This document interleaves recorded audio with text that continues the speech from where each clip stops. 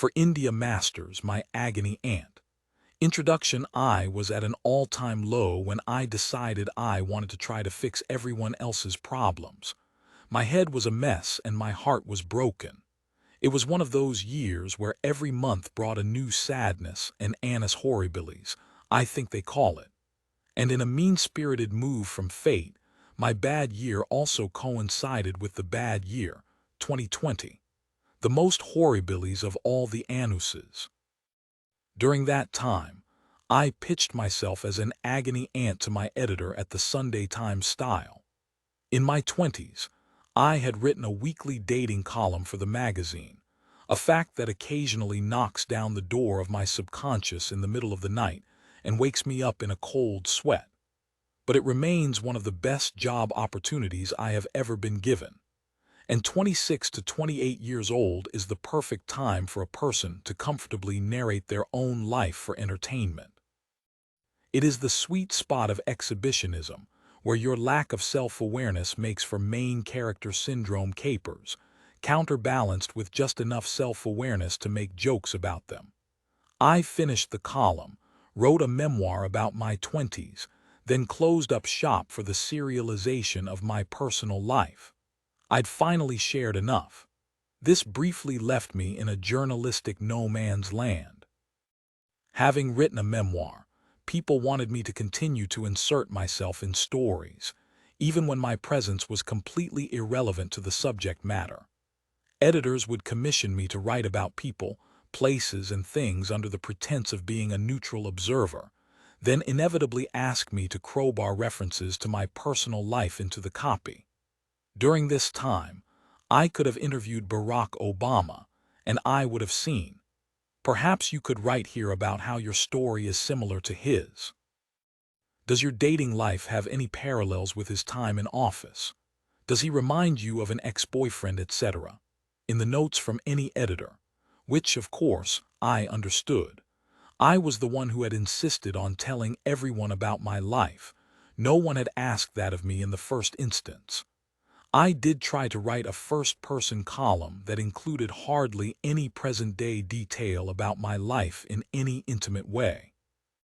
But the thing that makes a first-person column interesting is the admission of the writer's flaws, mistakes, and disasters, so this was challenging, to say the least.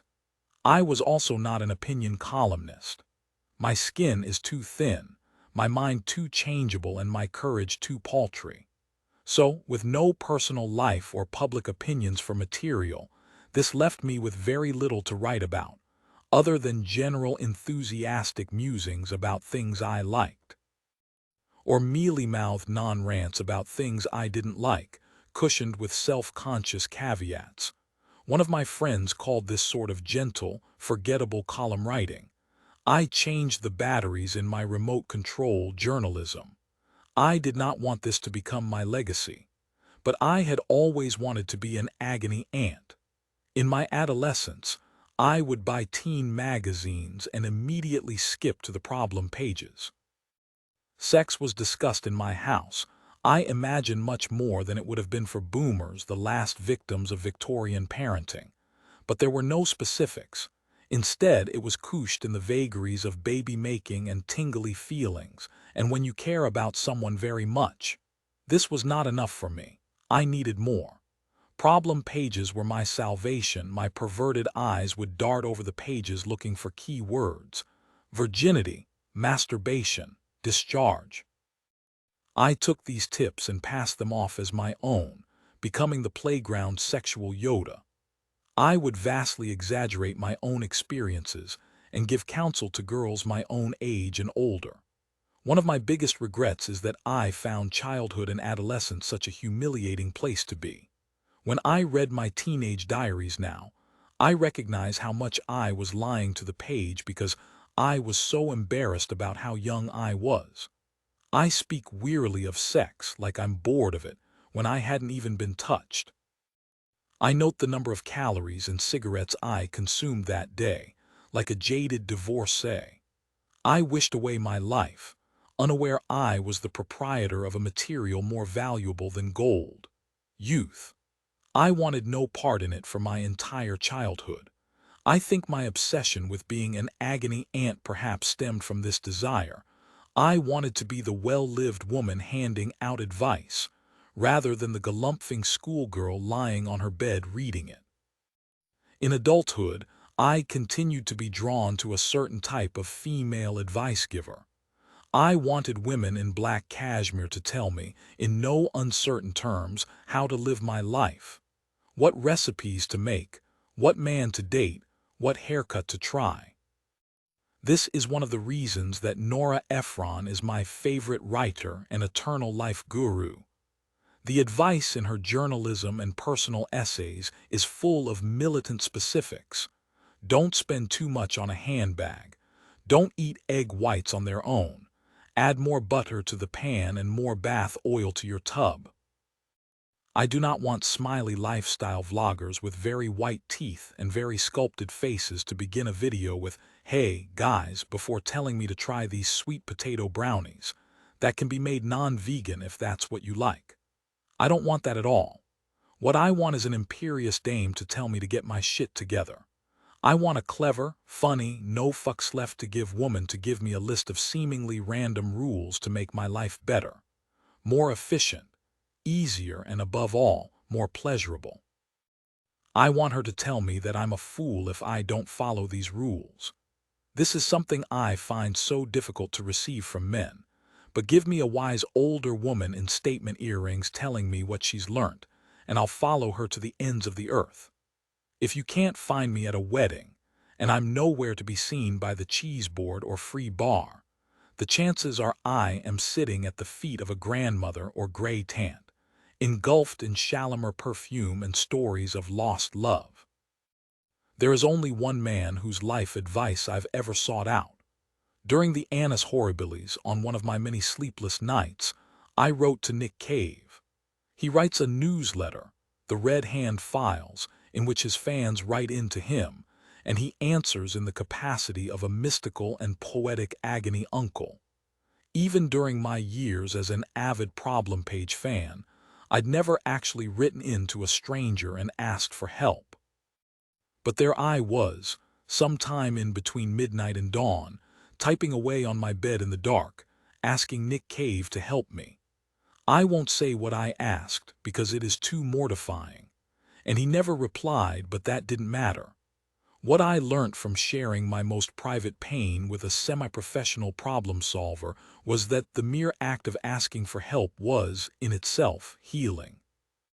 It was as if I had crept down to the docks under the cover of darkness and floated a message out in a bottle, imagining how it might be received. By writing it, I was acknowledging that someone might care about me, that they'd be able to say the right thing without knowing me, because I was feeling something other people had felt, and therefore I wasn't, as I'd suspected, the loneliest and strangest woman in the world. Years ago, I had quite literally begged for an advice column at another magazine, which I won't reveal except to say it was Vogue, but had been rebuffed. This was definitely for the best, as I recognize now that it's hard enough to receive advice from a 30-something, let alone a 20-something. But aged 31, I managed to persuade my wonderful style editor that this would be the right medium for me, a place where I could speak intimately to the reader, without necessarily speaking intimately about myself, where I could give an opinion on people's emotions, rather than an opinion on the state of the world.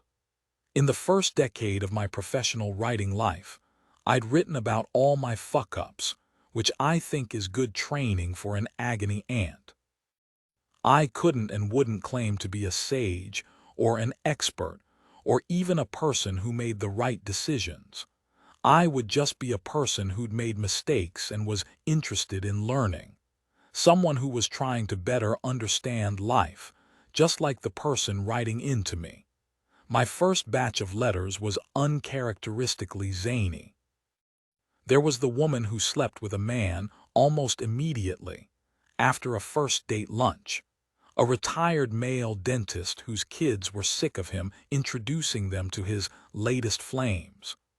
A woman who was moving to Paris, and was nervous about embarrassing herself in front of the locals as she liked to get biblically slaughtered, and a woman who feared she loved dogs more than men. A couple of years into doing this weekly column, I now know that the same problems come up over and over again every week. They don't love me. I don't love them. I don't want to be friends with someone anymore. My mum's annoying me. It is why Claire Rayner, perhaps our most beloved advice columnist, apparently ended up categorizing problems and answers for efficiency. E.g., this letter is problem 45, needing answer 78. I like writing about these stalwarts of agony. There is something reassuring about their frequency, and the fact we are all united in our own horribly unique pain. They're often the columns that get the most widespread sharing and responses. But you can't answer them over and over again without repeating yourself, and then advice that was meant sincerely seems trite. What I crave most are problems that are unusual, full of strange details that take you into the middle of a moral maze and really make you examine the best course of action. It's why one of my favorite letters was from a woman who had fallen in love with her mother's long-term boyfriend's son, effectively her stepbrother. After having the best sex of her life with him, she was confused as to whether what they were doing was right or wrong or even legal. It was, the Sunday Times sub-editors assured me. This was not a problem I had ever heard before, and I really had to think about where I stood. I lobbied the opinion of every colleague and friend in the week I was writing it, in order to interrogate all possible outcomes. These are the columns I get most excited about when I see them in my inbox. Although I am haunted by an alleged story that an advice columnist for a national paper once earnestly answered a series of fantastically detailed and unusual problems, only to discover they were prank letters detailing the plots of famous films. E.g., I run an antiquarian bookshop in Notting Hill, and I have fallen in love with a customer. The problem is, she has a very different job to me and lives in America. Should I pursue things? Whenever I get a story that seems a little too zany, I always cross-check it with IMDb to make sure I'm not the punchline to an admittedly very funny joke. Many of the problems I was sent in my first year of agony anting were underpinned by COVID. I didn't want to keep referencing the pandemic as the reason for our misery, as it felt obvious and a little, well, miserable. But I did think it was important to acknowledge its knock-on effect into unexpected areas of our exterior and interior lives, particularly as we were all so new to it. I received a lot of letters from people who had fallen out with family members because of differing politics, something that discussions of COVID made impossible to avoid. Agonizers wrote in describing their loneliness, sadness at missing out on life, fear they were not making the most of being young or single. Another recurring letter consisted of admissions from the long-married that they were thinking about their first love. This was both inevitable and relatable to me, someone who became an archivist of their own relationships during the lockdowns. Bereft of physical connection, I found comfort in the virtual. I read WhatsApp conversations with best friends that dated back to 2017. I scrolled back to the first photo on my iPhone in 2010 and flipped through my history like it was a glossy magazine in the hairdressers. I Googled the names of old boyfriends followed by LinkedIn or JustGiving to see if I could get back in touch with who they were and are, without getting back in touch with them. As well as trying to avoid blaming COVID for everything, I also try to avoid going in too hard on the internet. I just can't read or watch much more about the evils of the internet. We all know that too much of it can be damaging. We all know that certain people can't use it healthily. The internet is like alcohol or driving or sex. We need to be taught its risks, how to use it safely, and I imagine our usage of it will one day be monitored and restricted. We're not there yet, and until we are, I don't think it's useful to begin too many sentences with In the age of social media, it's too lazy to outsource every problem to the presence of a digital world. I don't think our anxieties were invented by the internet. I just think the internet has given us a place to put them and make them multiply. And in my past, lamenting on the downside of the internet, I have overlooked the ways it can enrich our lives. In my own life, I know lots of very happy couples who have met through dating apps or on social media. And as my friends and I get older and find it increasingly difficult to find time for each other, I concede I would feel much less close to the people I love were it not for WhatsApp groups and close friend stories on Instagram, and shared albums of godchildren and shared calendars for us to work out how and when the hell we're going to meet up. What I'm now interested in is how internet-related problems are the symptom of an underlying issue. That's what I always hope I can help a person diagnose. A recurring worry in the Dear Dolly inbox is one of missing out. I'm so often contacted by 20-somethings who have just moved to London and worry that they're not having enough fun, or by single people who feel like they're not going on enough dates. Most commonly, I hear from women in relationships who are terrified that they aren't entirely fulfilled, frightened that the choice they have made has closed off other, better possibilities. They want me to tell them whether the steadiness they've found with their partner is what a long-term relationship is meant to feel like, or whether it's actually just stagnancy and a lack of stimulation. There is an argument that this collective commitment phobia has been aggravated by social media, the tyranny of constant comparison, and our hyper-awareness of other potential opportunities.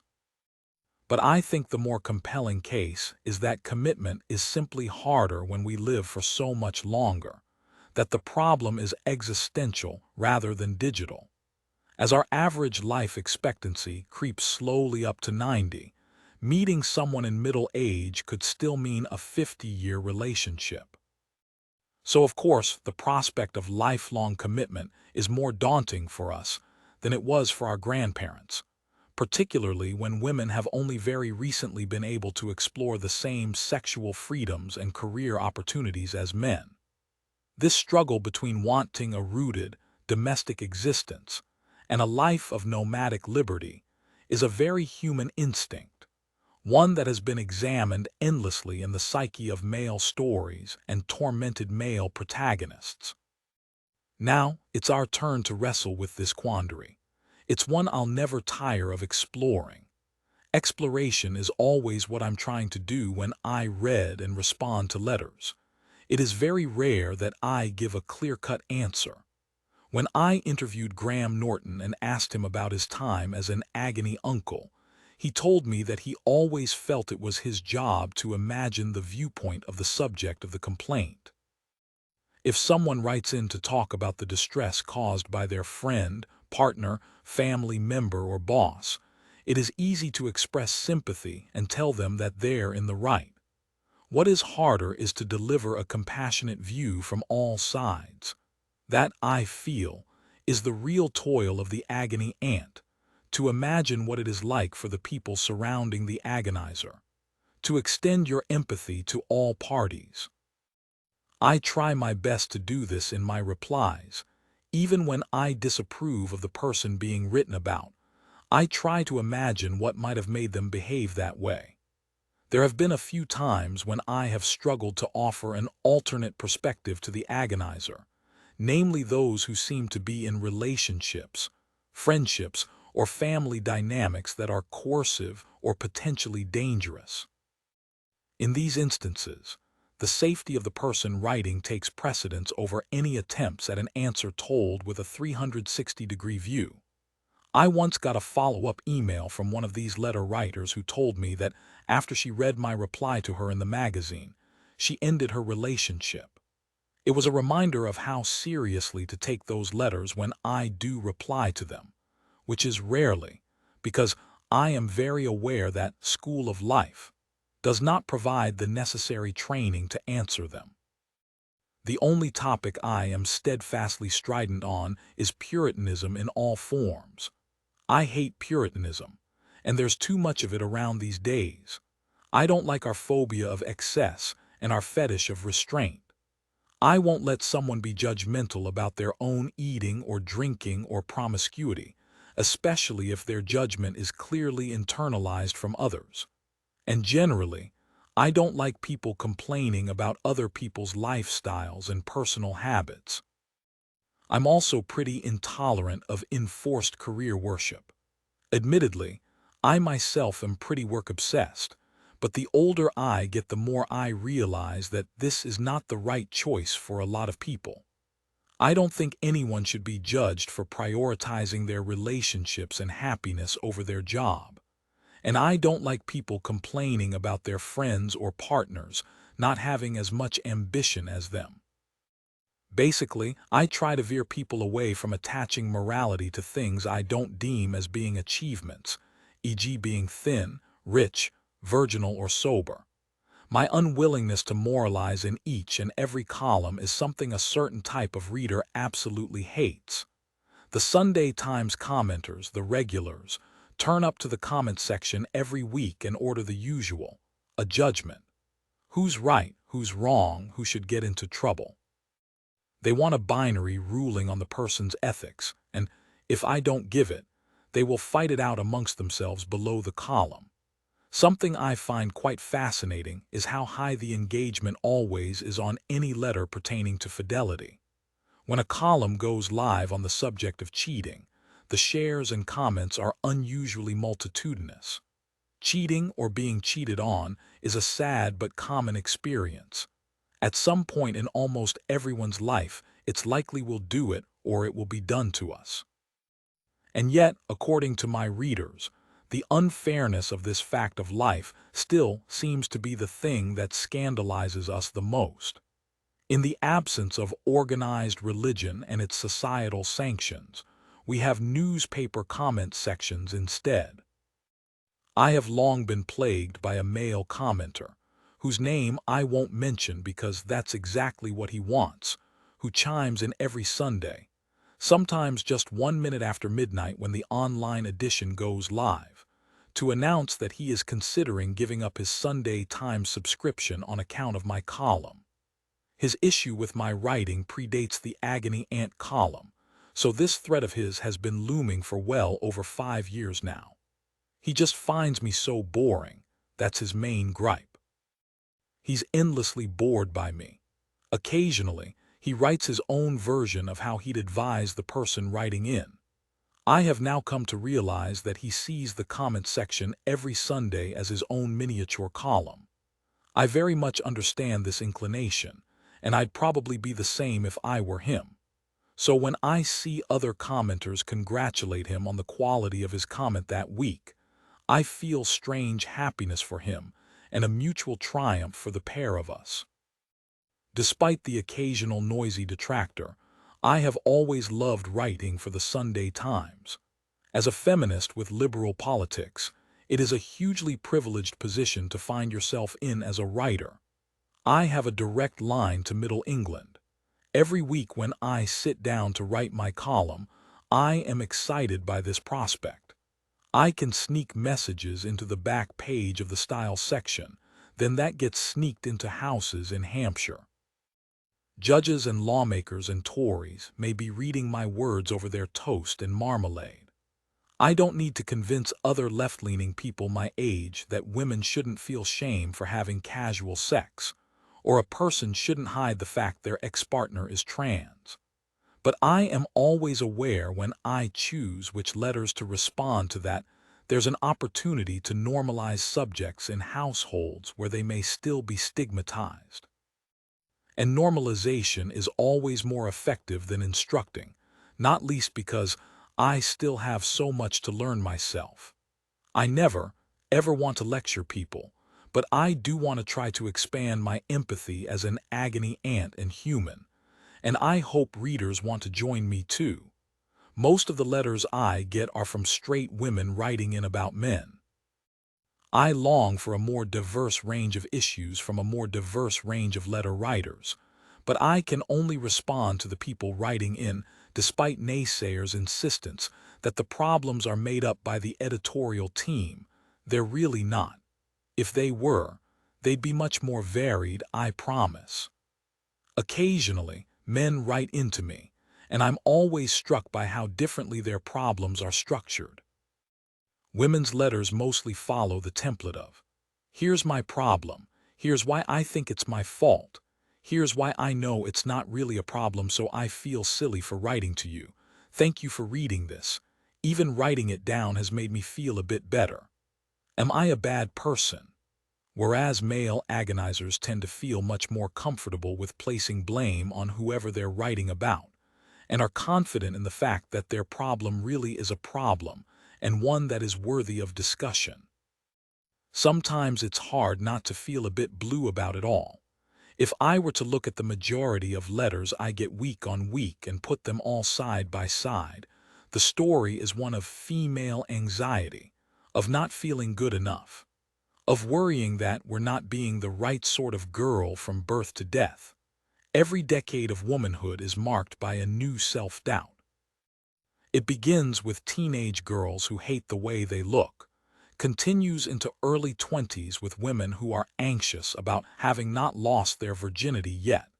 Then they worry about why they've never had a relationship by their mid-late 20s and blame themselves.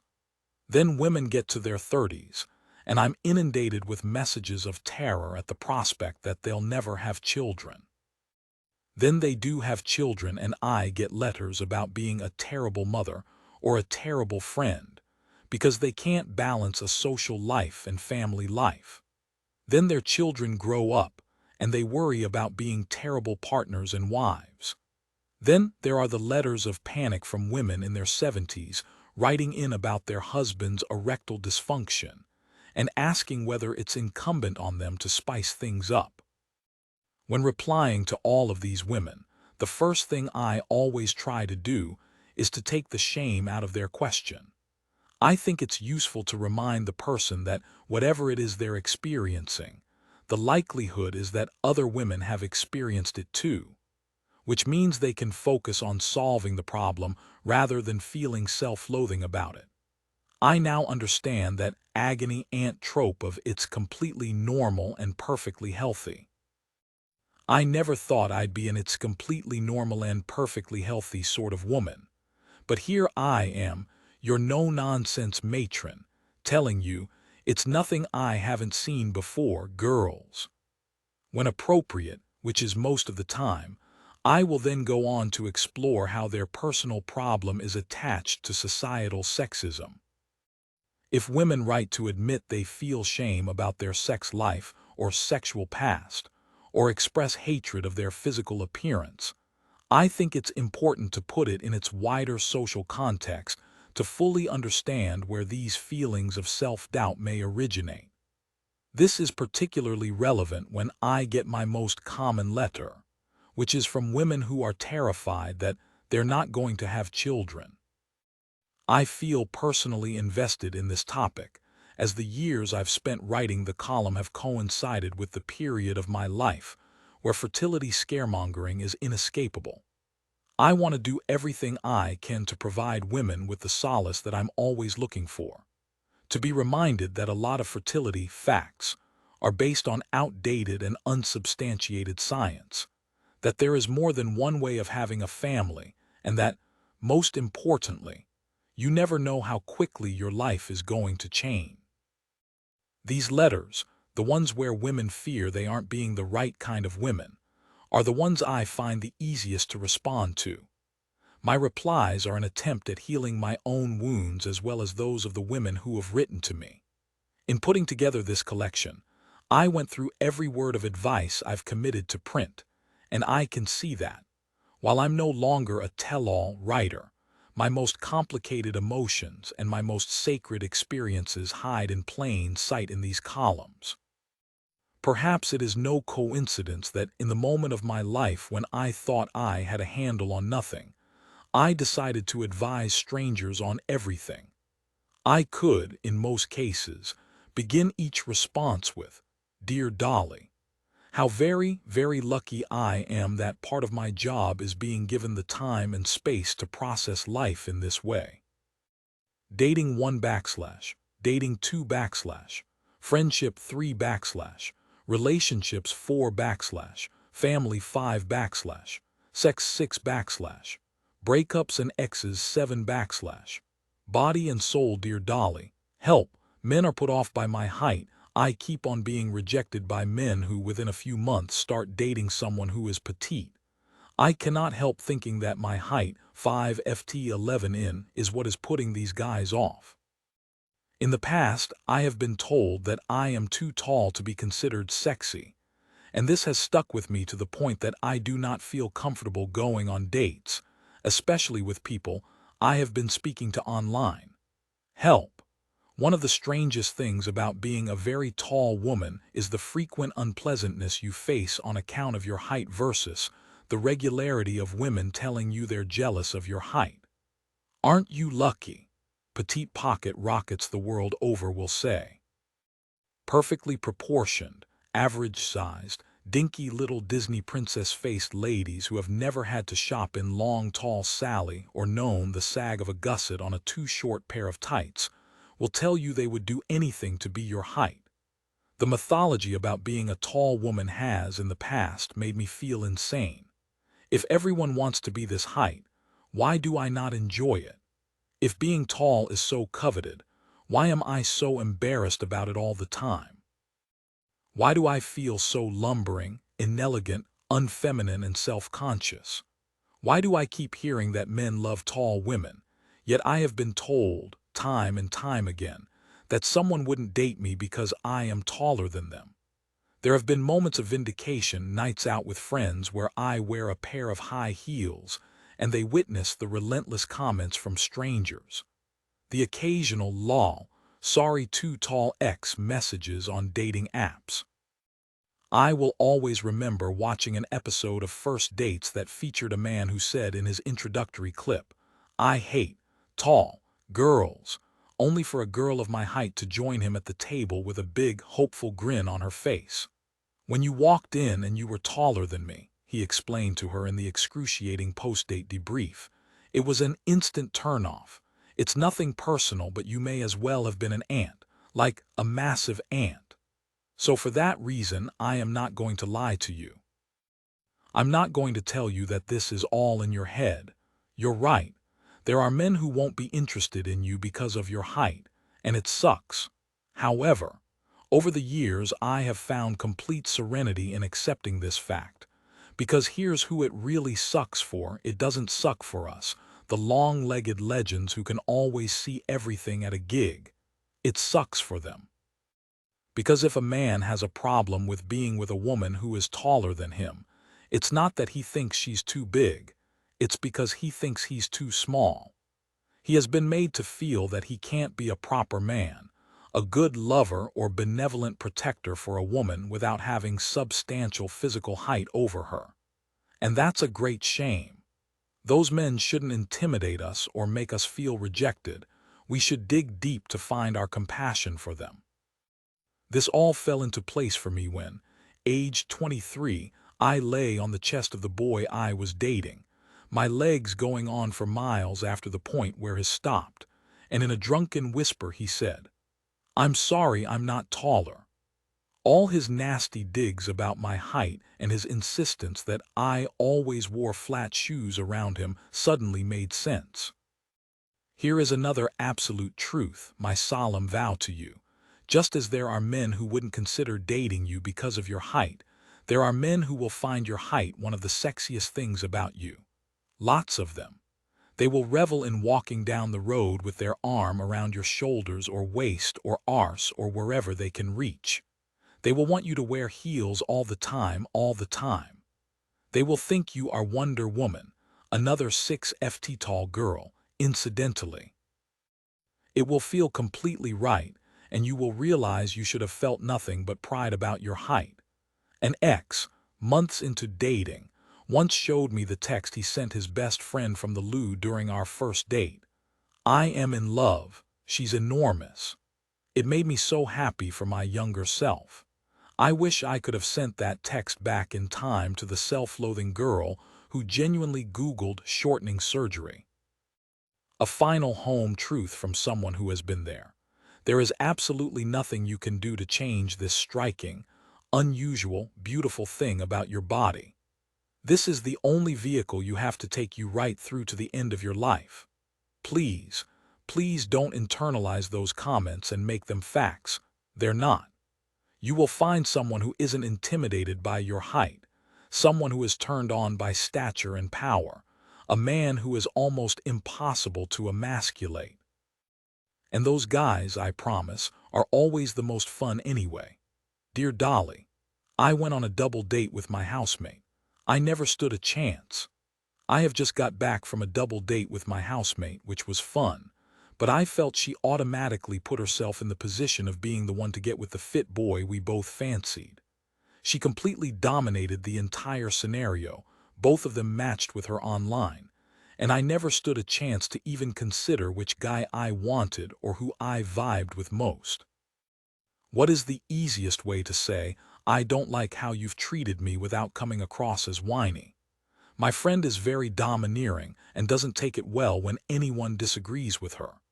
Okay, there are a lot of ingredients for a shit sandwich here, and I don't want to double date victim blame, but I think it might be helpful if we hold hands and together go through what went wrong. I have identified 3 key areas of danger. 1 backslash. Double dates as a concept. Let me tell you about the worst date of my life. The year is 2013. A male friend suggests we go out for dinner and that I bring a girl for him and he brings a boy for me. I take my housemate, a funny, beautiful, kind woman, knowing they'll get on famously. And they do from the moment we arrive for drinks.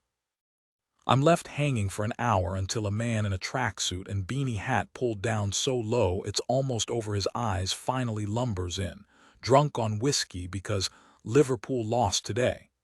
He refuses to look me in the eye, let alone speak with me. We go to the restaurant, where my 2 friends continue to have a fantastic date. My guy turns his chair away from the table and spends the meal texting. He leaves before the bill is paid. The night ends back at my place, my housemate and my friend laughing and talking. She takes the guitar out, he sings Wicked Game by Chris Isaak, she harmonizes. I watch on sullenly until I eventually go to bed alone. It is hard enough for 2 people to have a successful date. It's even harder for 2 sets of couples to both have brilliant dates simultaneously. One person minimum is going to have a disappointing night. And yes, in principle, if your date is bad, it's nice to have a friend there for moral support. But they're not going to be there for moral support if they're on a really good date. They're not going to be interested in you at all. 2 backslash. Going on a date with someone who once fancied slash still fancies your friend a truly terrible idea. There are only a handful of things you need for a solidly good date. Laughter, flirtation, mutual curiosity, and letting one another know the other one's fit. This was not going to happen if the very reason these men came to be there is that they both matched with your friend on a dating app. Of course that's going to hang, said or unsaid, over the evening. You never had a chance, mate. There's nothing wrong with you. It's not that everyone fancies your friend and no one fancies you. This was doomed from the start. And yes, it was theoretically charitable of her to pass over this man to you like a dress she bought and decided she doesn't want to wear.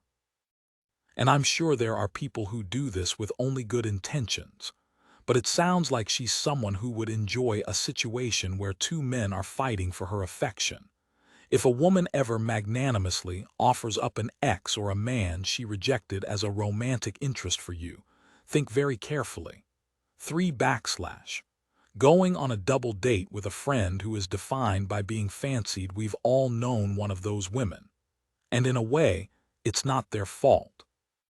It's unsurprising that, having been culturally conditioned to seek male approval, some girls look for it at every turn.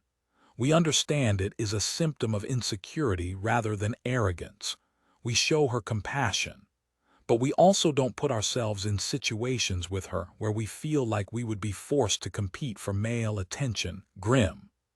If this is part of a wider problem where you feel she undermines you, then it's worth saying something. If you already know that she is a defensive person, don't lead with accusations. You do this, you are that. Lead with vulnerable self-reflection that invites conversation. Sometimes when I'm with you, I feel XYZ and I'd like to talk about it because I am sure you would never want me to feel that. But if this is just something that happened on a double date, my advice is never to go on a double date with her again. You have different friends for different things, maybe, for her own complicated reasons that are not your responsibility. She is not a good single girl ally. Find another wingwoman. In short, double dates are like a week clubbing in Ibiza or making a fondue at home. You do it once to say you've done it. Congratulations, now you never have to do it again. Dear Dolly, I'm addicted to unrequited love and it's distracting me from actual dating. Will I ever have a healthy relationship? I think I'm a love addict. From the age of 11, I'm now a 19-year-old woman. I have continuously and successively fallen in love with older women. They are women who I know I can never and will never be with, predominantly my teachers and lecturers. These infatuations are incredibly obsessive, not quite reaching into stalker territory, but not far off. Honestly, I feel insane, obsessively chasing the high of unrequited love with unattainable women, with my fantasies distracting me from actual dating. I'm scared that I'll never be able to have a healthy, committed relationship, and I'll forever remain a psycho. I want to prefix this advice with a plain-as-day fact. Some of the most important relationships of your teenage life will take place in your head. The stranger on the bus to whom you are married until they get off at their stop. The lecturer who is the protagonist of every masturbation fantasy. The random distant family member you see once every few years at a great-grandparent's birthday, and then furiously Google, date with third cousin twice removed legal in UK. These are the romantic leads of your adolescence. And when you look back on these fantasy relationships in years to come, as strange as it sounds, they will almost hold the same weight in your memory as if they took place in real life. Obsession and imagination poured over the rocks of burgeoning sexuality is a powerful cocktail. You're not a psycho. I would be more surprised to hear from a 19-year-old who doesn't suspect they're a love addict. That being said, your pattern of behavior is an interesting one and worthy of analysis. By continually choosing to obsess over unattainable women, you are keeping yourself in a particular state of being single, one where you potentially cannot enjoy the freedoms of being young and unattached because you're preoccupied with the torture of unrequited love. There are, of course, a number of simple explanations. You might be commitment avoidant, which is understandable when you're 19. It could be that you're bored with your day-to-day life and so create vivid landscapes of fantasy. Perhaps you have incredibly high expectations for relationships, so you like to keep things fictional with someone unattainable so that your needs can be met in a one-sided way. Digging a bit deeper, there is a possibility you're scared of a real and mutual connection with someone because you're scared of intimacy. What does that really mean? Here are a few expensive therapy sessions summed up in a sentence. Intimacy means being seen and loved for all you are, while seeing and loving someone for all they are. If that sounds full-on, it's because it is. You have to know yourself before you can allow someone else to know you too. Maybe you're still working that out.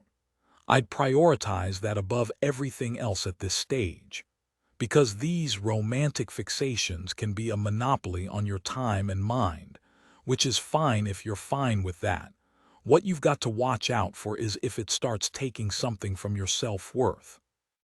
You don't have to be a particular kind of girl to be loved. You aren't lacking in qualifications. You aren't better suited to unrequited crushes. Indulge in these fantasies if they give you a thrill, but try to keep them in perspective. Don't let insecurity and exhaustion become the default place for you to dwell. I think the most likely reason as to why you're forming attachments to these unreachable women is that you're trying to avoid reality. And why wouldn't you? You have just entered adulthood and you're probably beginning to realize that reality is disappointing.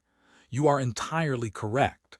As long as you're aware that these obsessions aren't indicative of what a loving, respectful, sustainable relationship is, I see no harm in your fantasies. Although don't turn up on anyone's doorstep. Fill your notebooks with thoughts of them, stuff your web history with searches of their name, plus married, naked, net worth. But that's your lot. The fact that you are worrying about this and thinking of how it might affect your chance of a committed relationship means you have an immense self-awareness that many of us lack. It is clear from your letter that you're accepting accountability for your actions and emotions, which means you're already taking good care of your future self. There is always a gap of time between recognizing a bad habit and changing it. So, for now, run riot in that gap if it feels fun. Enjoy the intensity, drama, and madness of these obsessions while you still have the energy. Trust me, one day you'll realize you've tired yourself out. Dear Dolly, how can I stop being a foster girlfriend? I am a foster girlfriend. I am the girl before the boy finds a serious girlfriend and his forever home. How can I stop being the one in the situationship but not the relationship? Most recently, the guy I've been dating for the past 6 months has just hit me with the "I don't want a relationship, but I love hanging out with you" chat, yet he's the one who has been acting like a boyfriend. I'm so fed up with being that girl. I'm sure it makes me look cool and laid back to his friends, but it's actually very boring, and I feel like I am just waiting around for them to decide. And when they do decide, it's not me. Confused in Clapham, please keep me anonymous. As I know he has a Times subscription, first and foremost, let me reassure you that this is a common dating pattern for so many women I know who are between the ages of 25 and 35. They incubate a man in a state of evident yet unsaid partnership, before being told by him several months in that he is not ready to commit. Then, a year later, up comes the Instagram post of the very same man on a Dubai beach with a woman next to him, brandishing her hand at the camera, and the caption, "Marriage with this one has a nice ring to it." My overarching dating theory is that most men crave being single, but are terrible at actually being single. I support this sweeping statement with Oedipal ideology that the word count of this column will not withstand. So, in short, a lot of men think they're being single, when they're actually just jumping from one pretend mini relationship to another. It's like they're doing frenzied emotional parkour, confusing every landing place as they go on their pathetic little adventure. Then suddenly, one day, they get tired and just stop on the roof they last found themselves on. This is the worst behavior in dating. The serial daters who are very clear they will be offering no more than one text a week, and a possible strain of herpes, are, in my opinion, chivalrous in their own way. Here's the annoying fact about love, which is unromantic, unsatisfying, and unfair, but it might help you rationalize why this keeps happening. Compatibility is only a small factor for whether two people will go on to have a relationship. It's ridiculous, I know. It should be as simple as, we're both available and we really like each other, so let's give this a go. But it's not. It's far more complicated than that. Not only do you have to meet someone who you really like and who really likes you too, but also you must have both arrived at a specific moment of availability. This readiness is decided by our own minds, but we let ourselves believe it is dictated by our personal past, future, and the laws of timing. On any given day, thousands of perfectly lovely relationships are not happening because one party has decided it's not the right time for them. When a person's yellow taxi light is off, There's absolutely nothing you can do to convince them to switch it on. And neither should you. It's humiliating for you and an unfair demand on them. No one is obliged to be in a relationship when they don't want to be in one. I think you keep meeting people who haven't got their yellow light on, but they behave in a way that makes you think they have, because they want to trip with you. The only thing you can do is be upfront fairly early on about the fact you are looking for a relationship. Don't worry that this is too much to load on someone. It's not. It is a responsible way to date, and hopefully it means you will be able to detect who is unavailable in the beginning stages, so you don't waste your time and heartache on them. And here's another explanation you might want to explore. Are you dating men who are in the first 10 months out of a big relationship? Because that makes you a #1 target to be a foster girlfriend. If you meet someone who has recently gone through a breakup, I would think carefully before you invest a substantial amount of time in them. It's hard because people who are fresh out of painful relationships are often the most irresistible, because they're in such a fun and newly carefree state, the most likely to order shots on the first date, go to pop-up bars in car parks, and loot Lovehoney of all its battery-operated two-person devices. What makes it even harder is they often seem like they're committing to you because they're not used to being single, so they carry the intimacy forward from their last partner. Most people, however, think of their first encounter after a breakup as a holiday, where they can be a yes person with no responsibilities. It doesn't matter how well you get on, they'll regard your relationship as a finite experience. You, I'm sorry to say, will always be Lanzarote to them. Go back through the last men you've dated and check whether they were recently single. That could be your answer. You might have unwittingly been the sandy beach where they can recline in between the destination of their last relationship and the destination of their future one. And last, you might find it helpful to know that, in all my years of field research, I have continuously found Clapham to be the place where the worst men in London congregate. It might be an idea to move. Or if you're fond of the common and the high density of Gale's bakeries, then stay put for the greenery and Payne ox raisins, but go elsewhere to look for love. Dear Dolly, I fall in love with every man I meet. How do I stop? I fall in love with everyone. If a male coworker is nice to me, I then feel genuine heartbreak when he goes on a date. I go to a party and feel like the night is a failure if no one hits on me. I serve a flirty customer, and all I can think about is if they'll ask for my number, and then I feel pain in my chest if they don't. I imagine scenarios in my head with people after one conversation. Every song or movie reminds me of an ex or someone I went on one date with. How can I stop feeling love IQ 1000 about every male? Do you want the good news or the bad news first?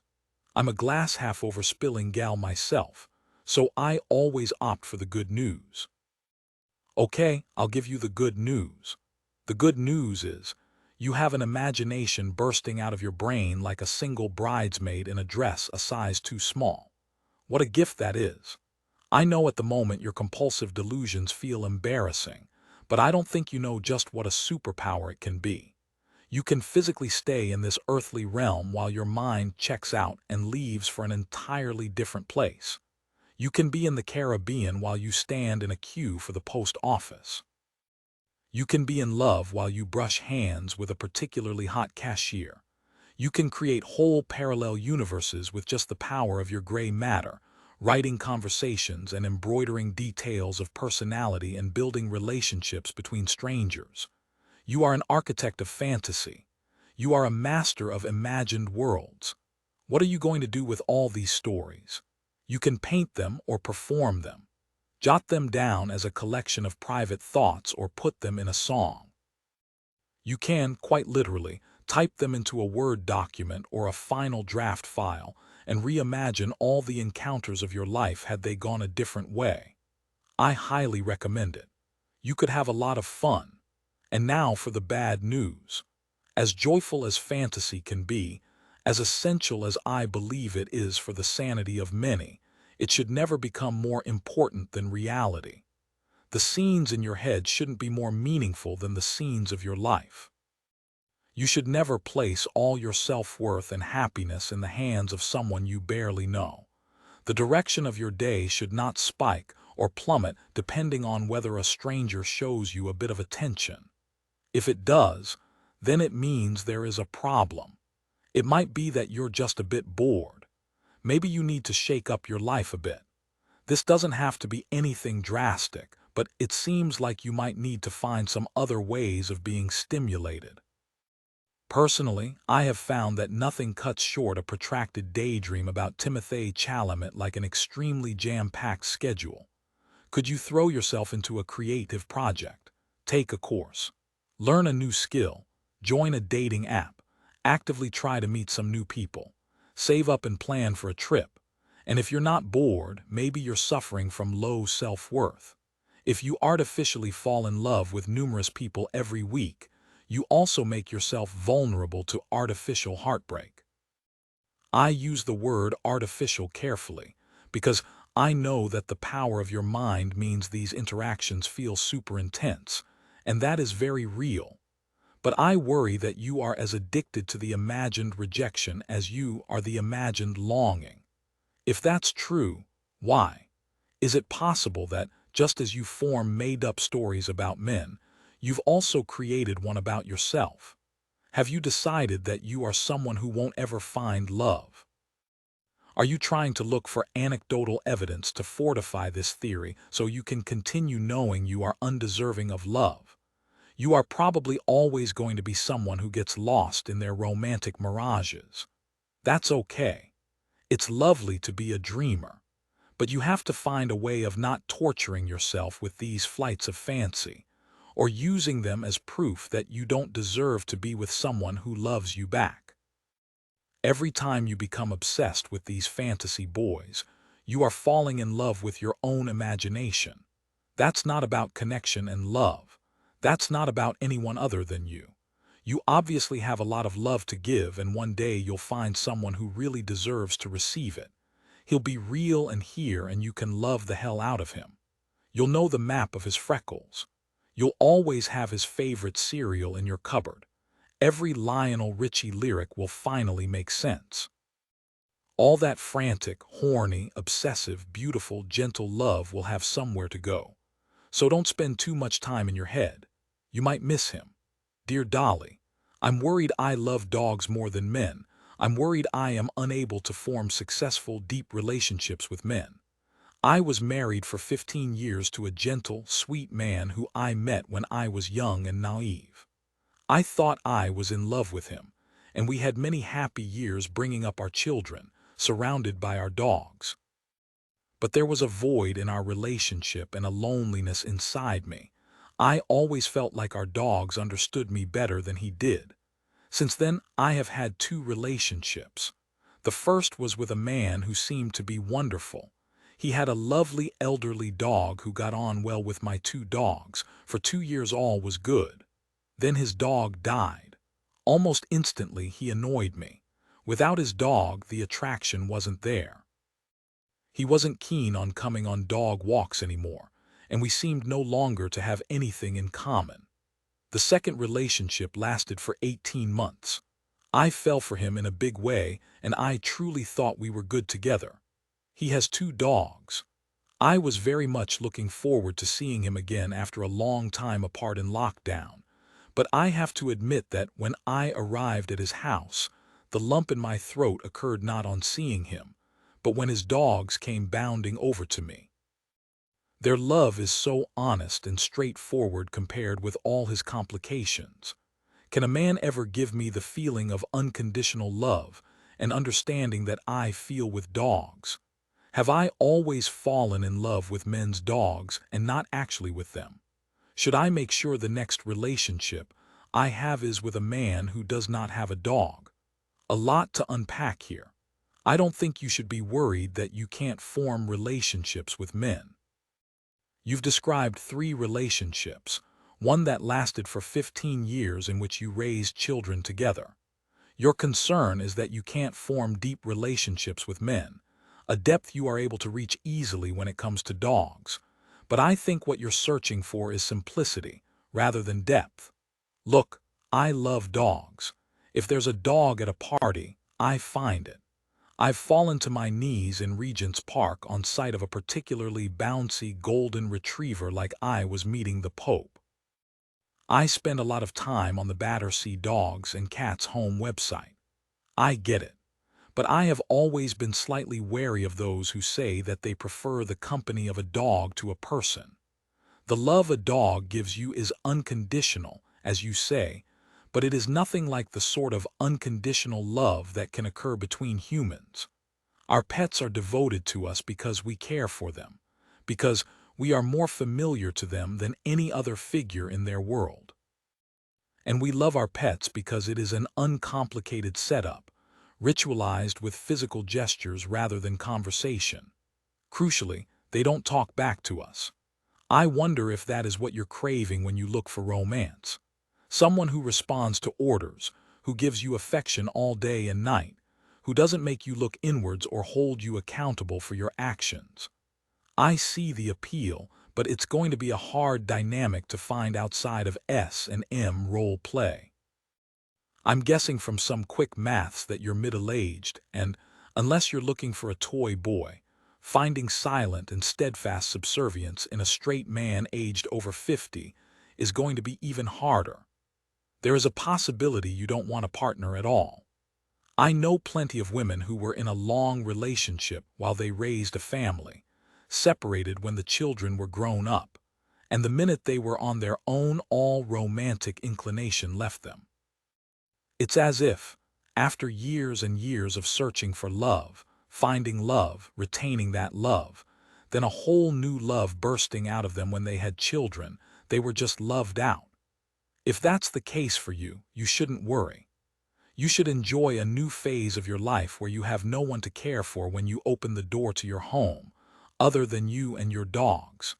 If you do want a relationship, be honest with yourself about what personality traits are important to you. It seems like you tend to misjudge your compatibility with men because you get distracted by what will hereon be referred to as the dog stuff. It is easy to overstate the significance of a person being an animal lover as evidence of moral purity. Just because someone cares about animals does not mean they extend that empathy to their fellow man. Look at Morrissey. He would be absolutely delightful to your dogs, but I don't want you to date him. When you meet someone, irrespective of whether they're a dog owner, make sure you spend the majority of time getting to know each other at the start, away from all the dog stuff. It will help you to gain clarity on who they really are. Beyond this specific example, I think we all can get too caught up in shared interests as a defining factor for whether a relationship will work. Passions and hobbies can give you a shared language and schedule, but I'm not sure if those things form a rock-solid foundation for love. Your partner needs to make you laugh and turn you on. You need to find their thoughts and conversation interesting. You should get a kick out of their company when it's just the two of you. I'd be interested to know what your dog's take on all this is, though. Dear Dolly, I'm a feminist, so why am I only attracted to misogynists? I am a 29-year-old woman, and having spent the majority of my 20s in a long-term relationship, I have now spent the past 3 years exploring my sexuality. This has mainly consisted of sleeping with cool and hot men who are unattainable and completely emotionally unavailable. In a recent counseling session, the penny finally dropped that I am, in fact, almost solely sexually attracted to misogynists. Ironically, I am a staunch feminist. Misogynists represent everything I hate about the patriarchy. How do I stop being drawn to them and start feeling sexy with nice men instead? Hello, thank you for coming. Nice to have you here. Please help yourself to your free welcome drink and join us in Function Room 3 in 5 minutes along with the other confused feminists for the first seminar of the day. How will I feel when they stop wolf whistling? Really? Take it easy on yourself. This is an internal battle fought by many self-respecting women. God knows why. For some, it is a self-esteem issue, a subconscious belief that they are not worthy of kindness.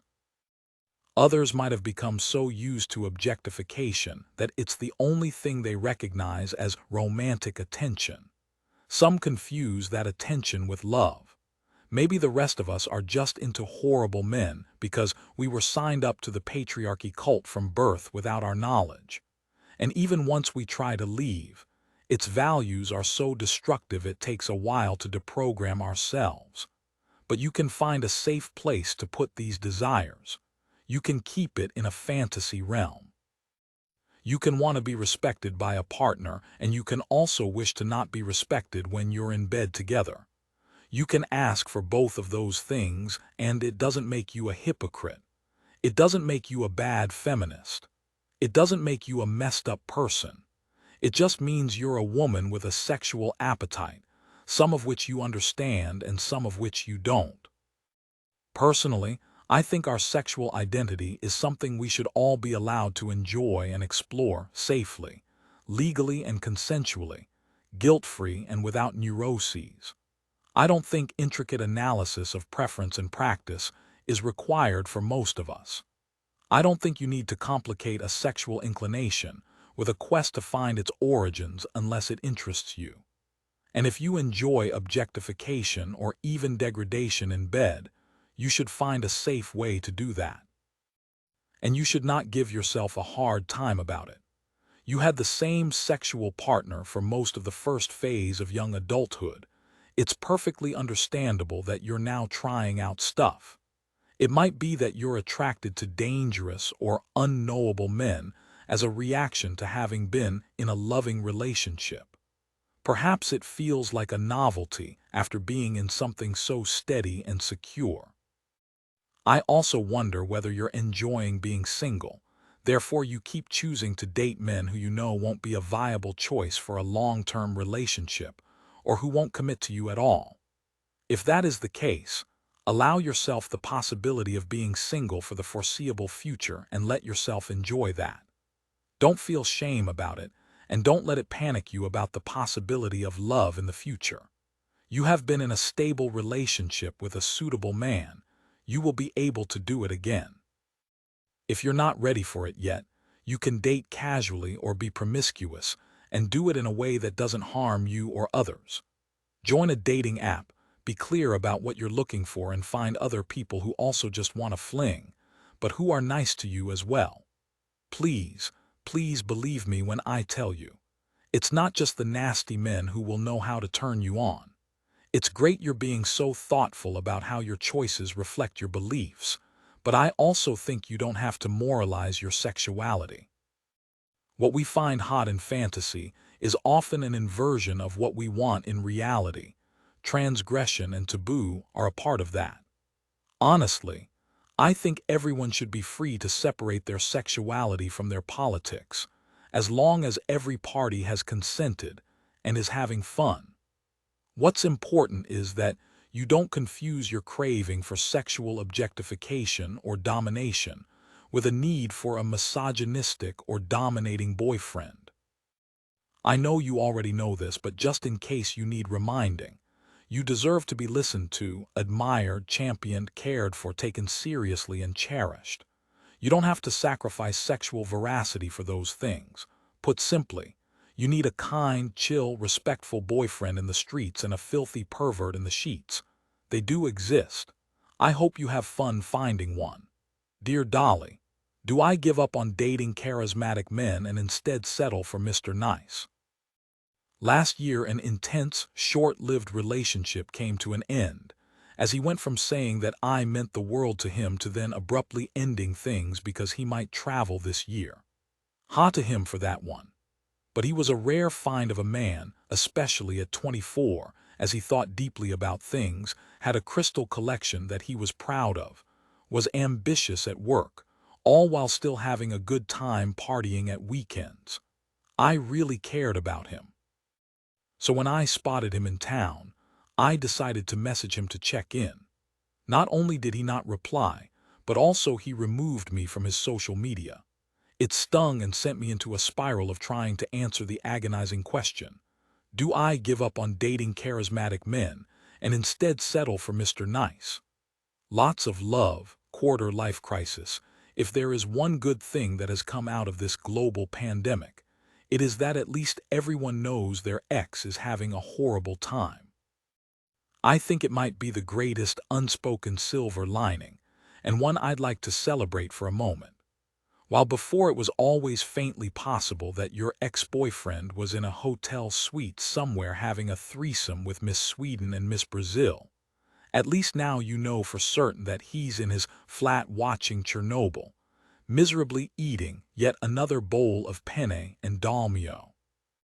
I am very pleased that your ex didn't get to go traveling this year, quarter life crisis, and even more pleased that he was stuck indoors with nothing but his crystal collection for company.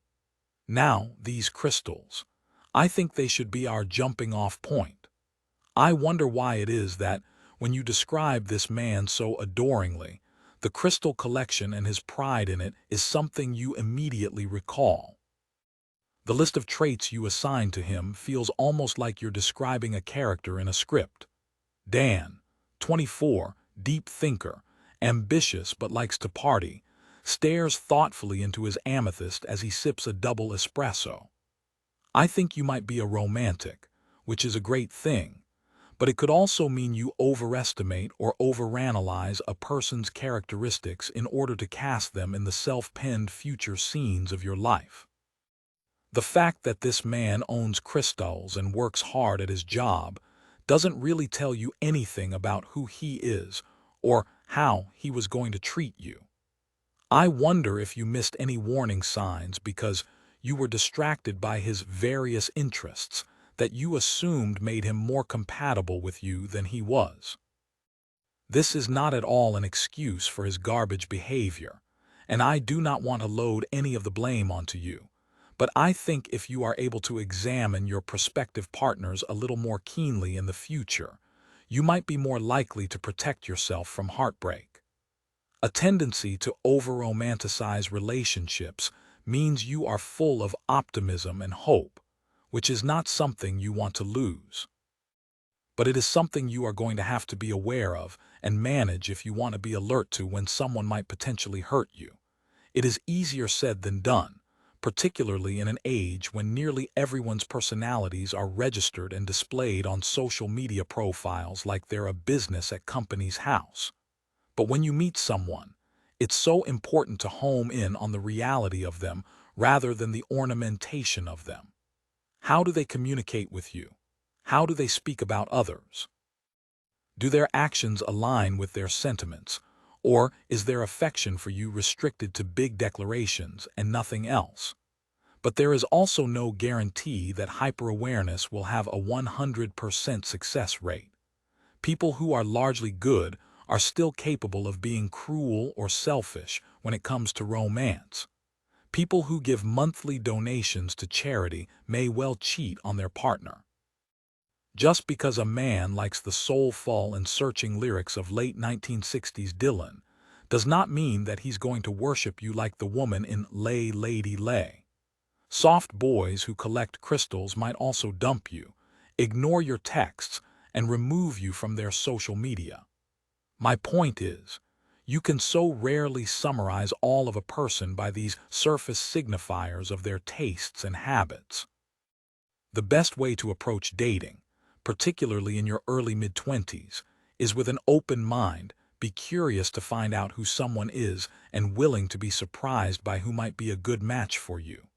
While self-knowledge is the thing we're told is the key to contentment, I also think it is something we shouldn't be seeking as a conclusion. Finding a one-line story to summarize yourself or others can halt your own development, so try to avoid absolutes about who you are or who your perfect partner is. I know that storyboarding your life feels like you have entire control over its future plot, but as hard as you may try, you don't. And you don't need to settle for anyone. Enjoy the process of meeting lots of people and having all kinds of encounters and relationships. Try not to caricature men into a binary of either being kind and boring or charismatic and dangerous. My friend Lauren has been in a relationship for more than a decade, and she wrote the best line I've ever read on long-term love. It's not the absence of fun, it's the absence of fear. Keep this in mind when you are looking for someone to share your life with, someone who will bring fun without fear, someone whose company you love, someone who makes you feel alive and safe and understood. Those are the specifics you should be looking for. The rest doesn't matter so much. Friendship 1 backslash, dating 2 backslash, friendship 3 backslash, relationships 4 backslash, family 5 backslash, sex 6 backslash, breakups and exes 7 backslash, body and soul. Dear Dolly, I need help breaking up with a friend. I need help breaking up with a friend. Emma and I have been friends since we were children, and we're now in our mid-20s and have been living together for about a year. We've got a little longer left on our contract, but when that's over, I think I want to both physically and mentally distance myself from her. We've had no serious bust-up. It's been a slow and uncomfortable series of arguments, snide remarks, and passive-aggressive WhatsApp messages that have led us here. Though she has always supported me through breakups, work issues, and money trouble, I feel like my life would be calmer and simpler without this friendship. Do I owe her an explanation, though I can't fathom exactly what's gone wrong between us myself? Would it be wrong to simply ghost her? I have been in the handing out unwarranted advice game since I acquired language, and the agony-anting game for just over 4 months now. Every week my editor sends me a selection of letters from which to choose, and I file them all into a document.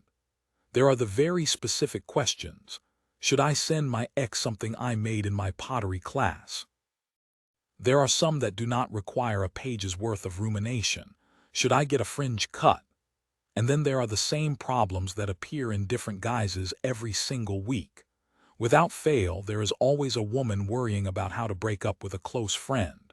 I say this to reassure you, it is one of the most common relationship anxieties, and yet is so mired in guilt.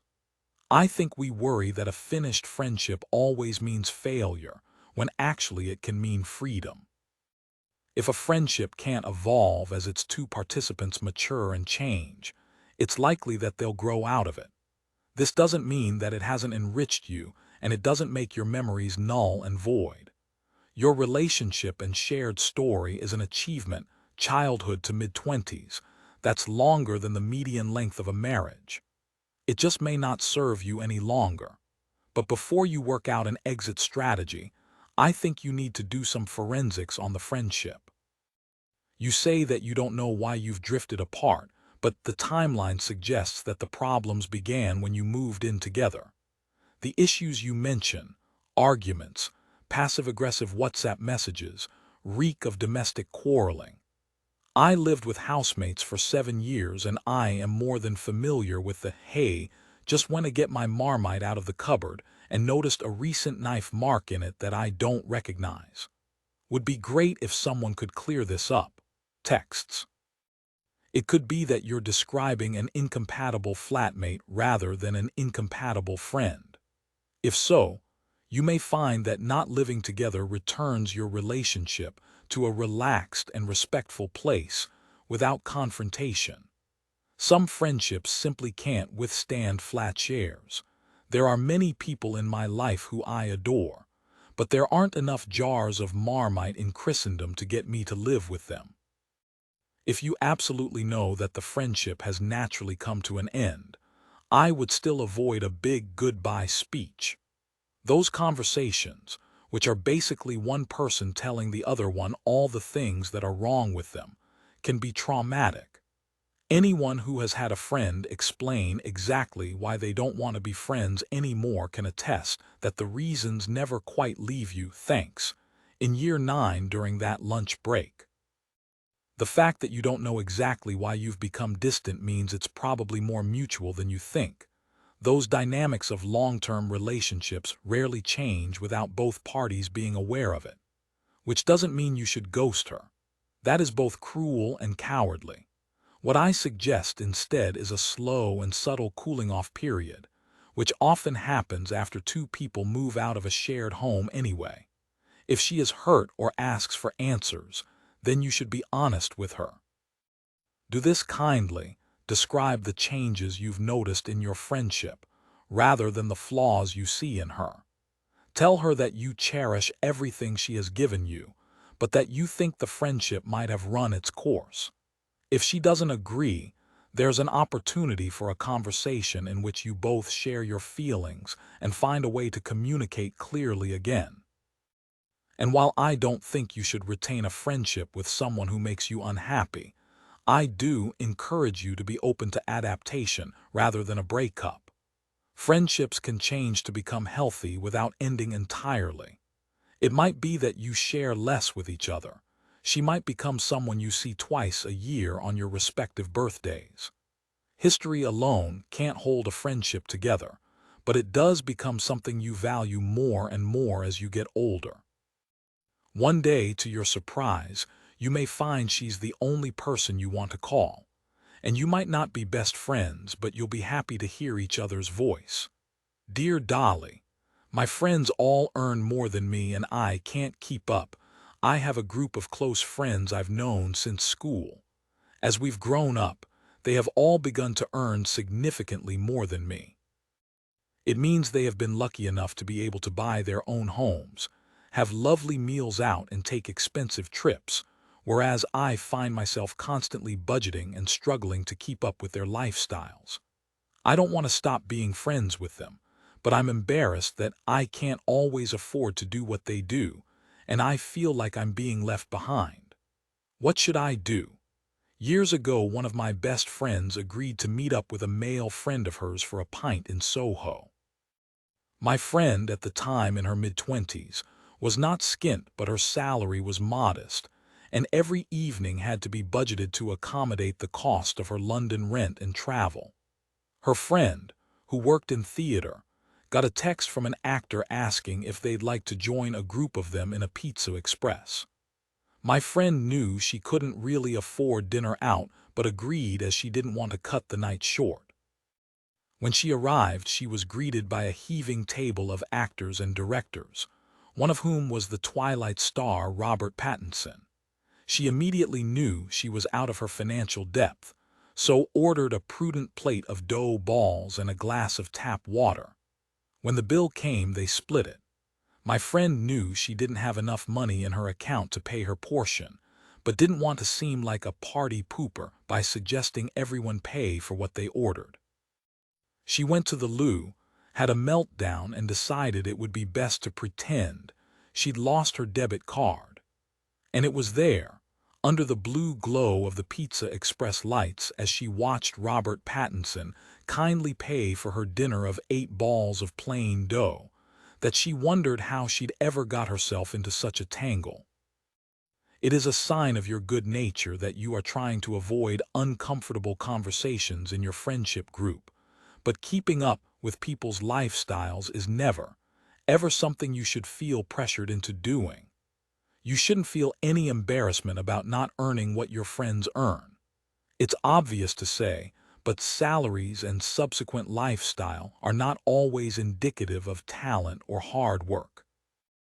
The allocation of high-earning jobs is often down to lots of other factors too: privilege, timing, sheer dumb luck.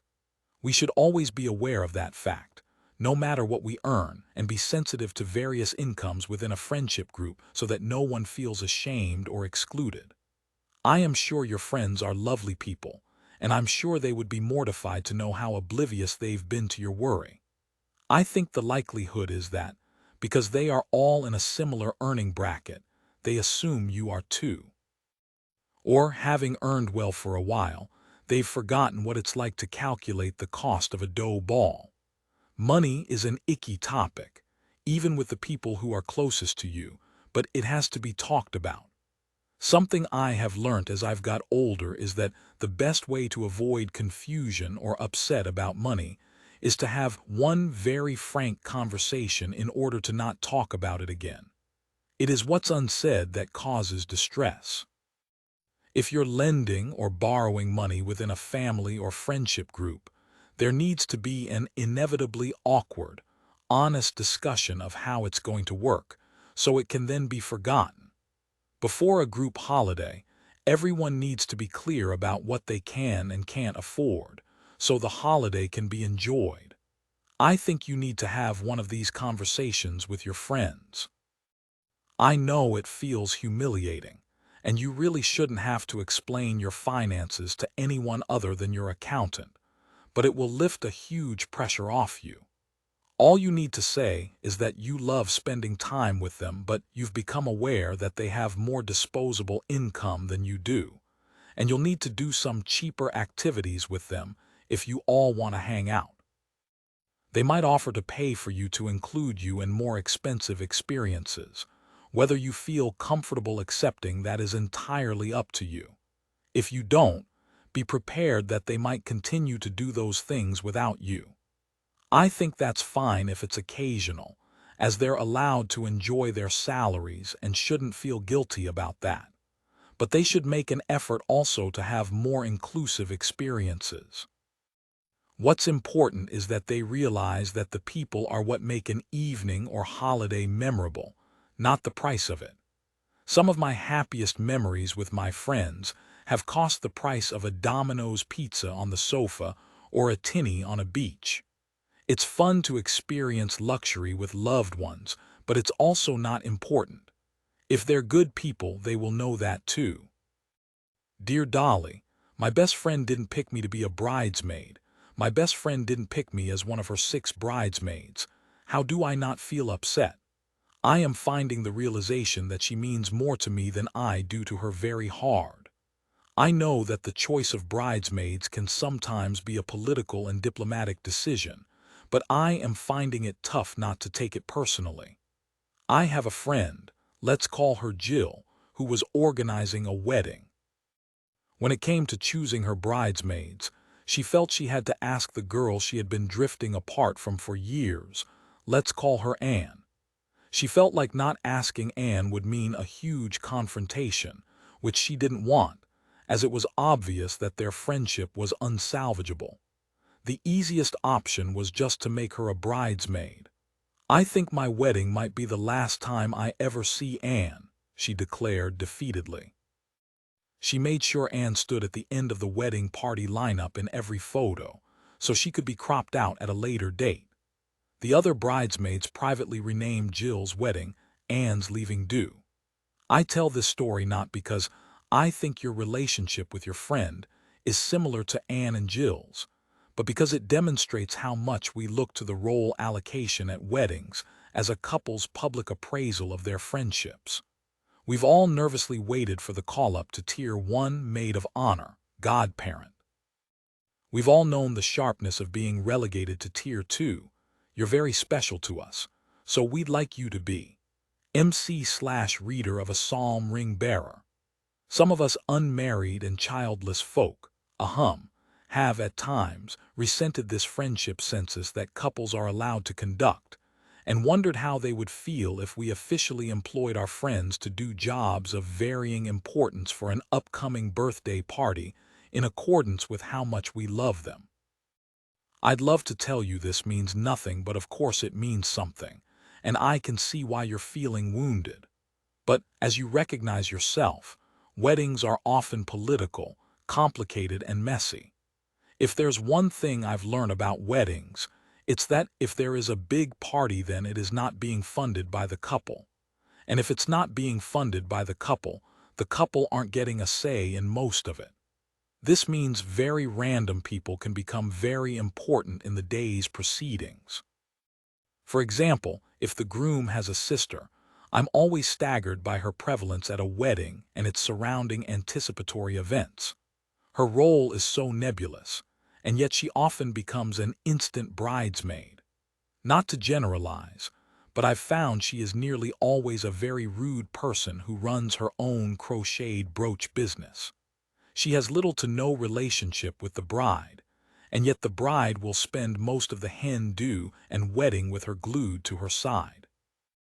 There is also the possibility that your friend feels that if she asked you to be a bridesmaid, It would mean she would have to ask another person or people who she would deem to be the same level of friend as you, or who is associated with your friendship group. I've heard a lot of brides talk about this being a very real problem, because they don't want their bridesmaid count to reach double figures. They worry that the role of bridesmaid is rendered meaningless if the group amounts to the same head count as a hockey team. Another possibility, this one is a bit ouchy, is that she might have decided you wouldn't fit the role of bridesmaid for a reason she has invented. I know a girl who was told by her oldest friend that she wouldn't be a bridesmaid because she didn't want her to pull focus on the day. The girl in question is exceedingly charismatic, drinks a lot, and is very photogenic. I'm not saying this is fair or right, but I think it's worth remembering how much pressure women can put on themselves to have a perfect wedding day and be the perfect bride, and how much this can warp their judgment. And yes, if you had always thought she would be one of your bridesmaids, there is also a possibility that she is a closer friend to you than you are to her. To which I ask, is she good to you?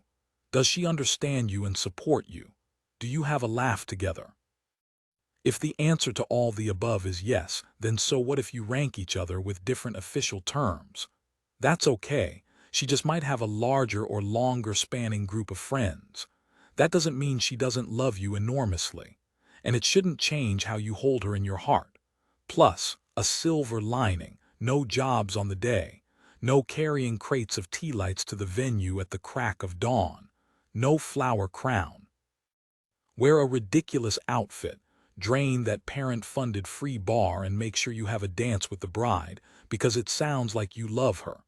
Dear Dolly, how do I support my single friends when I'm in a relationship? Half of my friends are single and the other half have settled down. I'm somewhere in the middle, happily in a 3-year relationship in my mid-20s. My question for you is about how to support my single female friends. One recently told us she didn't want to tell our friendship group of 4 in relationships, about her most recent breakup as she felt like a failure compared to us. This broke my heart. I was single for a long time before my current boyfriend and completely remember the feeling. What do I say or do to help? I have never really had a huge number of single friends. Nearly all my best friends have been in relationships since their mid-20s, whereas I've spent most of my life single. Over the years, we've all had to learn, and continue to learn, how best to support each other as our lives play out on wildly differing trajectories. I feel very lucky to be surrounded by coupled-up women who are, for want of a better term, single allies, who value my life as highly as theirs even though it is one without the things they all have in common. That you're aware that being single has its challenges, and you want to know how to support your friends through them, means you're already a very lovely friend. Any single woman would be lucky to have you in her life. I think one of the things that's most overlooked in friendships between single and non-single friends is how important it is to populate each other's worlds equally. Because milestones are still culturally valued so highly, marriage, mortgages, children, it means that those going through them often become the focus of the friendship group. Of course, it is an honor for single people to celebrate those rites of passage of the women they love, and in turn, become enmeshed in their domestic lives. But it can feel isolating when that same enthusiasm and interest is not reciprocated. Try to stay aware of keeping that balance in your friendship group because, trust me, if you don't, the default will fall in favor of those in relationships. Every time your single friend has dinner with you and your boyfriend, make sure you have dinner with her and someone who is important in her life. Maybe that's her best friend from work or her sibling. Every time she goes to the home you share with your partner, make sure you go to her flat where she lives with housemates or alone. If one day you have children and she comes round to play with them, you should, in turn, think of a way in which you can show her the same level of care. It's also just a simple act of acknowledging your privilege. You're not more privileged than her because you have a partner, but you do have a different experience of the world, which is still mostly designed for people in relationships. It doesn't mean that it's easier for those who are, but it can feel othering for those who aren't. I cannot tell you how much I appreciate it when a coupled-up friend has the humility to acknowledge this. Just as I hope your single friends are compassionate when you face challenges related to being in a couple, fights, sex lulls, difficult in-laws, etc. You should do the same when imagining the single experience. Because that's all empathy actually is, really listening to someone, then using your imagination to put yourself in their position. The other day I received a voice note from a best friend who has lived with her boyfriend for years and years. She was furious as a single friend of hers was looking for somewhere to live on her own in London, and she soon realized her salary wouldn't even cover a studio flat in Zone 4. She's 37, and she's going to have to live with random people from a website just because she doesn't have a boyfriend, she bellowed with fury. It's so unfair. Some other quick tips. Being single and sick and living on your own can be horribly lonely. When she is ill, don't ask her if there's anything you can do, just go round with some soup. If you don't want to go out on a Saturday night, which is totally fair, let her go out with her single friends and see her on a weeknight. Don't tell your boyfriend things your single friends have told you in confidence. It's an enormous betrayal of trust. Bad times are bad for everyone, but good times are hard when you've got no one to celebrate with, so make sure someone's celebrating with her. Check if she has someone to have dinner with on her birthday, especially if her family live far away. There are grown-up things that feel overwhelming when you don't have a partner. Moving house, taking care of a relative, undergoing a serious medical procedure. It's embarrassing to ask your friends to help, because it makes you feel like you don't have your shit together. Keep an eye out for these changes in her life and offer to help before she has to ask. Dear Dolly, my best friend is trying to get pregnant and has said our friendship will have to change because I drink too much. My best friend is trying to get pregnant and has recently told me our friendship will have to change because of it, mainly because she thinks that I drink too much. We haven't spoken since, and I don't know what to do. I'm supportive of her plans, but hurt that she thinks I have to change. I don't know how much you drink, and I don't know if drinking negatively affects your life, so I can't agree or disagree with your friend. But you don't think alcohol is a problem, and you haven't mentioned that any other friends agree with her. So, I'm going to work from the presumption that you are a person who enjoys too many pints on a Friday night, rather than too many bottles of Buckfast on a Monday morning. In which case, it's likely that this isn't so much about you, but more about her. I don't think what you are describing is that unusual for a woman who is starting a family. It just sounds like your friend has articulated herself badly. Deciding to have a child is a primal desire, and primal desires can make us behave in uncharacteristic ways. My excuse for writing those love poems about Charlie from Busted all those years ago. I have known women who, while pregnant or trying to get pregnant, have decided to hunker down and keep themselves in an environment that is as safe and calm as possible. Often that means changing their habits, and with those changes comes distance from certain friends. It's an instinct for self-protection, and I understand it. But I also understand that it hurts to be on the receiving end, to feel as if the way you happily live your life might repulse or even endanger someone. Although I have the impression from friends that an afternoon glass of wine with a mate was one of the perks of the otherwise fairly full-on experience of maternity leave. You have to try hard not to personalize her words, and you must have an honest conversation with her. It is possible that, when she says she is concerned about your drinking, what she means is that she is concerned about her own drinking when she is around you. Perhaps she doesn't want to spend time with you because she associates your time together with alcohol, which is something she wants to leave behind. If that's the case, you can and should be sensitive to that. But she needs to find a way of not placing the responsibility for her relationship with booze on you. It's not fair that you should become her unofficial representative of the bad things, and therefore someone to avoid. There's also a huge difference between telling you that your friendship has to change and that you have to change. If, as she moves into this new phase of her life, she feels like she wants low-key, alcohol-free or cozy hangouts with you, I don't think that's unreasonable. I hardly think you're going to suggest to a pregnant woman or mother of a newborn that you catch up at a rave over a gram of ketamine. The 5 p.m. dinners at Giraffe. Years of your friendship may well be officially open from this point. They're different, but they don't have to be any less loving. It's just what happens as you grow up. I'm sure you have other friends who still want to party with you, so you should go on nights out with them instead. The other reason she may want you to change your lifestyle is to reinforce that her decision to have a baby is the right one. This is something you notice more and more as you get older.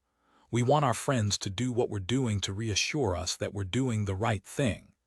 But we have to resist that desire for uniformity.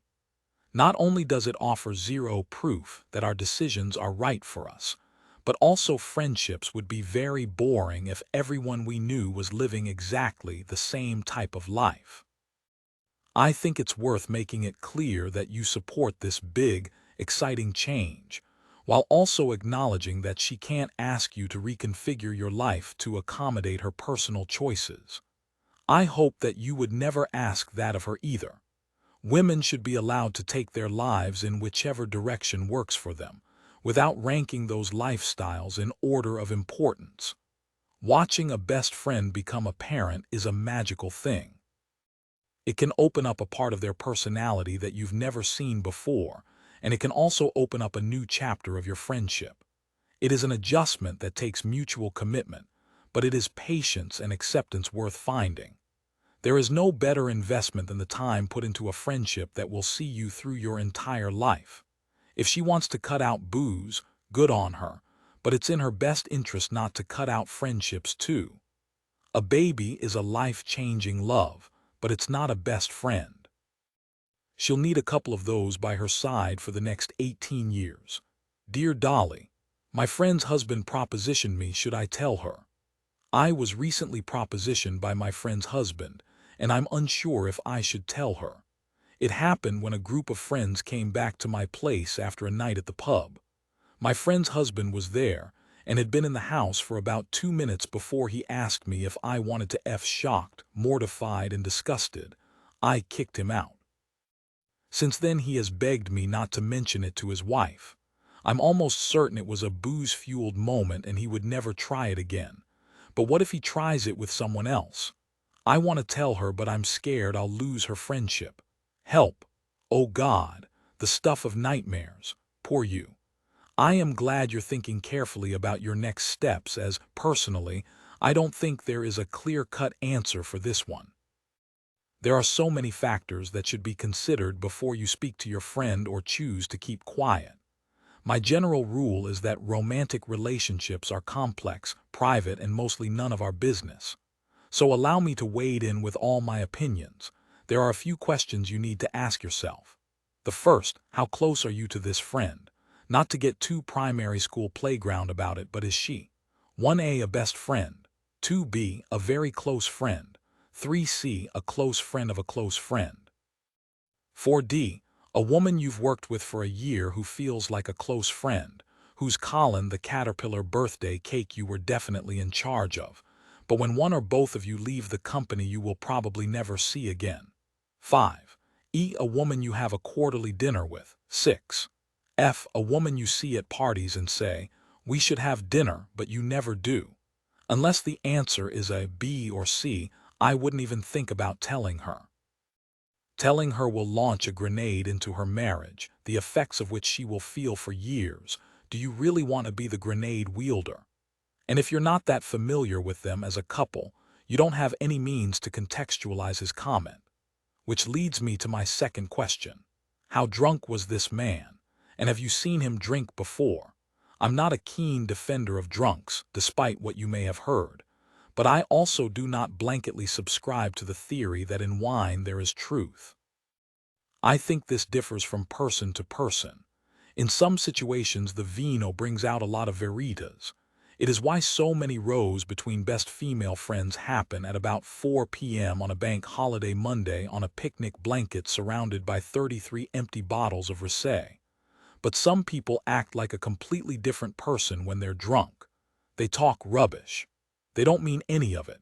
Is there a chance that his comment came from nothing and means nothing? Next slide, please. What kind of man is he normally? What's he like when he's sober? Is he a good partner? Is he supportive? Is your friend happy? Do they seem to have a solid marriage?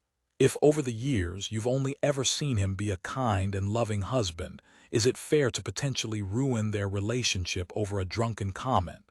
Or do you think this drunken comment is exemplary of who he really is?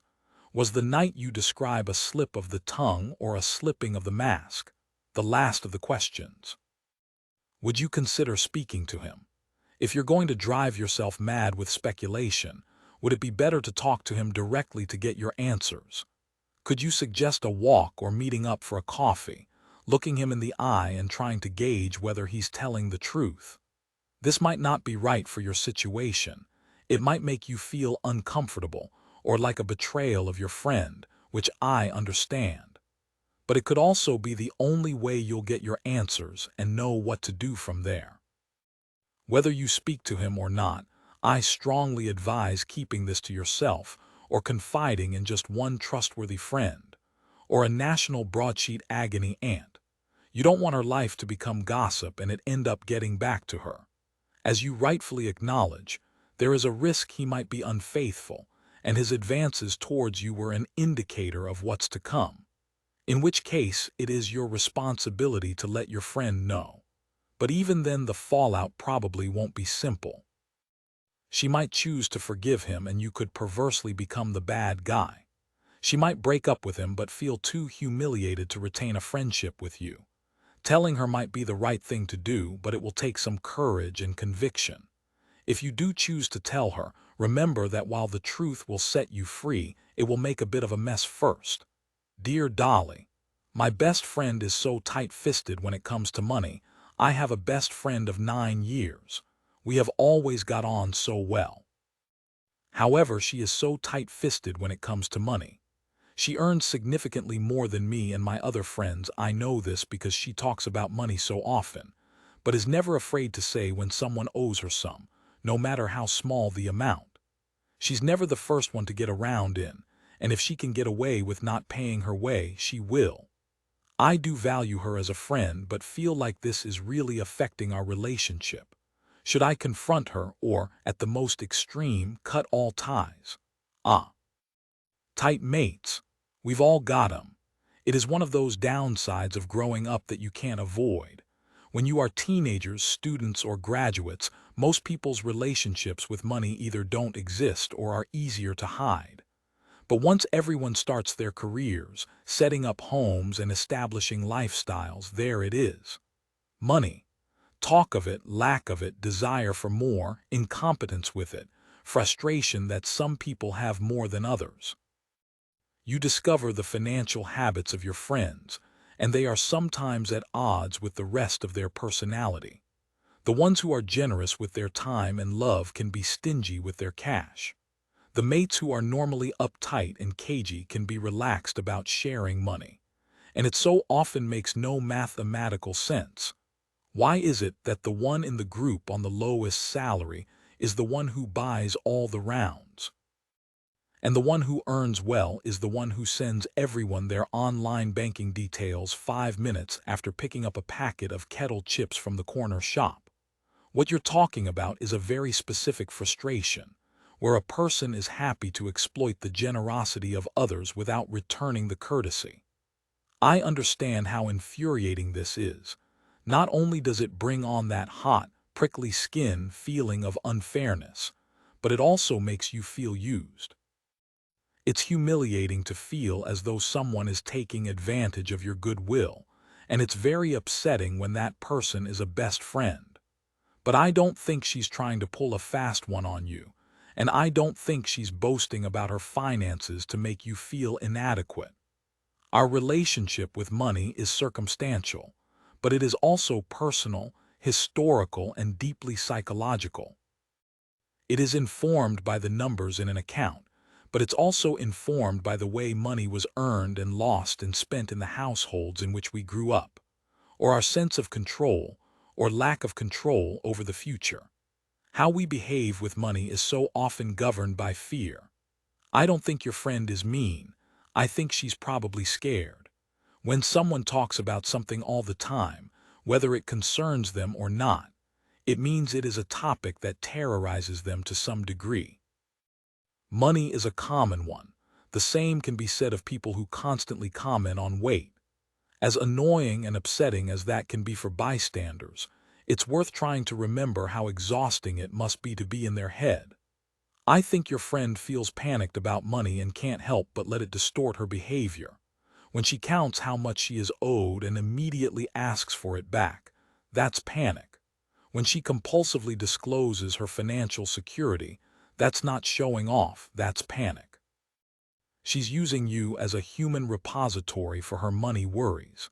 She thinks that if she lists her financial fears and achievements, they're somehow safe. I think you should have a conversation with her in which you ask about her relationship with money and encourage her to open up about any anxiety she might have. Tell her that you want a friendship in which you can both be open about money, but in a way that is also sensitive and respectful and without awkwardness. Because it's a really special thing to help each other out when one of you needs it. Give her an opportunity to see how she's messing up and give her a chance to correct it. Mistrust with money has the power to ruin friendships in adulthood, and I can't think of a more stupid reason to lose someone you love. Dear Dolly, I'm 32 and single, and now my friends are having babies. I'm 32 and long-time single, and friends often wring their hands at my bad choice of men, worrying about me living alone with no one around. All has been fine until recently, when all my married friends started announcing babies. Suddenly, I can't stop crying when I'm alone. Do I have to accept that maybe this isn't going to happen, or can I hold on for the guy and the baby? I very nearly didn't reply to this letter. I really wanted to, because it is a worry that I hear about constantly and know very well. My reluctance to address it is that it concerns female fertility and therefore female bodies. And people have a lot of opinions on female bodies.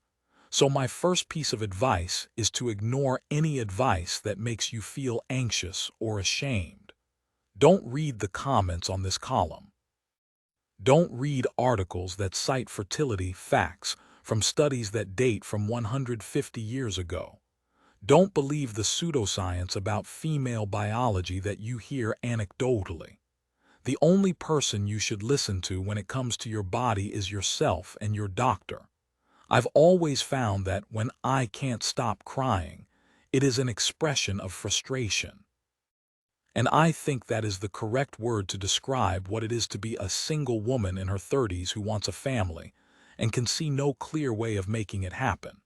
It's frustrating not to know how, or when you'll meet the right person. It's frustrating to feel as if there is rapidly dwindling time to get pregnant. Every woman I know in your position says the same thing. If only someone could guarantee that I will have a baby at some point in the future, I'd stop thinking about it. Yet that cannot be guaranteed to anyone, whether they are single or with the person with whom they want to have children. The best way to keep the odds on your side is to make sensible, logical decisions rather than panic-based ones. For starters, enough with the bad men, lady. They're a drain on your time and heart. And your time and love are precious, irrespective of whether you want children or not. If you don't know why you keep choosing them, go to therapy. Or if that's not possible, ask your friends who know and love you to give their insight. There is also the option of egg freezing, but this is a deeply personal choice, dependent on a number of factors.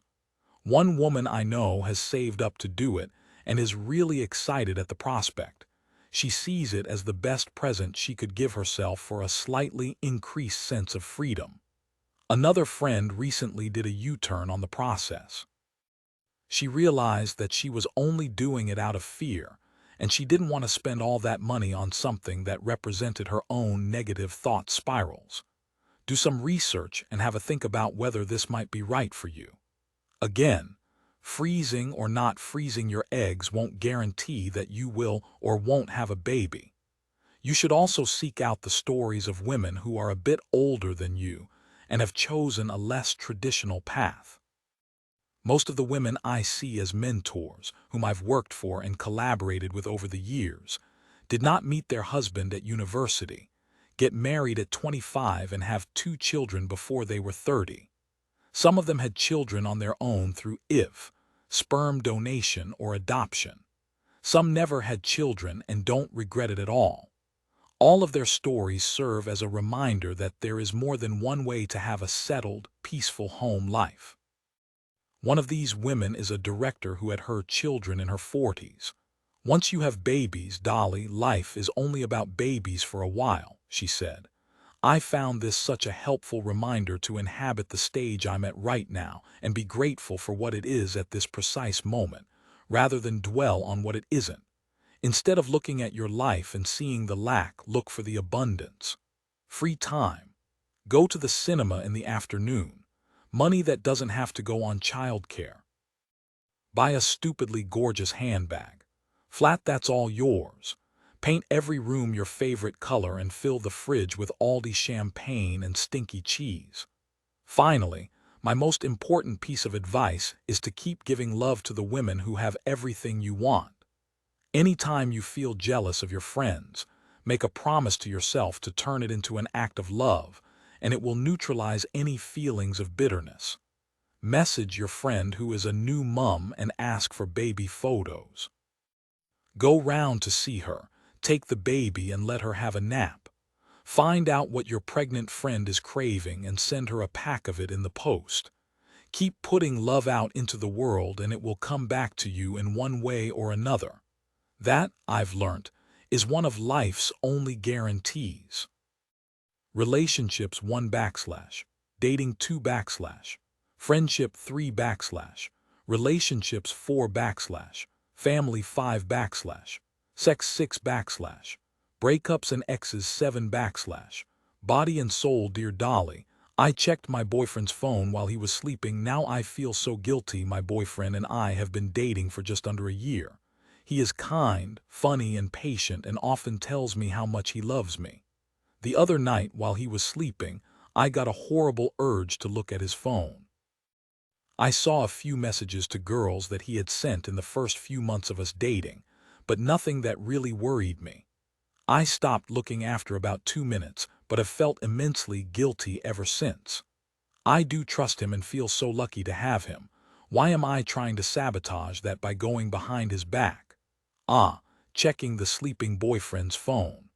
One of those utterly inexcusable things that most people do at one point in their lives, like not correcting the waiter who undercharges you, or calling a hangover, suspected norovirus, in an email written to your boss while stuffing an Egg McMuffin in your gob.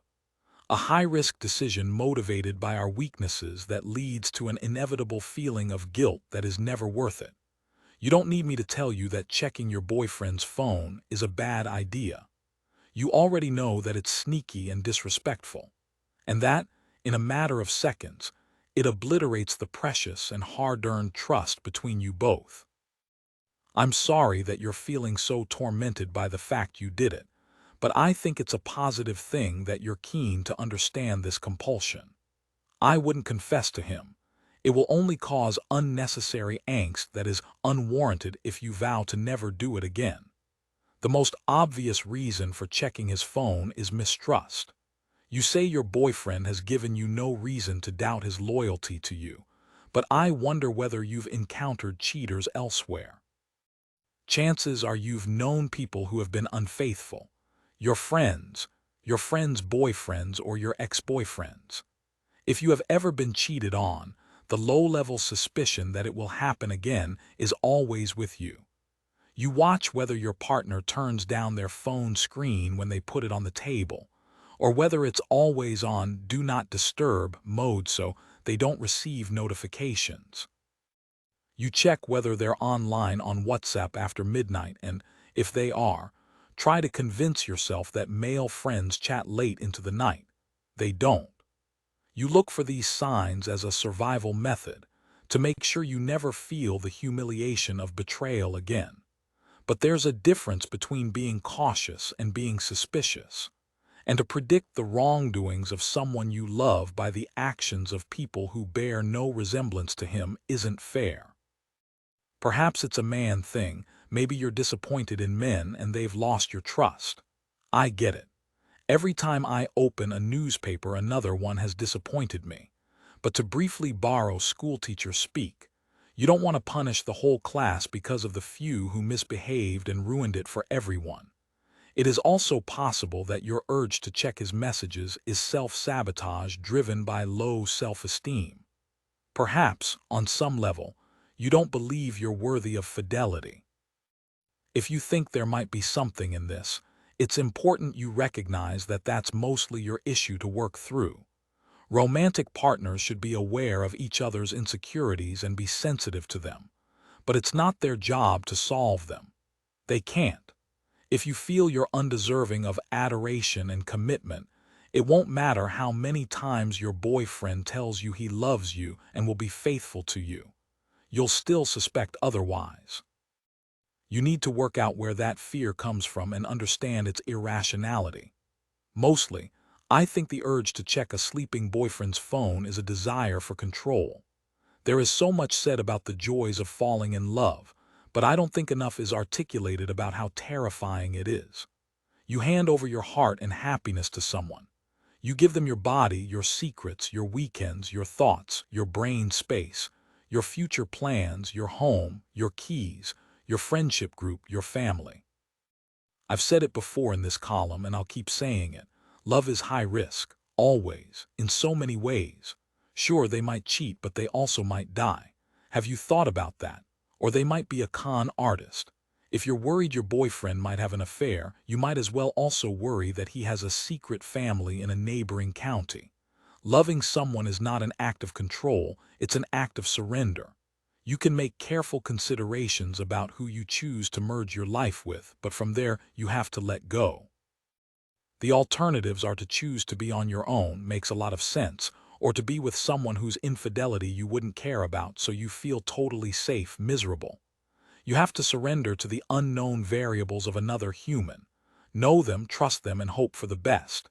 Dear Dolly, my good friend recently confessed his feelings for me. Can you learn to fancy someone? My good friend recently confessed his feelings for me. He is intelligent, funny, hardworking, and well-dressed. The issue is I do not fancy him. I'm 29 and broke up with my ex of 4 years because he was fundamentally an unkind person. In movies, I'm aware of the trope to get with the good guy who actually cares about you. But I don't want to mess my friend around when I know I'm really not attracted to him. Can you learn to fancy someone? Okay, so I know there are lots of people who will disagree with me, and I know that anecdotally there are many examples that will disprove my theory, and you should, of course, listen to them. But first and foremost, I am going to speak from my own experience. No, you cannot learn to fancy someone. I've seen loads of successful relationships form with a slow burn attraction, and I think there's a real case to be made for incremental seduction. If we're really honest with ourselves, we all think we're going to lock eyes with someone across a crowded room and be struck with Cupid's sudden arrow or the thunderbolt recognition that a total stranger is going to become a spouse. Deep down, I still think that's how it's going to happen for me and everyone single who I know and love. But particularly as we get older, those love at first sight stories become less and less common for a reason. These days, I'm much more likely to hear about relationships that began as a friendship or in a work environment or were initially a bit stop-start. Perhaps, as we get older and wiser and more cautious, we want to feel safe with someone before we fall in love with them. Maybe we lose faith in our own instincts. We learn that desiring someone so much that you want to rip off their clothes and maybe their skin and climb inside their body and zip it back up and live in their heart may not necessarily lead to the most healthy and functional long-term relationship. Who knew? Slow burn attraction is good because it means you've got somewhere to go together. If you're super intense from day one, it's hard to keep up. Slow burn attraction is still attraction, though. Initially, it might not be sexual, or it might creep up on you or take a while for you to find the right language to understand it. But it always begins with some sort of magnetism between two people. You can't create that if it's not there. If you have known this friend for a long time and so far you've never felt any connection beyond a platonic one, I don't think it's going to happen now. I have heard that you can have a love at first sight moment with someone you've known for a long time and that you can, apparently, suddenly realize you are in love with them. It happened to Monica and Chandler and Harry and Sally after all. Maybe you're waiting for that moment with him. But again, sorry. Personally, I have never found this to be the case. I don't think this really happens outside of films and TV, where the plots are decided by writers who need old friends, suddenly, to fall in love for a satisfying third and final act. Whenever I have tried to escalate a friendship into something romantic just because we already get on and I know they're a nice person, it hasn't felt natural and it hasn't ended well. When you come out of a relationship that caused heartbreak, often an overcorrection occurs with the next person you choose as a partner. You go for the absolute opposite of the last person you loved in the hope that it will protect you from replicating the same ending. This is especially common if you've dated someone who has been cruel.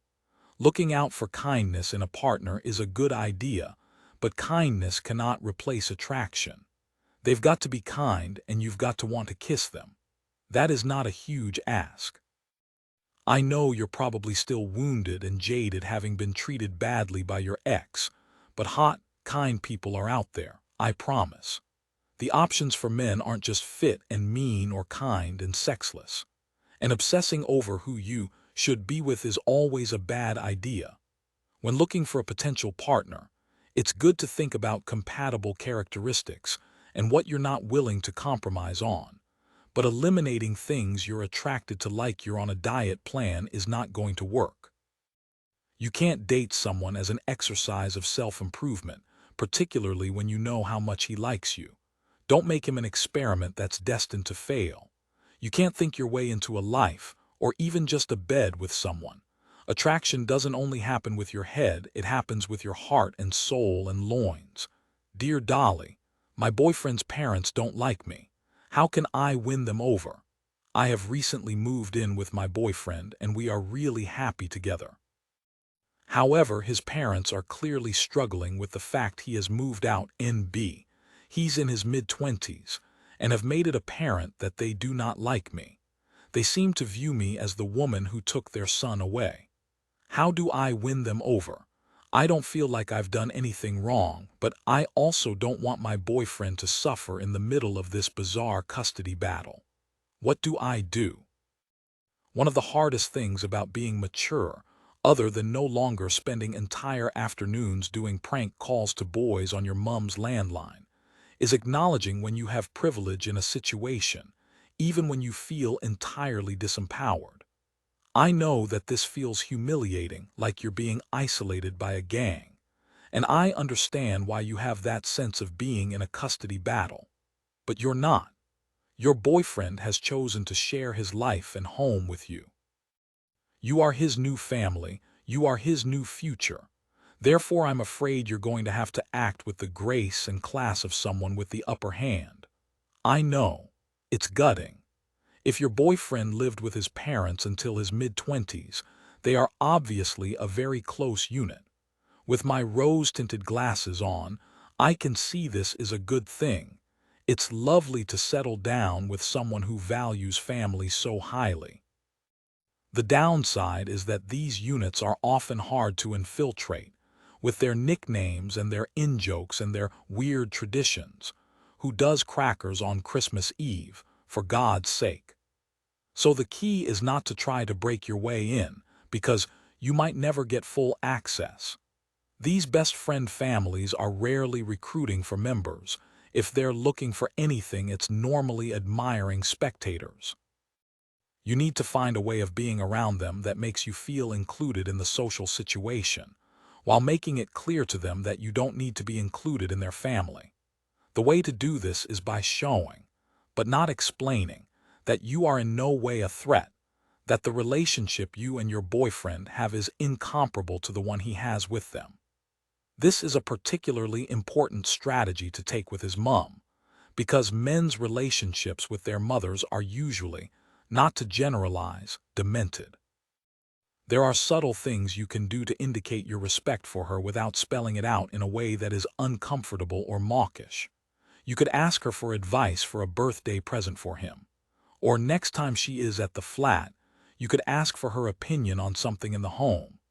Request the recipe for a meal she cooked that you enjoyed. It's not about being manipulative, it's about being sensitive. Diplomacy is a hugely underrated social skill, and one that doesn't take huge amounts of effort. You just have to be aware of people's insecurities and gently try to balance the conversation or dynamics of the room until they feel comfortable. It's important to do all of this without being smarmy. Don't overcompliment or overenthuse. People can always tell when someone is trying too hard, and it immediately engenders mistrust. It does take a bit of thought and work, but from my experience, that's what's required when you merge disparate families through a romantic relationship. It can be difficult and complicated. There can be clashes and incompatibilities. Be reassured that this is a very common problem. It's rare to meet someone who had an entirely stress-free transition into their family of in-laws, and try not to take it personally. I'm sure they would have made life awkward for any woman who came into his life in a long-term relationship. They might not even know that they're being difficult.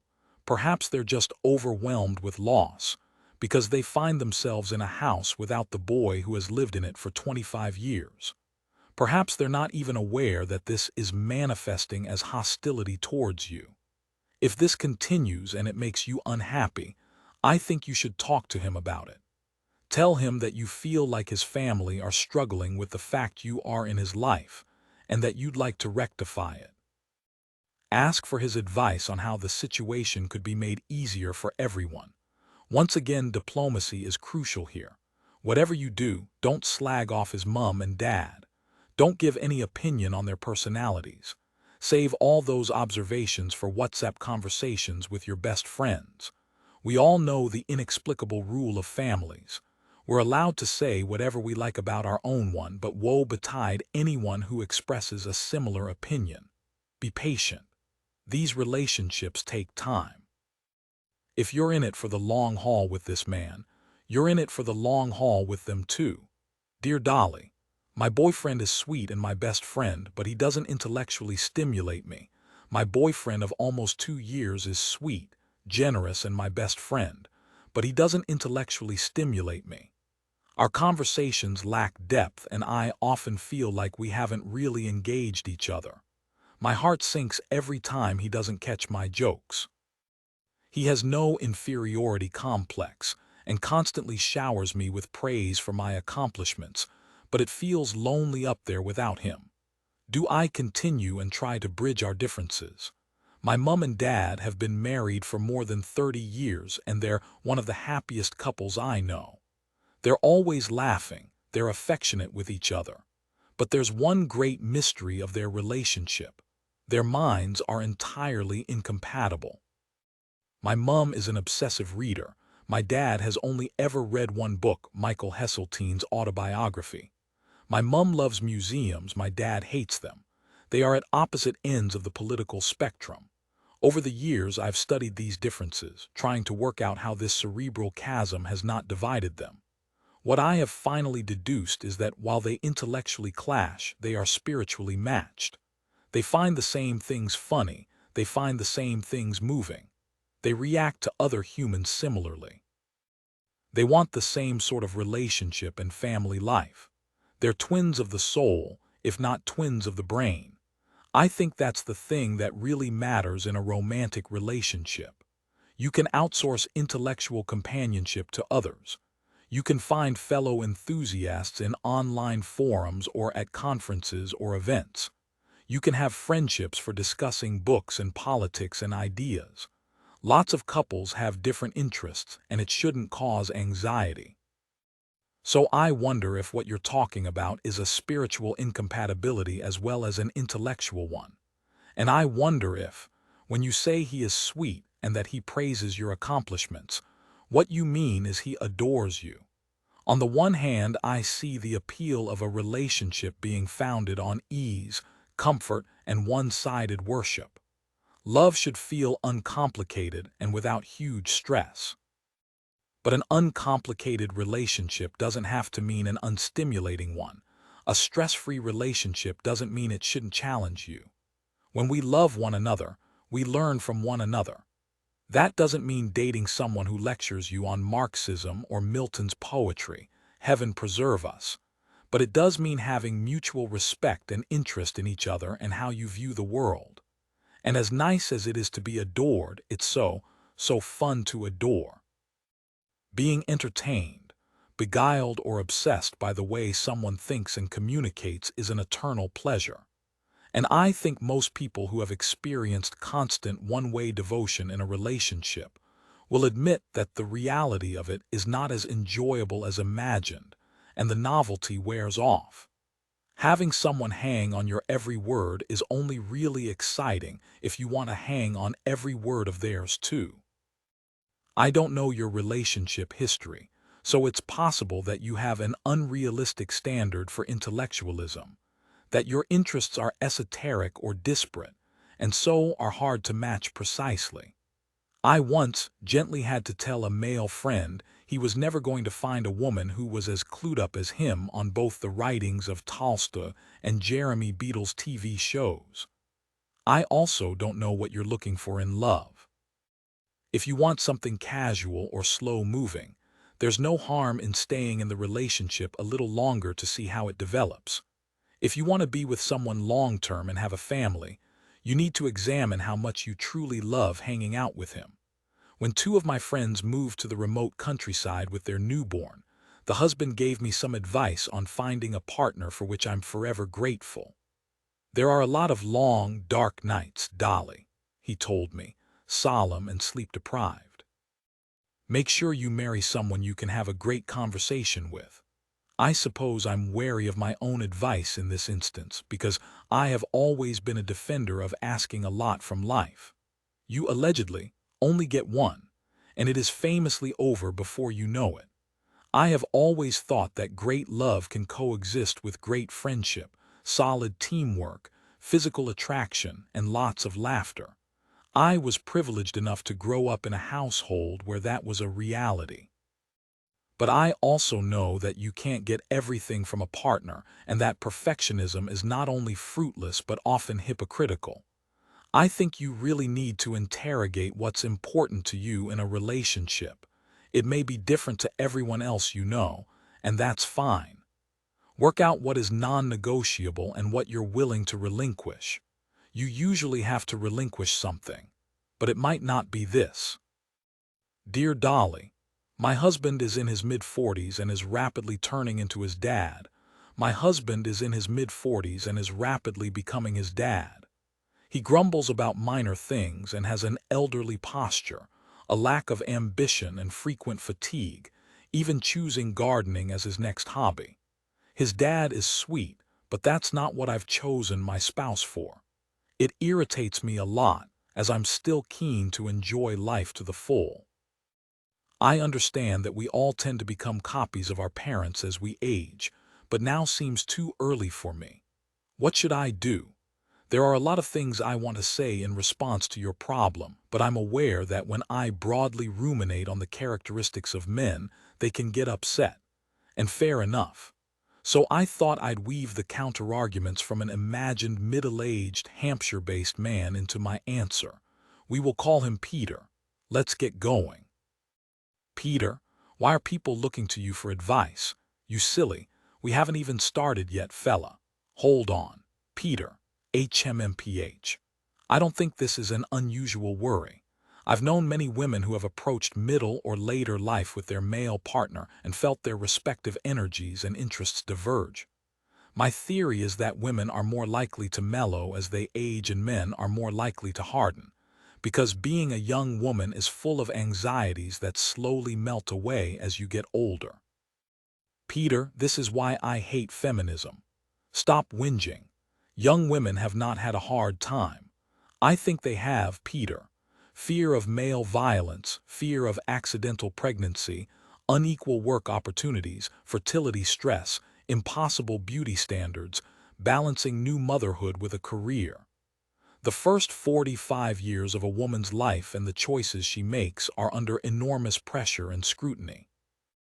I can understand why most women I've encountered over the age of 50 say they've finally found the confidence and serenity they wish they'd had when they were 20. Men, on the other hand, are encouraged to thrive when they're young and enjoy every moment of their virility. Just as so many women speak of the relief of unburdening themselves of youth, I understand why so many men are terrified of losing it. I think this fear is often misunderstood, so instead all we see is a grumpy older man. But I don't think most grumpy older men are being difficult.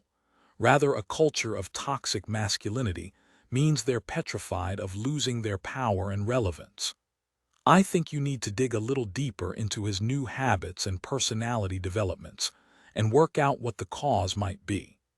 Have a conversation with your husband in which you ask him lots of questions that invite him to reflect on why his ambition and enthusiasm are waning. It is likely that the reasons are much more complex than him being tired or bad-tempered or turning into his dad. They could be emotional or existential, and talking about it might help. Peter, hang on.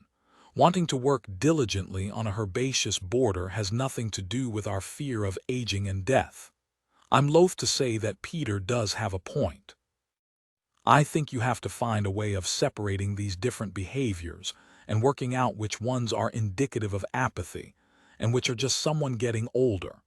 Humans are not only allowed to change, they're supposed to change. It's one of the risks of committing to a long-term relationship. We also have to commit to the unpredictable future versions of a person. I think what is upsetting you is a fear that his spirit has altered. His excitement and appetite for life are diminishing. It must be a horrible thought, because those are the things that make you fall in love with someone. But it's possible for him to retain his enthusiasm for life while slowing down his lifestyle. Peter, she wants a fantasy marriage. Just getting to that, Peter. If you do decide to have an honest conversation with your husband, make some specific and reasonable requests. Tell him what would put your mind at rest while also being willing to compromise. Perhaps you could let go of the gardening if he agreed to go out more and do things together. Maybe you'd allow for a little grumbling if he also talked about what's gone right in his day. He can't fix what he doesn't know is a problem, so I think it's only fair that you give him a chance to meet you in the middle. And don't panic. I think this is a really normal part of spending a life with someone. New incompatibilities can appear in every decade, and it doesn't mean disaster. It just means you have to do a bit of talking and thinking to help you return to each other. Peter, honestly, I think she's lucky she has a husband, all right now. Peter, and if you'd listen to some of your own advice you're so happy to dish out, maybe you'd have a husband. Thank you, Peter.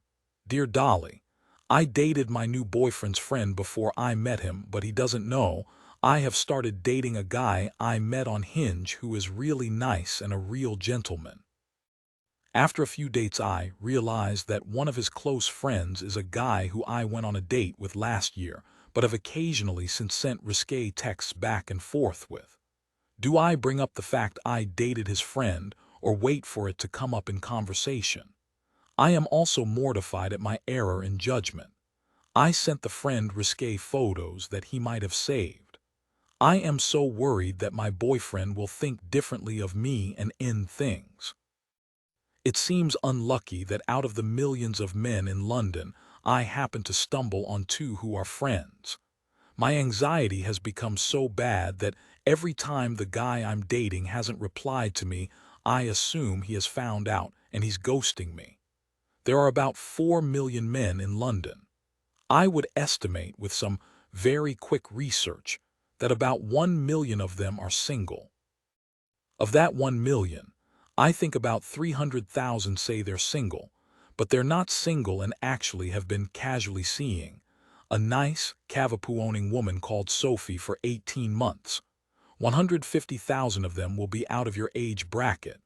100,000 will say things are too hectic at work to text you back, but find the time to post Elon Musk memes on Instagram stories. About 75 of them won't be on dating apps.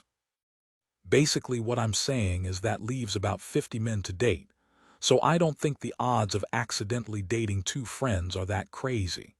When I read your letter, my overwhelming urge is to find you and give you a very, very, very big hug, because all I can see in every one of your sentences is shame. Shame for your former single life, for dating, for being sexual, shame for your secret, and shame for who you think you are. It is something I, along with every woman I know, have felt. It begins in girlhood and lives deep within us. It grows in small moments, when a one-night stand spreads a rumor about you, when a catcaller calls you a slut, when your parents let your brother's girlfriend share a bed with him when he visits home, but your boyfriend is banished to the guest room.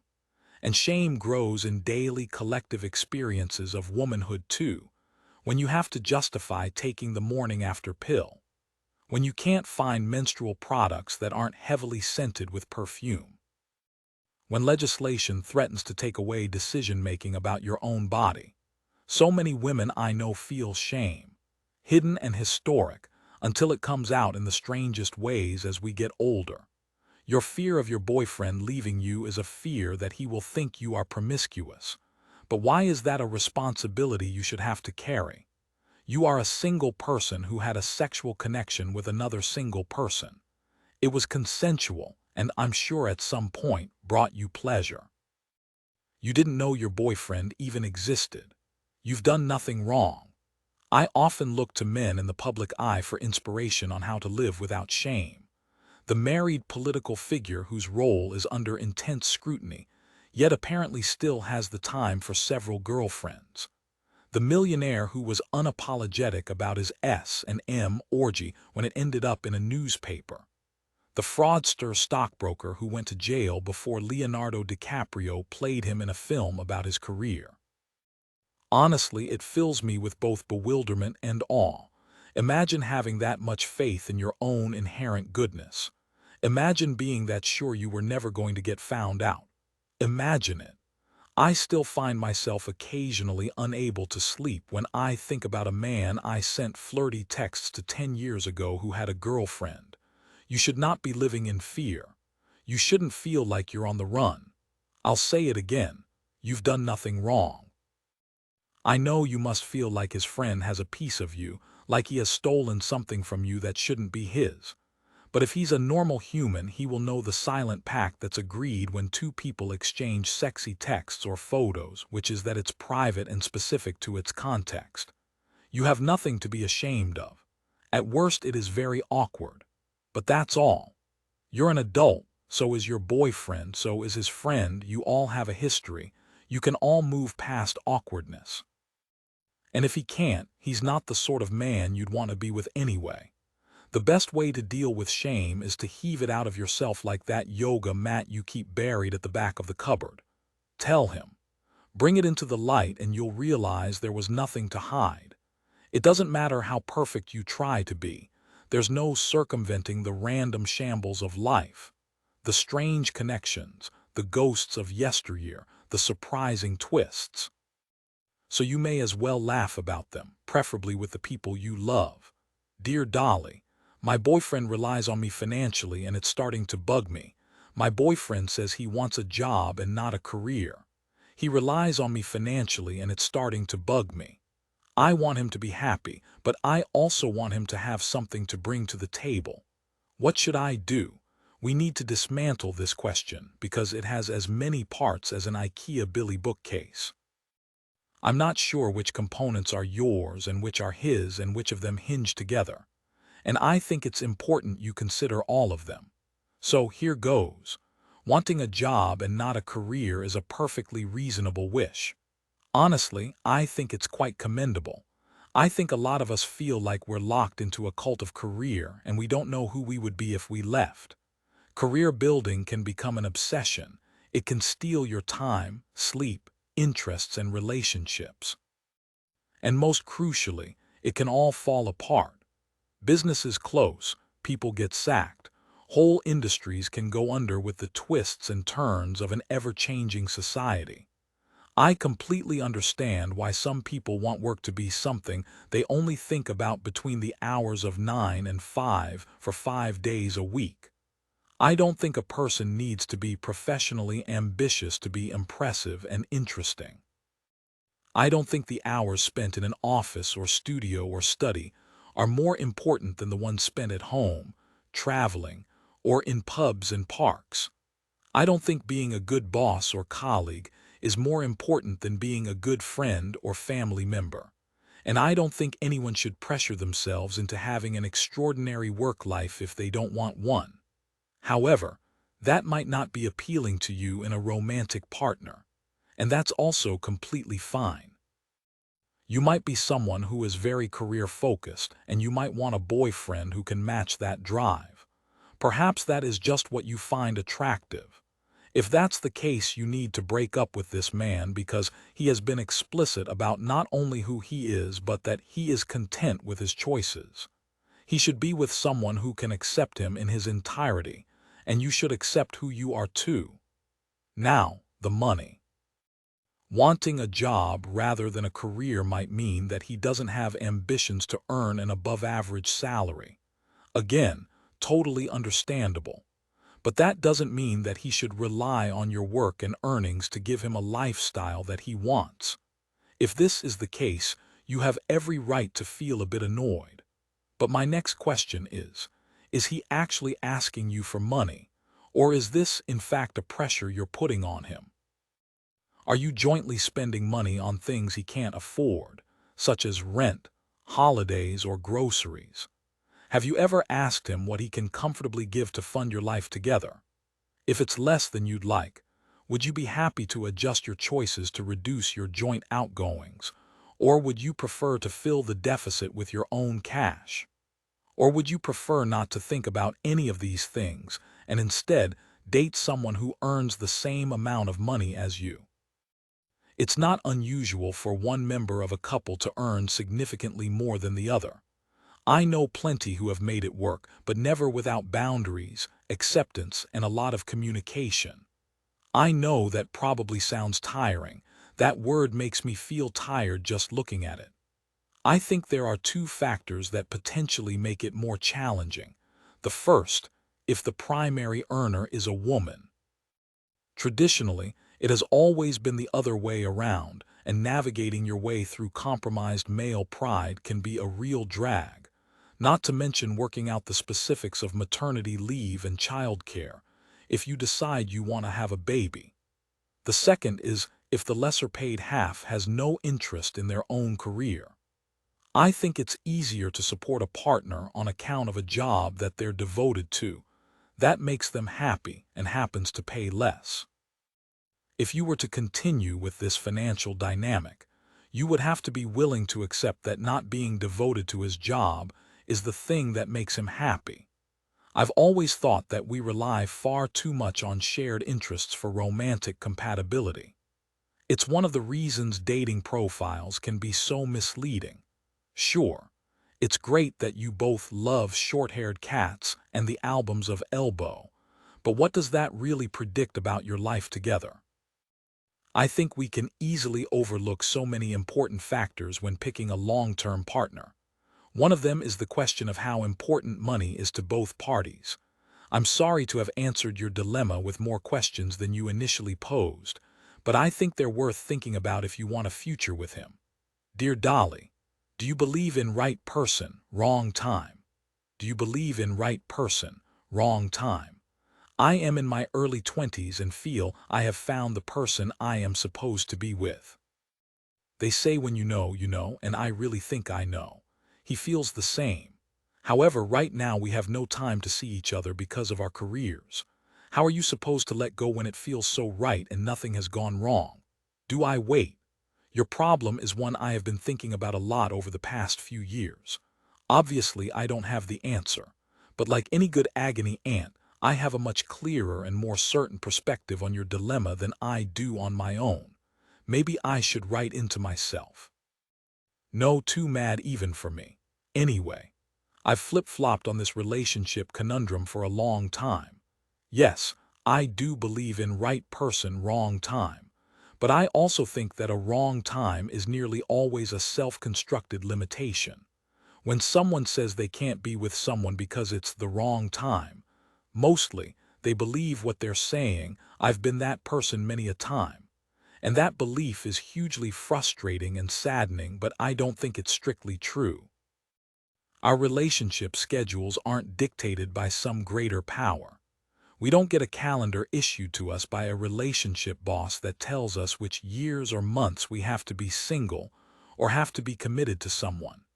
We have full control of our own timing if we meet someone we like who also wants to be with us. It might not be what we expected. It might take more thought to make it work, but we are in charge of our own decisions when it comes to love. So why are we so preoccupied with this idea of there being a perfect time to be in a relationship? I think, first, it's about our own personal concept of freedom. Some people instinctively associate being single with being free, having the time and permission to go on adventures or have lots of experiences or focus on building a career. I am one of these people. For others, commitment is their meaning of freedom. They see the great adventure of life as merging lives with another and having lots of experiences together. I know a lot of serial monogamists with enormous careers who credit their success on having been in a serious relationship for their 20s. I didn't have to waste time worrying about dating. One of them once said to me, I also think our obsession with this nebulous thing called timing is to do with our equation of a successful relationship with an eternal one. If we meet someone who feels right for us, we have been told it means we should be with them until the day we die. And if we aren't with them for all that time, then our initial instinct that they were right for us was incorrect. I think this is, if I may speak plainly, batshit crazy.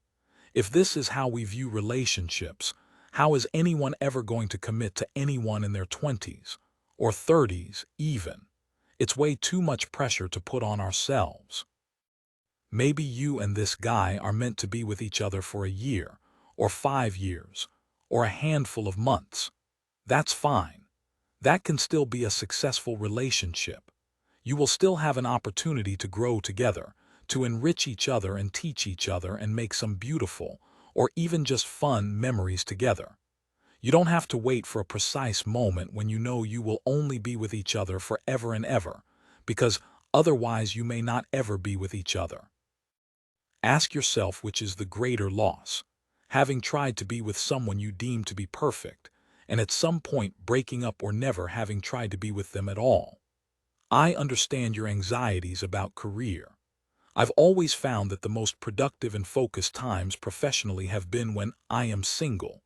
It is one of the reasons I have been single for a long time. But more recently I've realized that some of the most energized and inspired times in my career have been when I'm in love. Solitude has benefited my work enormously, but I now know the right partner does as well. Being single might be just what you need at this time in your life, but the support and love of this man could be too. I suppose you won't know until you try.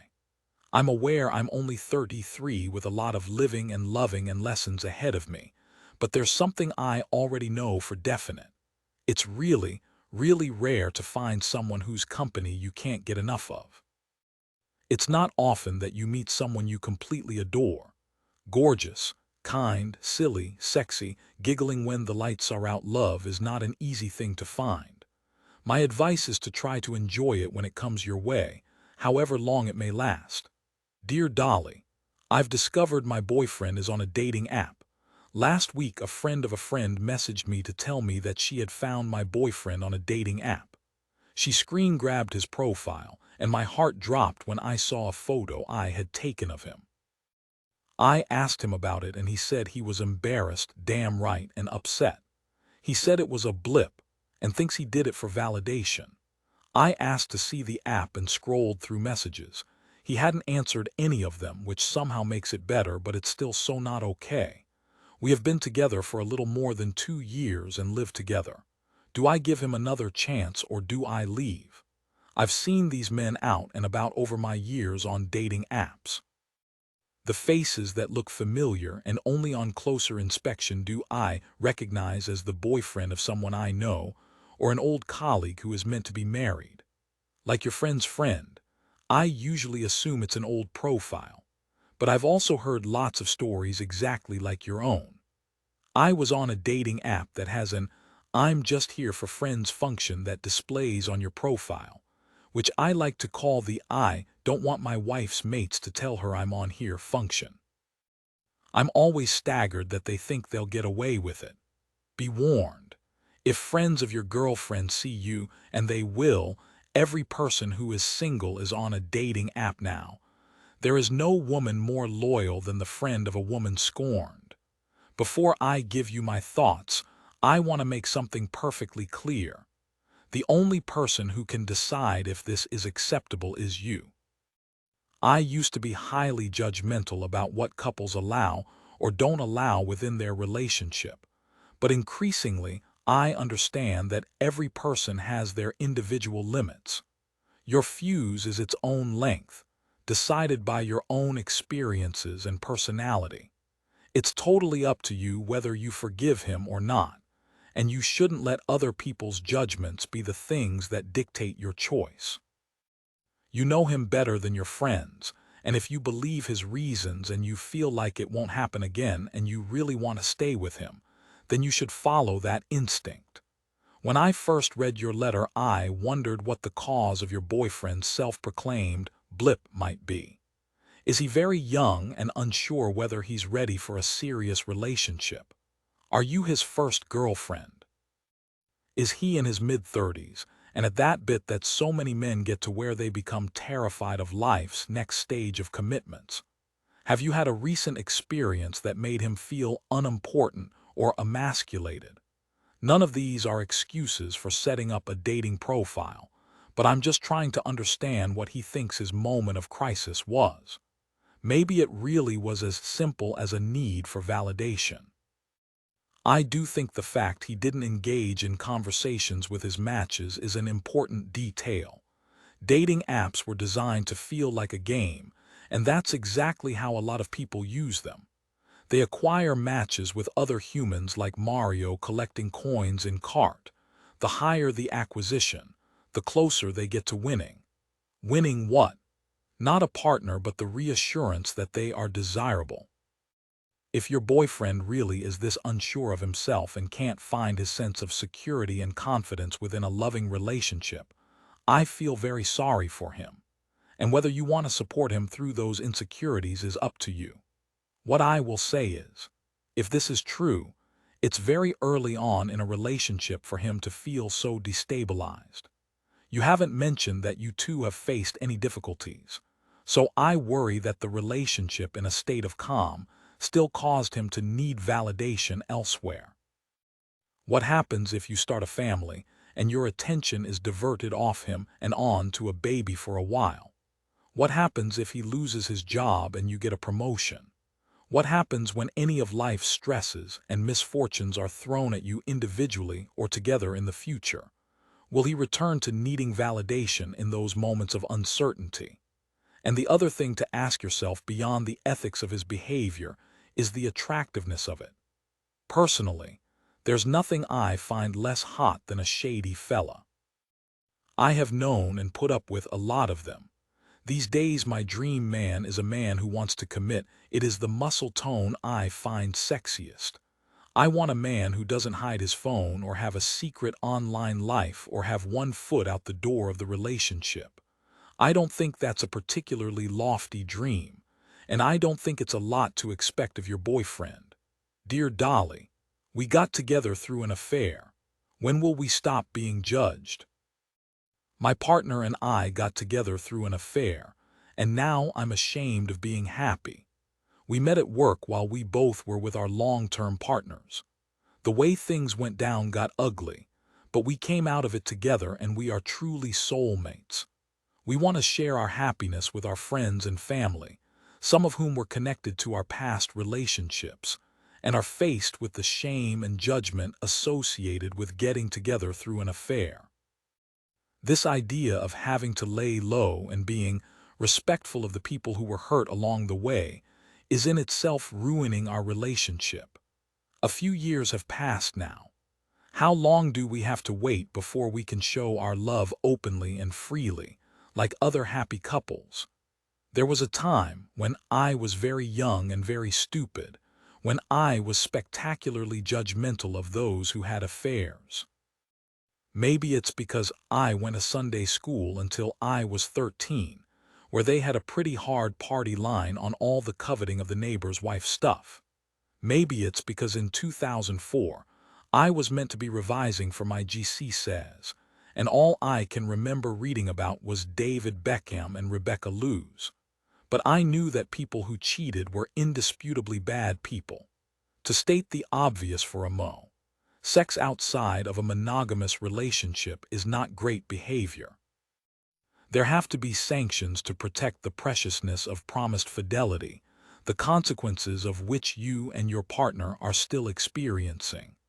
But I don't always think affairs are symptomatic of poor ethics. Affairs normally hurt everyone involved, even the people who appear to have had the good time. I recently watched an interview with the friends of Nora Ephron and Carl Bernstein, the once-married couple who divorced when Ephron found out about Bernstein's affair while she was pregnant with their second child.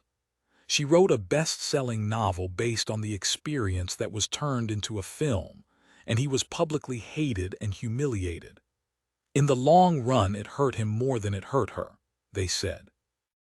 I'm sure there are readers of this column who will be pearl-clutching at the suggestion that the people who conduct affairs deserve any empathy at all.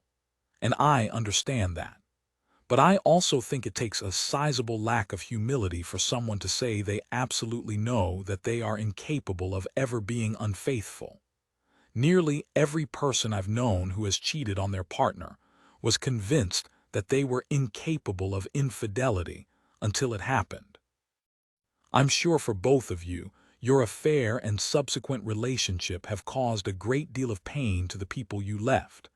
I'm sure the experience has left them with anxieties that will have an effect on how they love for the rest of their lives. I feel very sorry for them. I also feel sorry for you and your partner. I'm sure you felt a lot of shame and guilt in this process. It's such a complicated thing to advise on, because I understand why people are hurt and angry at both of you, and I also think you have a right to be happy. I think somehow you're going to have to accept validity in all of those stances. You have to let their residual pain and judgment exist and try to ignore it. The fact is, life is unfair. I suppose that's a rather trite thing to say, isn't it? But I often think of this truism when it comes to unrequited love. People want to be with the wrong people. It's one of life's most common emotional injustices. Most of us will experience it at some point. The person who loves us is not the person we want to be with, or the person we want to be with is not the one who loves us. There's a reason why Shakespeare and Austen got so much material out of it. Another truism: you only get one life. And while that doesn't mean we should behave recklessly with no regard for the feelings of others, It does mean we shouldn't stay in relationships that don't make us happy. If you believe the old adage that infidelity is just a symptom that something else is wrong in the marriage, then there's a strong chance that your respective relationships would have broken up for another reason further down the line. The heart is a very resilient little muscle. That's a line from a film that I quote too much.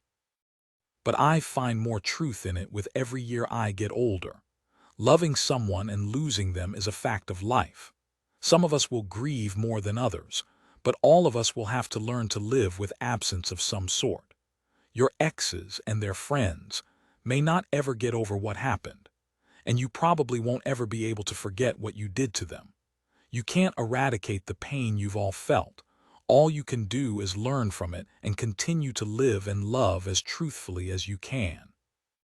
Family 1 backslash, dating 2 backslash, friendship 3 backslash, relationships 4 backslash, family 5 backslash, sex 6 backslash, breakups and exes 7 backslash, body and soul. Dear Dolly, my kids are exhausted from meeting my latest flames. I seem to have no luck in love. My 3 daughters, son and close friends tell me that they are suffering from girlfriend fatigue. Apparently they are exhausted from meeting my latest flames. They claim there has been an endless stream of eminently suitable ladies, none of whom matches up to my exacting standards. Even in lockdown, I've started seeing a fabulous lady who owns a trendy wine bar, but I remain confused.com when it comes to love.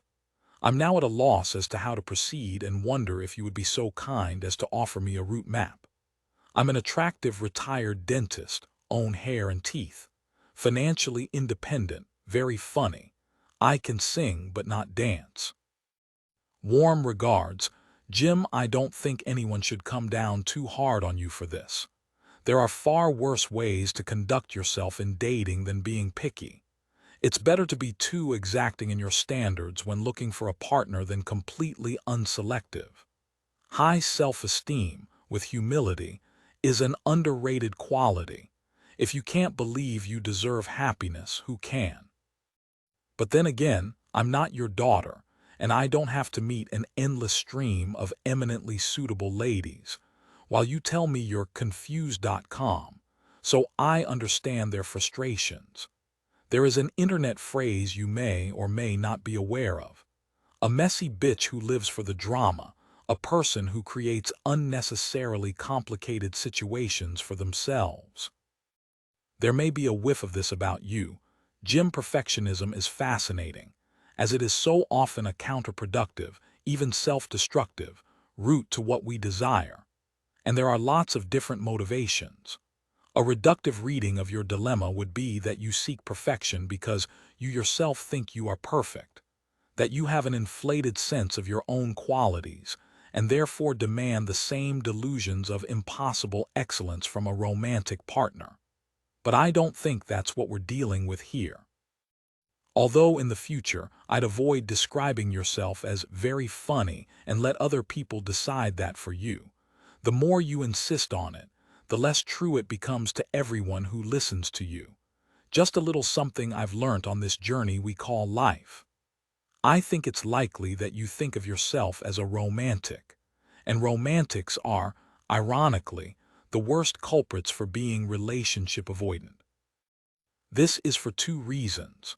The first being that committing to someone would mean they would have to call off the search for love, and nothing is more exciting for a romantic than longing. The second is that they spend a lot of time thinking about who their partner might be, so it's hard to find the 3D version that matches who they have invented in their mind. It's less about perfection and more about prescriptivism. They write their own version of how they think love is going to pan out. Then they find it perplexing that no one seems to know the specific plot and characters other than them. In short, you might be putting off the actualization of a relationship because the thought of it disappointing you is terrifying. I think that's an understandable fear. It's why perfectionism is often the reason cited for professional procrastination. Better to put off the work, and for it to be theoretically wonderful than deliver it, and it be a letdown. You've lived enough life by now to know that you can't select an array of random specifics that suit your whims and expect to find a human that replicates them entirely. That is not a suitable hobby for anyone other than 14-year-old girls casting spells to conjure their dream boyfriend by burning lists of adjectives over a makeshift bonfire in the garden. You can't summon someone who you've designed, because that doesn't allow for the unpredictable flaws of the people we end up loving. Fun people still have tempers. Bookish people can be ignorant. Really sexy people, I'm sorry to tell you, often leave discarded tea bags in the sink. But you have to get stuck into the whole person if you're ever going to experience any kind of real intimacy. You can't pick and choose the best bits. Someone recently said to me, "When I spend time with my friends, I commit to the full experience of them." I thought it was a lovely way of defining what acceptance means. The other possibility is that you might not actually want a relationship. I'm sure you've thought about this, but people come up with all kinds of excuses for not finding a partner because they think being without one isn't an option. It is an option. You have a life that's evidently already replete with love and company. You could fill your time with those people, in trendy wine bars or otherwise. Think about the handful of attributes that you really value in a girlfriend above all else. Then let go of all other expectations and allow yourself the fun of being surprised by someone. Be really honest with yourself about what's important and what's not. If you're expecting someone to accept all of you, you will have to show them the same courtesy. Because, while I am sure you do have wonderful hair and teeth and a very impressive singing voice, you too will have your downsides. It's not pleasant to dwell on for too long, but there will be things about you that your friends and family have to endure when they commit to the full gym experience. Things you might not even be aware of, things that make your friends sigh on the way home after a long dinner with you and say, "Bloody hell, Jim was being very Jim tonight, wasn't he?" It's called being human. It's a gorgeous, shambolic humiliation, and none of us gets it right. Come join us. You'll like it. Dear Dolly, my mum has a fake news internet addiction and is embarrassing me beyond belief. I adore my mum, but she has fallen into a fake news believing internet addiction. She posts constantly on Twitter and Facebook, embarrassing me and my siblings beyond belief. We have tried talking to her, but she only gets more stubborn and cross. She is a strong character with lots to say, and as much as I support that, it is hurting us a lot. Any advice? There are few things as painful as watching your parents get something wrong. When our friends make arsees of themselves, it's funny. But there's something about your own mum or dad taking a public misstep that feels horrifying. The discomfort is twofold. We want to protect them from humiliation, and we feel inextricably, embarrassingly linked to their actions. You are far from alone. I don't know anyone who would happily hand over their parents' social media accounts as a fair representation of who they are. Over the years, we have all endured mums making their Facebook status the full name of their daughter's ex-boyfriend, thinking it was the search function. We've read the rambling, earnest tweets on Remembrance Sunday with a pixelated photo of a poppy field. We've had those chain emails from dads that begin, "FWD this to everyone you know. 5G routers will explode on March 1st.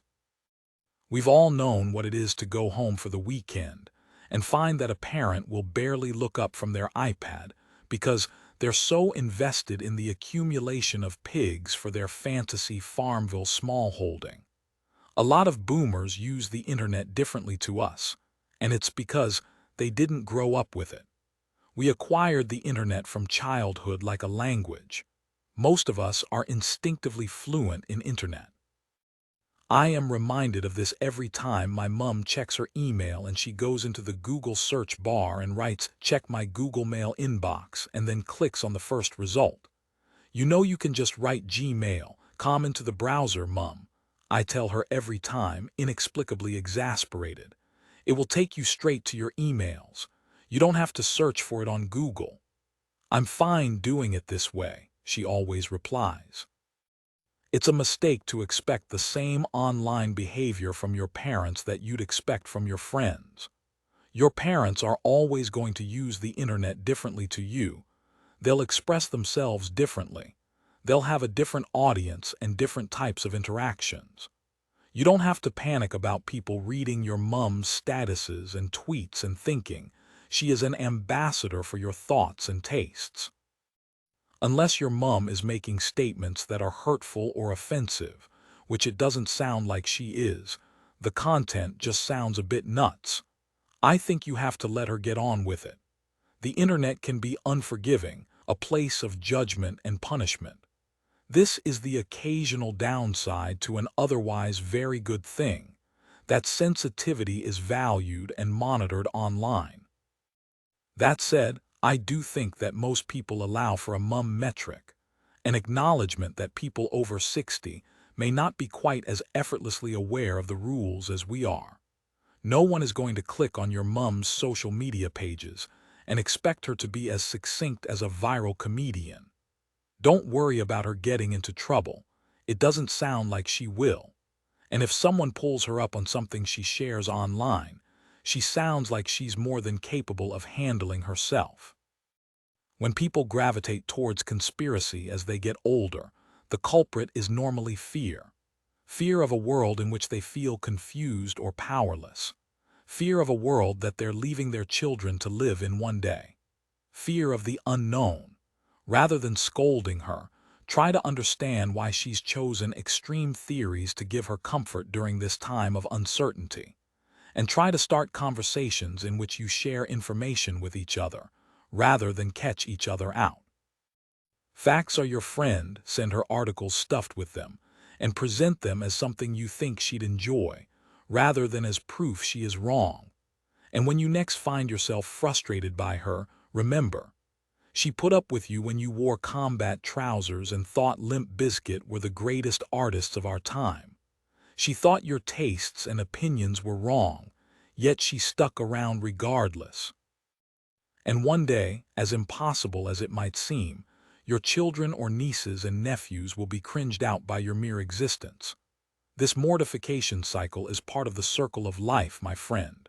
We take turns to be embarrassed, patiently trying to guide each other back in the right direction. I think it's part of the deal of love. Dear Dolly, I love my older sister, but we have opposing views on politics. My eldest sister and I have always been close, despite a 10-year age gap. However, a rift has begun to appear. We have opposing views on many political social topics, me being the very liberal lefty and her being more conservative. I love her so much, but feel like I cannot remain quiet when she says certain things. How can I remain true to my values without losing her friendship? I'm not sure I've ever before experienced a time in adulthood where morality is so conversationally unavoidable. For some years, in a period when relative peace coincided with youth, it seemed like my friends and I were all on the same page of general ethics. And knowing that was enough. Most of us voted Labor and put tins in the food bank. We slagged off Margaret Thatcher, cried when Tony Benn died, stuck an EU flag in our window and boycotted palm oil until we realized it was used at Pret. But more recently, there is no avoiding the stuff that really matters when it comes to politics, the specific, the urgent, and the uncomfortable. Whether it's discussions of pandemic control or how racism exists in systems from which many of us benefit.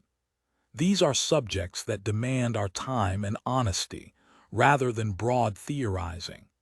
These are very human issues affecting our daily lives, often in very personal ways. I too would call myself a very liberal lefty, and reading those words in your letter made me trepidatious in recognition. Because, while I know our intentions are good, I think that that kind of self-identification can encourage complacency. If we decided long ago that we were on the side of the good guys, it might mean we now avoid the brutal work of self-examination. When we oppose someone's views, our immediate assumption is probably that they're ignorant. When we point out the mistakes of others, we could be resistant to inspecting our own hypocrisies. And I think we are frightened of being near the wrong opinion in case we catch it. It's easy for very liberal lefties to think of conservative values like the plague. We don't want proximity to them at risk of infection or a black cross on our door. I've been guilty of all of the above, and I don't think any of it is particularly liberal. I say all this not to undermine how upsetting it is when someone you love espouses opinions you detest, but I wonder if you could see this as an opportunity, personally and politically, rather than a barrier. A lot of people hold right-wing opinions. Let's not forget that almost 74 million of them voted last month in the US. Here's a chance to help understand why. The truly liberal people I've met are not the ones who try to inform. They're the ones who try to learn. They are sure of what they know to be true, yet flexible in their understanding of others. There is a tendency to believe that we are the sum total of our political persuasion. I agree to a certain extent, particularly when those politics mobilize action. But as you and your sister demonstrate, opinions are not always hereditary. They can be formed by experiences. She may not have told you the origins of her beliefs. There might be a specific reason her views have intensified over time. Is she reacting against something or someone? Is she responding to something traumatic? Has she reached for this ideology as a solution because she feels misunderstood or ignored? If you really feel like you cannot speak about politics without ending up in an argument, the only solution is to not talk about politics. This is an awkward tango, but one that has been danced by many family members in many living rooms for many, many years. Your unwillingness to remain silent in response to views that offend you is admirable, and not something you should change about yourself. You'll have to agree mutually to change the tenor of your relationship instead. But first, talk. I know it's hard to remain patient when someone is speaking in a way you find abhorrent, but try to take the heat out of the debates. Do it away from onlookers, which can encourage rhetorical showboating. Tell her that you want to understand how she reached her stances. If you set that tone, it's likely she will show you the same courtesy and curiosity. When conservatives feel patronized by liberals, there's only one way they turn, and that's further right. Anything you want your sister to know will be more effectively received in calm, compassionate conversation. As, to paraphrase the US president-elect, opponents rather than enemies. Dear Dolly, my daughter is 34 and single, and I'm worried she'll never meet someone. My daughter is 34, attractive, and has her own flat. She is successful in her career and is a lovely, kind person. My friends tell me this too. She has lots of friends who are mostly married or in relationships, but they all still involve her in social activities, and she meets them frequently.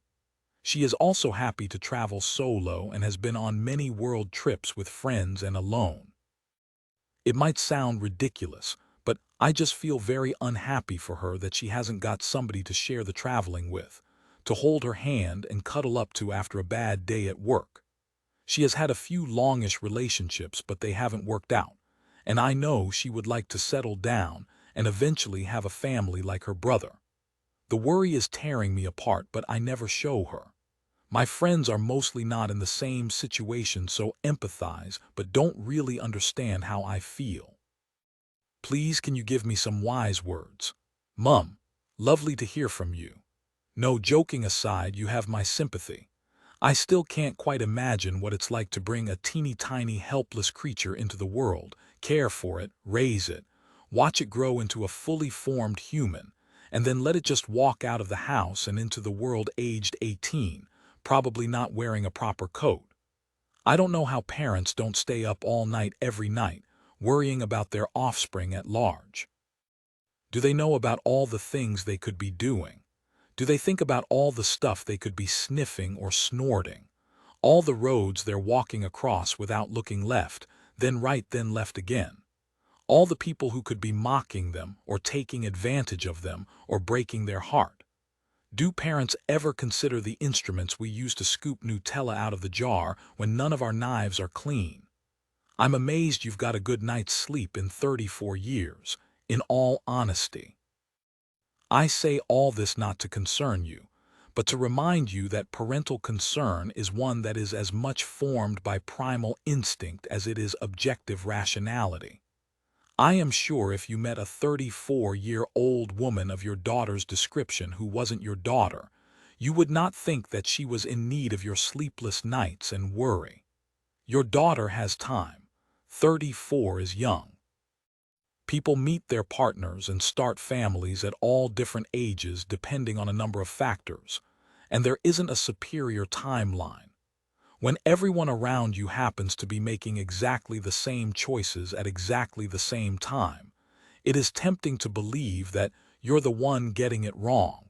But as cliched as it might sound, it really is only right for them. I imagine it's likely you met someone and had children at a younger age, which might be why you're feeling anxious that your daughter isn't doing the same. It is natural to want people to experience the things that have brought us happiness, but you're applying your own framework of desires to someone whose life trajectory is completely different to yours. Falling in love and finding a compatible partner with whom to have children is determined by so many things, many of which are out of our control. It isn't something you can decide and schedule, and the people who view romantic partnerships that way, where the partner is a means to an end, don't end up in happy marriages. And the truth is her attitude towards marriage and children is probably in a state of flux. I'm not sure when she told you she wanted a family, but it might have been in her 20s, when marriage was a notional idea of drinking a lot of Bucks Fizz in a marquee, and having a baby required a similar level of maintenance to watering an aspidistra. As a single woman, so much can change when you watch your friends and siblings have children. It can deepen your desire for long-term love and a family, or it can heighten your fear. Most confusingly, it can do both simultaneously. Have faith in her own instinctual judgment about what will work for her. It's good that you haven't confided your worries in her. Trust me, she's aware of her aloneness, whether she's absolutely certain she wants a family or is still undecided. The world has been built for her to not forget about it.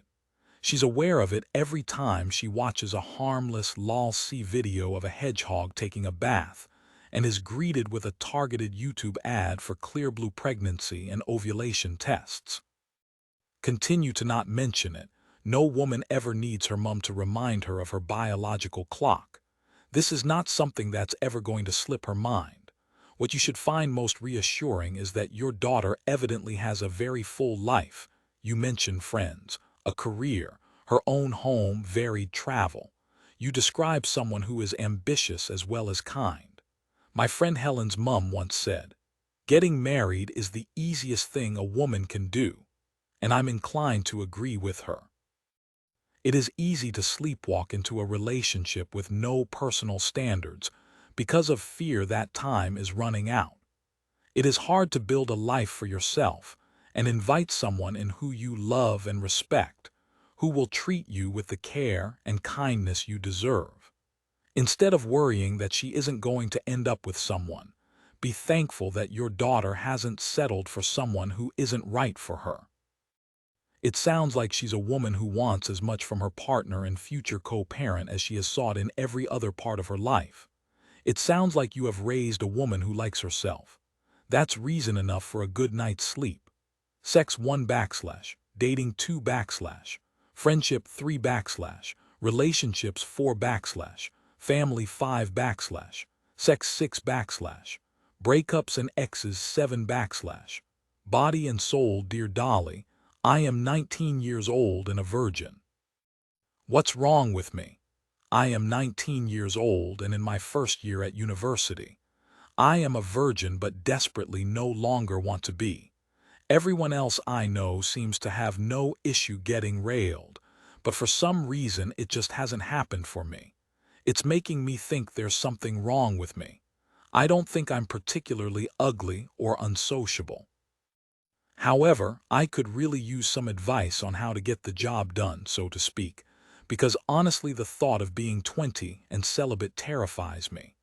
I don't personally manage the Dear Dolly inbox, so I often ask my editor for general weather reports from its varied climes.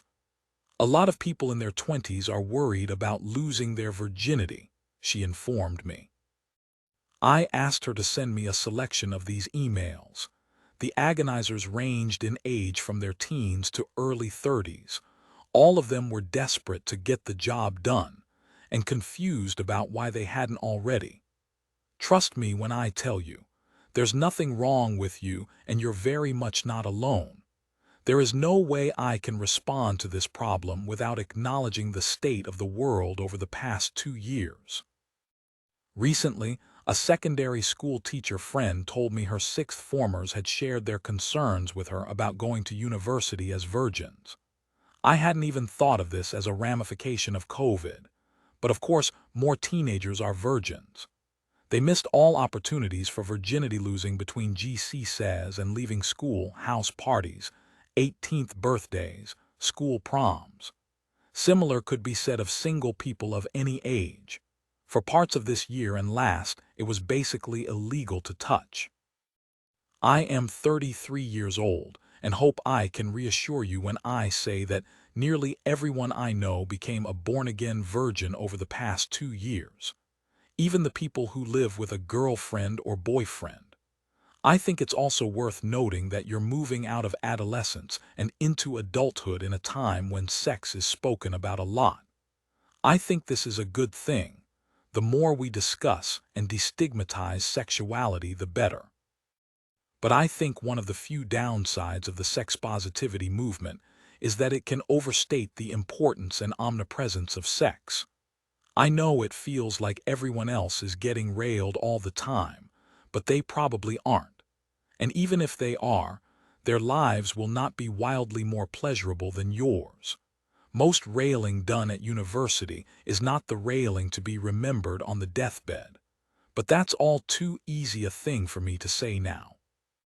When I read your email, among all the others, I was taken right back to the years when I thought I'd be wearing my virginity like a sandwich board advertisement until the end of my days. Retrospectively, I find it so strange that the simple act of penetration was the great quest for me and all my friends, the impossible task I dreamt of night after night. The way we talked about our virginities set up sexual experience as so phallocentric. We were never, say, excited about our first orgasms or the first time someone would kiss our naked bodies. I wish we had been as fixated on the discovery of our own pleasure as we were at the prospect of saying, "I'm not a virgin anymore." Spoiler alert. I did lose it in the end, as did all my friends. We ranged in age from mid-teens to early 20s. I would love to say I lost my virginity later than I'd wanted to because I was waiting for the right person. It wasn't that. I was horny as hell and I couldn't get a boy anywhere near me. When I did, it wasn't perfect, but it was fun and so was he. I don't look back and wish I'd done it sooner.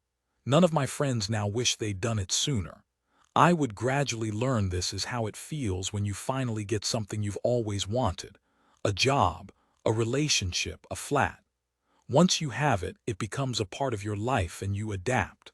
A burden of yearning lifts and you don't really think about it anymore. There are so many self-imposed milestones I set myself that have expired. By now, I should have a driving license and a baby and a life partner. I'm sure all those things are ahead of me if I want them. And I'm sure I won't wish for an alternative life in which they would have come sooner. Like all these things, it will probably happen when you stop obsessing over it. When you're feeling relaxed and confident, and you meet someone nice who you get on with and makes you feel safe. Your virginity is nothing to be ashamed of, and it's also nobody's business but yours. Your future sex life will not be dictated by whether you lose your virginity at 19 or 20. You have a lifetime of shags ahead of you, and I promise, They will only get better as you get older anyway. Dear Dolly, I had sex with him almost immediately.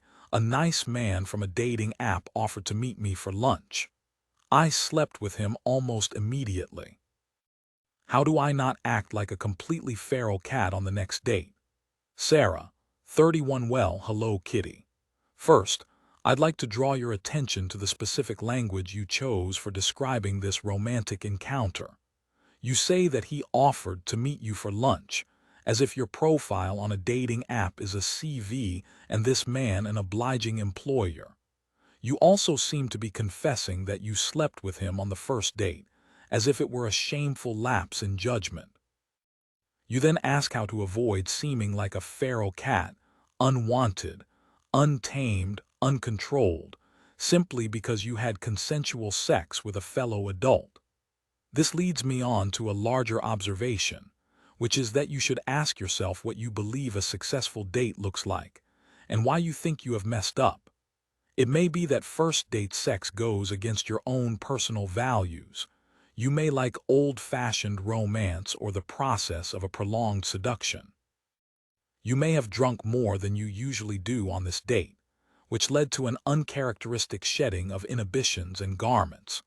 Or maybe it was because months of lockdown had finally got to you, and the thought of another night in with a Deliveroo yakisoba and the third rewatch of Normal People as you flailed around on your mattress was just too much to bear. If any of the above are true, then I understand why you feel disorientated by your decision to sleep with a near stranger. There is another possibility I would like you to consider as the source of your worry. Do you believe that first date sex is a mistake? Or do you believe first date sex is shameful? I ask this as we are exactly the same age, and therefore we would have grown up on the same diet of cultural heteronormativity. On staples such as glossy women's magazines with cover lines like 75 tips to make sure your man is putty in your hands, and make him believe that moving in together was his idea. Or the self-help books we found on our mum's shelves that explained why men love bitches or live on an entirely separate planet to us. It is this literature I blame for the number of times I've known of women half-heartedly slurring, "I'm very hard to get, you know," in between feverish snogs in the corner of a dark bar, barely convincing themselves.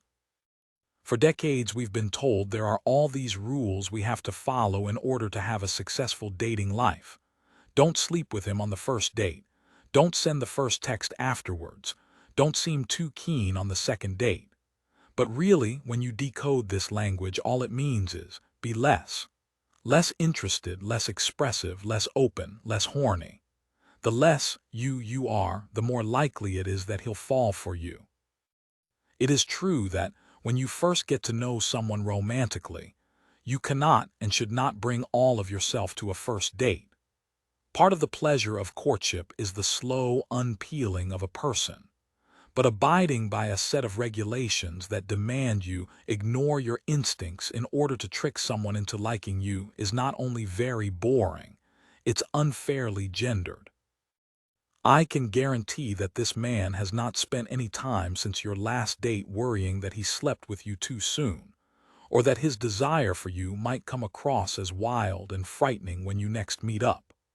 I doubt he has analyzed the pros and cons of his decision at all.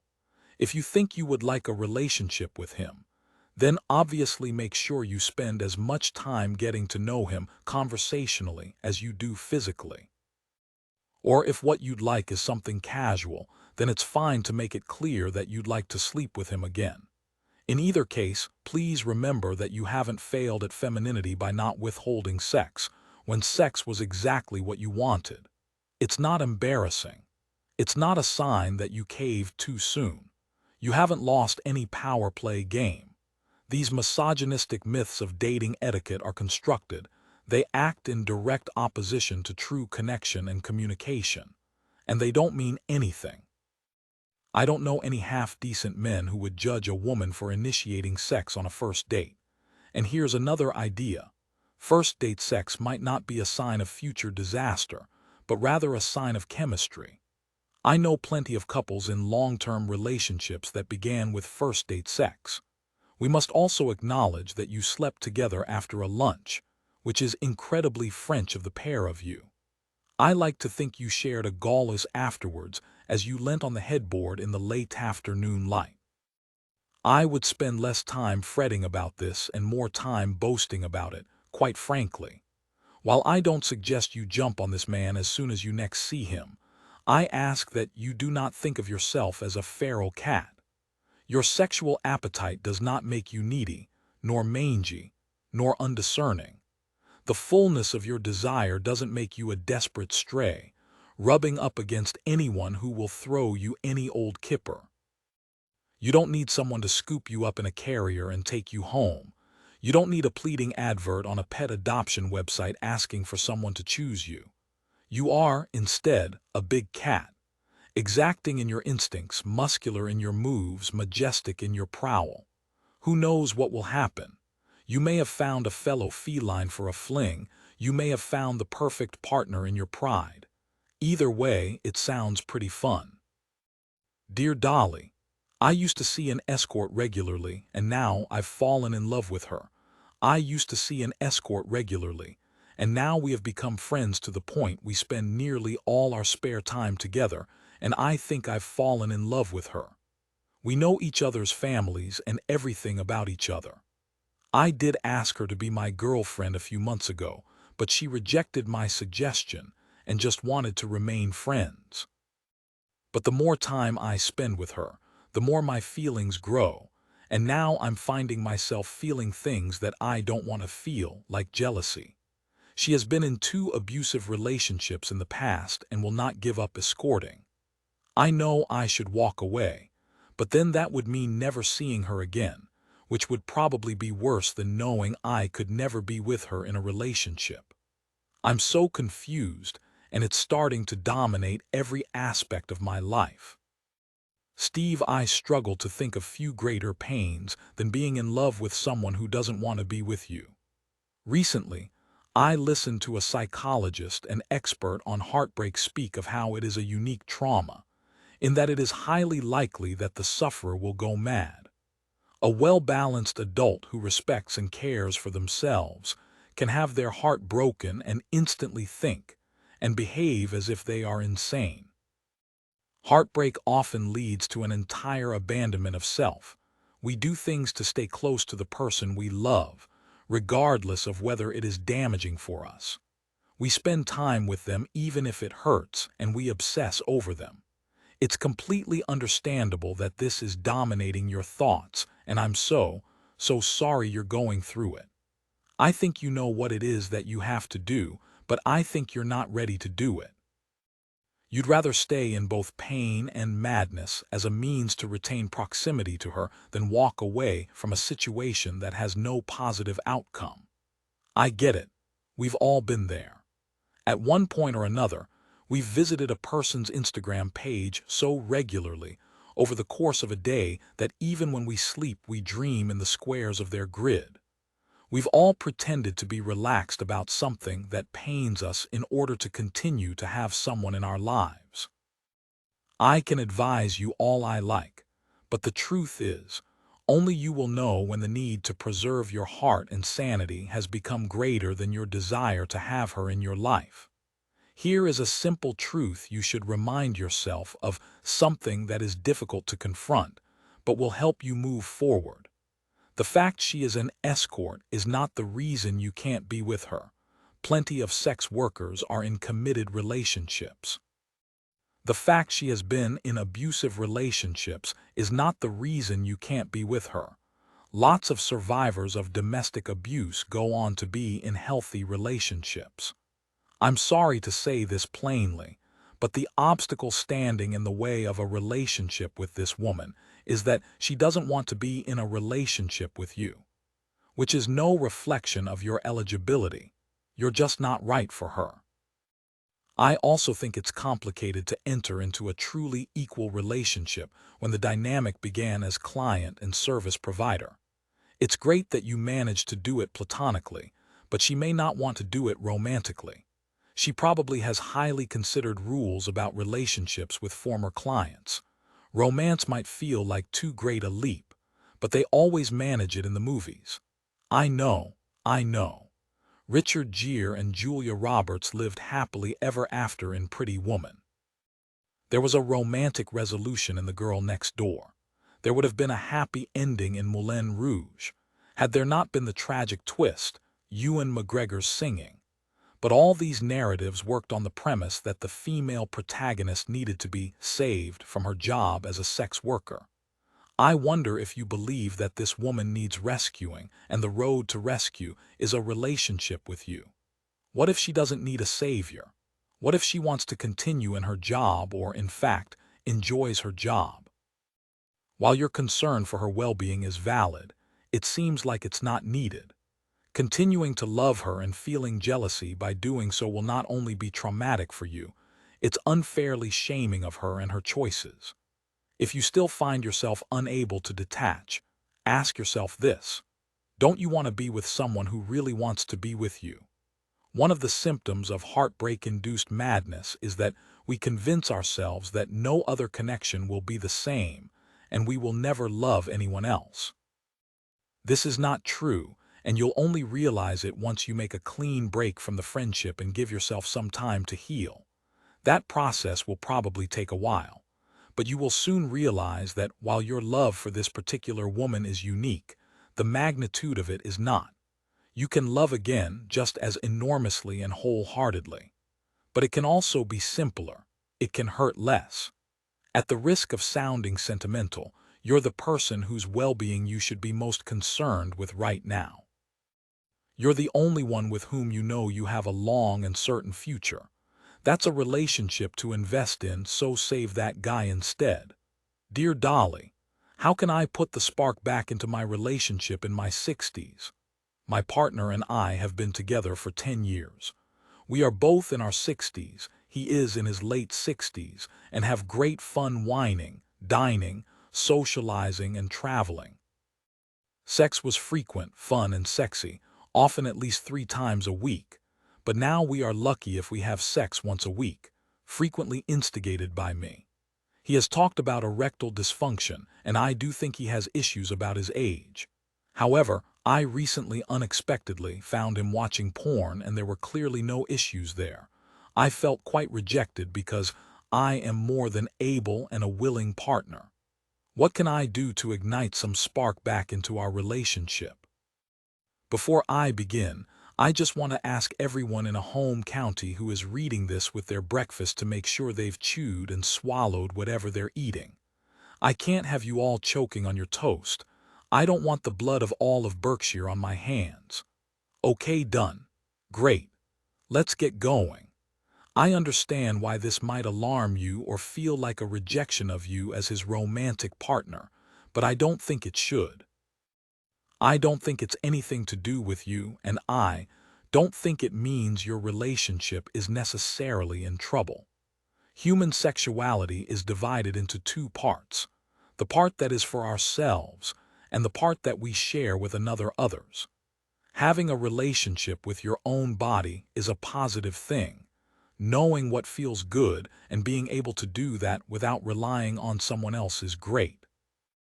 Obviously, the more our autonomous and collaborative sexuality join up, the better. Nothing makes for more intimate sex than being able to invite someone into your private desires and fantasies. But I do think everyone, no matter what their age or marital status, has a right to a relationship with their own sexuality that may well remain private. It was there before he met you, and it will be there if you ever left. I don't think that's an unusual thing. I would hope that you have a relationship with your own body and sexuality away from him too. I'm cautious to say the following, because there is obviously no standard of normal when it comes to sexual appetite, and I don't want you to feel any sort of shame for your libido. We love to see it, girl.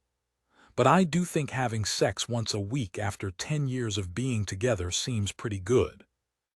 If you're feeling unsatisfied, it's something worth addressing, but in terms of worrying about waning chemistry, I wouldn't let that frequency stress you out. I would be amazed if erectile dysfunction and his age aren't the main factors behind him initiating sex less frequently. I remember once hearing a man who suffered from erectile dysfunction say in an interview that he felt like he was a romantic who couldn't make love, and I found it so sad. Changing bodies and subsequent difficulties with sex are obviously not just a male problem, but it must have a huge effect on a man's sense of self, particularly if your relationship, until this point, has been as passionate as you describe. I'm sure he feels anxiety about not disappointing you or you seeing him as anything other than vital and virile. If that's the case, your reduced sex life isn't a reflection of your relationship. It shows a disconnection he's feeling from himself. That might not preclude his use of porn because he doesn't have an emotional relationship with the women on screen. He won't feel like he's letting them down if he can't perform. I don't want you to blame yourself in any way. It certainly isn't incumbent on you to find this elusive spark and put it back into your relationship. I don't think that's the thing that's missing. What's missing is communication. If you talk to him about it and make him feel safe enough to open up to you, I'm sure you can find a way to restore your sex life to a place where you feel secure and satisfied. It might be as simple as him needing medical assistance, or everyone chew and swallow your toast again. All done. You might have to more regularly find other ways of being intimate and physical than having penetrative sex. Or you could try watching porn together and finding something you both like, so he can invite you in on his sexual rituals and it can be something you enjoy mutually. Although that might not be your thing, in which case ignore this suggestion. You should only do that if it's a thought that turns you on. Whatever the solution, you're only going to get there by talking. I know that might sound daunting or hideously uncomfortable, but I think you will feel such a relief after you have a conversation about where you're both at. It sounds like you two are a close and connected couple. If that's the case, you should make the most of being able to talk to each other about anything. Dear Dolly, I'm seeing a married man, and the thought that I'm just sex to him makes me feel worthless. I have been seeing a married man for 18 months. I accept he loves his wife and children, who are the same age as me, and I am not asking for him to love me, but the thought that I am just sex to him makes me feel worthless. I don't want to lose a man who means so much to me, but it isn't fair that he gets to play happy families while I have to play the stoic other woman. How do I know when the time is right to end our relationship? You're right that it's unfair. It's unfair that the man you love gets to enjoy the stability of a marriage and family as well as the excitement of a secret sexual relationship, while one woman is betrayed and the other is left feeling worthless. This hasn't happened by coincidence. There's a reason why so many affairs involve men in middle age and women in their 20s. I don't know if you are just sex to him. He may have very strong feelings for you. I do know that closeness to you probably makes him feel young and exciting and desired and important. One day you won't know him or love him anymore, and as hard as it may be to imagine, you won't be sad. You'll just be really angry. Reading your letter, the thing that I find most alarming is not that you're having a relationship with a married man, but that you seem to think you are so undeserving of love. We know that affairs rarely end well and can cause cataclysmic damage, the aftershock of which is often felt by multiple people. So why do so many do it? Particularly, in this case, when you're not asking for love. The old adage tells us that infidelity is not the problem in a marriage, but a sign that there are other things not working. I think something similar could be said of single people who choose to have affairs with married people. Attraction is, of course, an obvious motivation, but I would argue that the affair is a symptom that something is not working in the relationship you have with yourself. All of us fancy people we can't have all the time. It might be because they're in a relationship or we're in a relationship. but only some of us decide to act on it. It's far too simplistic to believe it's on account of a lack of morality, particularly because most people I know who have had long-term affairs are shocked from start to finish that they were capable of it. Maybe you think you can't be loved the way other women are loved, fully, honestly, and respectfully, so instead you settle for affection that is hidden and half-formed. When I interviewed the writer Marian Keyes, she said of the tumultuous relationships of her 20s, "I was generating fake emotions to distract myself from the pain of being me." I think about it all the time. Perhaps you have embroiled yourself in something dramatic and maddening to avoid facing other issues. If that's the case, being properly single means you'll have to work through them, which I know is really scary, but it will set you free. In terms of the right time to end the affair, you know the answer already. This is never going to be a relationship you're going to look back on and wish lasted longer. I hate saying this because I know it's going to sound judgmental. I really don't judge you, but it's important you know that this experience will stay with you. When you break up with him, you won't leave the affair in the past and never think about it again. I only know this from having multiple conversations with multiple women who had affairs with married men in their 20s. All of them, at some point in their 30s and 40s, have been haunted by it. You will think about it when you are in your next committed, long-term relationship. You will think about it at your best friend's wedding. You will think about it when your niece or goddaughter or daughter is your age. You will think about it when you are his wife's age. It's okay, every single one of us makes mistakes and all of us have regrets. I personally don't trust anyone without them. Sorry, Edith Piaf and Robbie Williams. But in this moment of reflection, you have an opportunity to get out. There is a clear option for making life easier for your future self. I can't be the person who gives you permission to continue this affair or tells you that you have to end it. No one can, other than you. There's always a space between knowing exactly what you have to do and finding the strength and courage to do it. I think you're standing in that space right now. I hope you get to the other side soon. He can't come with you, but it's where you will find peace and integrity and truth. And love, if that's what you want. Dear Dolly, my boyfriend of 3 years and I barely have sex. I have been with my boyfriend for almost 3 years now and we barely have sex. I am 23 and he is 25 and his sex drive is so low. I try to spice things up, but when we do have sex it lasts for 5 minutes on a good day, and he doesn't seem bothered about putting in the effort to please me. I ask him if it's me and he says it's nothing, and that I want it all the time. Once a week doesn't seem overly obsessed to me. We haven't had sex for a month now, and I don't know how to bring it up without feeling guilty or like a sexual predator. I am planning on staying with him for a while, but if our sex life has already dried up, that's a big issue for me. What would you do next? My friend with a low sex drive once told me a story I've never forgotten. Her boyfriend, a very well-meaning man, used to have a pre-seduction technique that involved lighting incense and slathering himself in a thick layer of Nivea cream. She said the scent of the joss stick and the feel of his overly lubricated cheek, like cold jelly, alerted her to the fact that she was meant to be horny.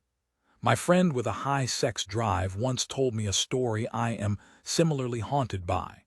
During her countless unsuccessful goes at seducing her boyfriend over the course of countless months, he once reached for the excuse of urgently needing to descale the kettle. It is horrible to feel pressure to have sex to please someone you love.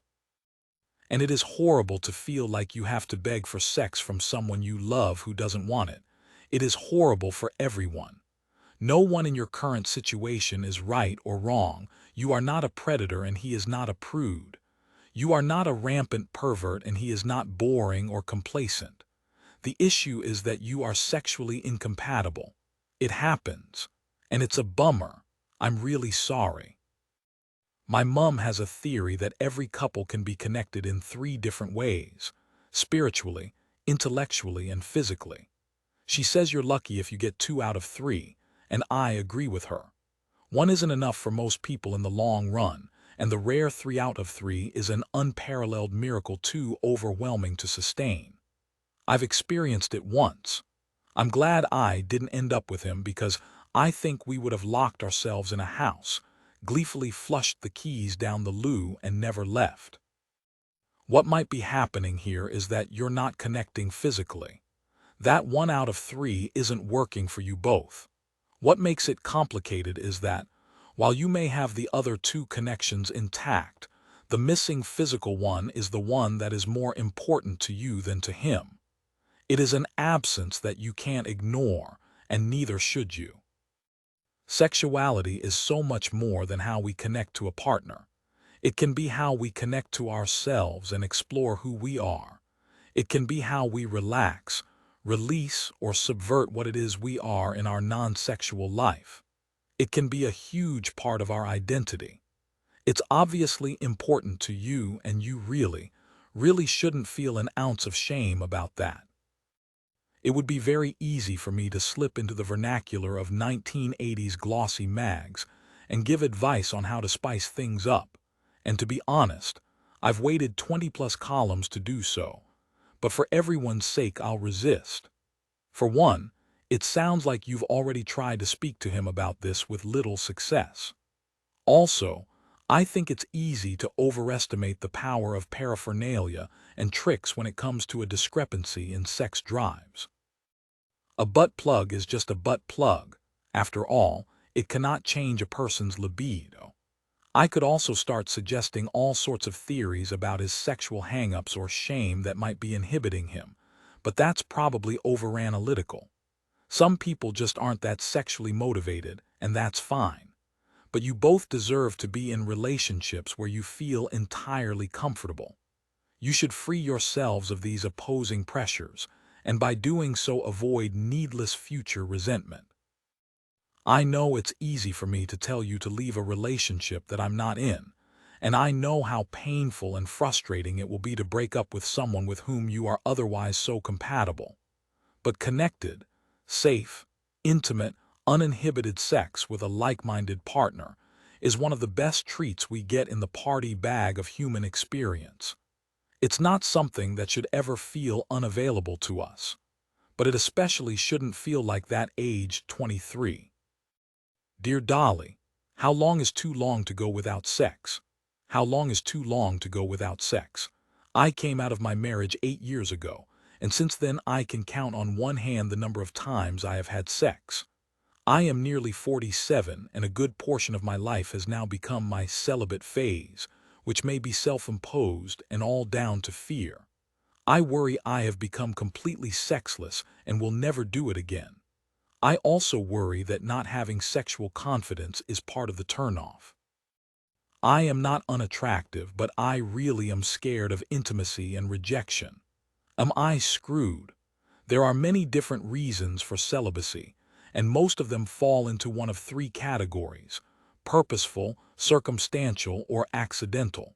The purposeful kind is the best and rarest. You can see its benefits in the eyes of its cheesecloth-wearing advocates, or in the chapters of successful people's autobiographies in which they describe the most industrious years of their lives and simply state, "I wasn't really dating during this time." Circumstantial celibacy is less fun. Heartbreak, sadness, sickness, exhaustion, medication, children. These are all valid reasons for making sex a less urgent priority or shelving it altogether. Accidental abstinence, when you want to have sex, but you can't find the means to do it, is the real toughie. It sounds like you've experienced a mixture of these last 2. During various stages of lockdown in the past year, I've spoken to a lot of single people who have found themselves in a phase of accidental celibacy, which has sent them into despair. I've thought a lot about why this is, and I think it's because it reminds us of adolescence. For most people, enforced celibacy is one of the prevailing memories of teenage life. a frustrating combination of not having sex, but thinking about sex all the time, obsessing over it, being terrified of it, Googling the mechanics of it, wondering if we'd ever find anyone who wanted to do it with us. If you felt severely unattractive or rejected as a teenager, a long absence of sex in adult life can really agitate that old wound, no matter how much healing you've done in the interim. It can feel like you've regressed straight back into the probably lilac or lime green walls of your childhood bedroom and returned to a state of inexperience and insecurity. But you're not inexperienced. You're not underqualified. If you feel ready to have sex, you are ready to have sex. It might seem scary, but that's only because you're thinking of it as an abstract idea with an imaginary participant. The minute you connect with someone who you really fancy, intimacy won't feel like such a daunting thing.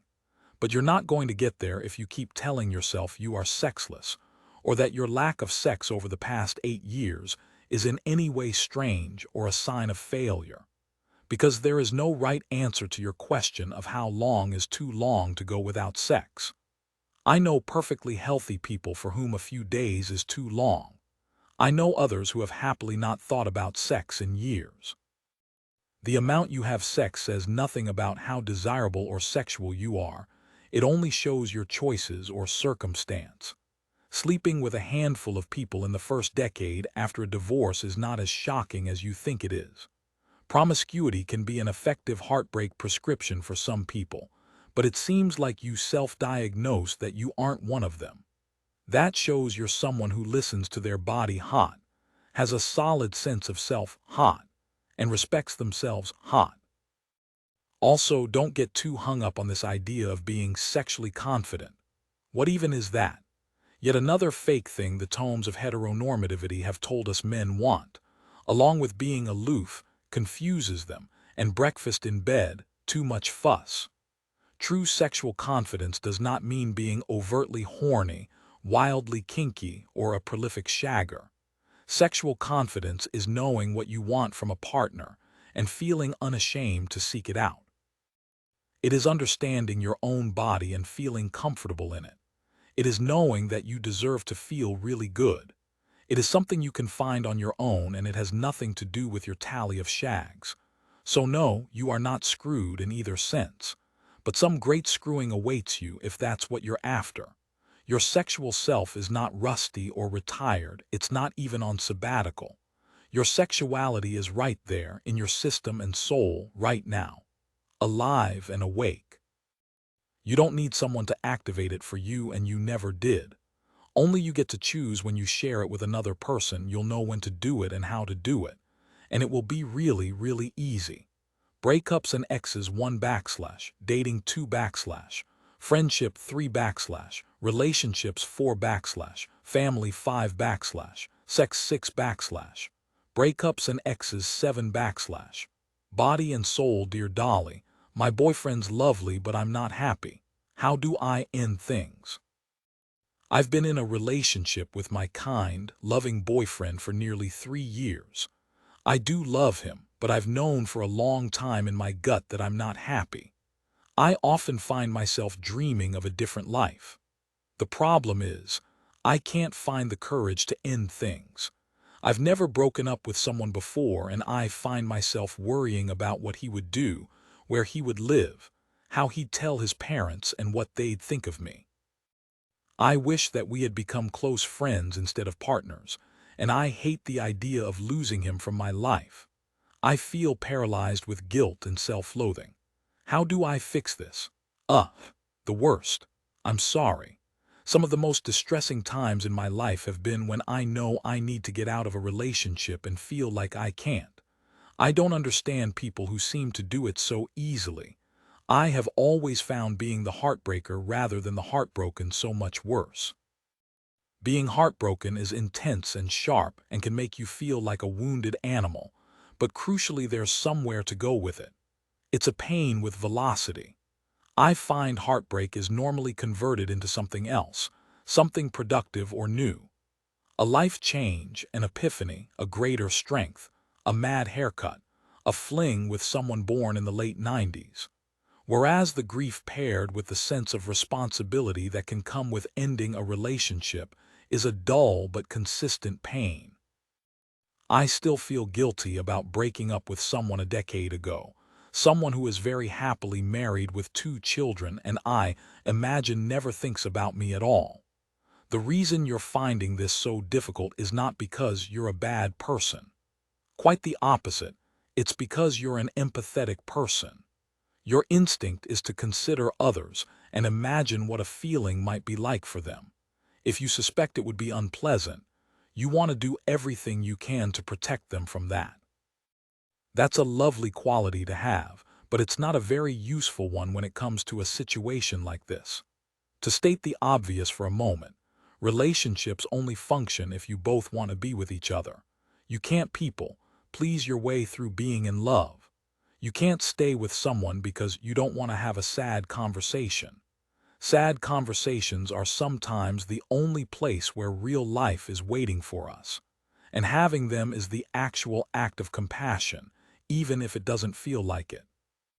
Truth is the most respectful thing you could give this man now, not cowardice disguised as kindness.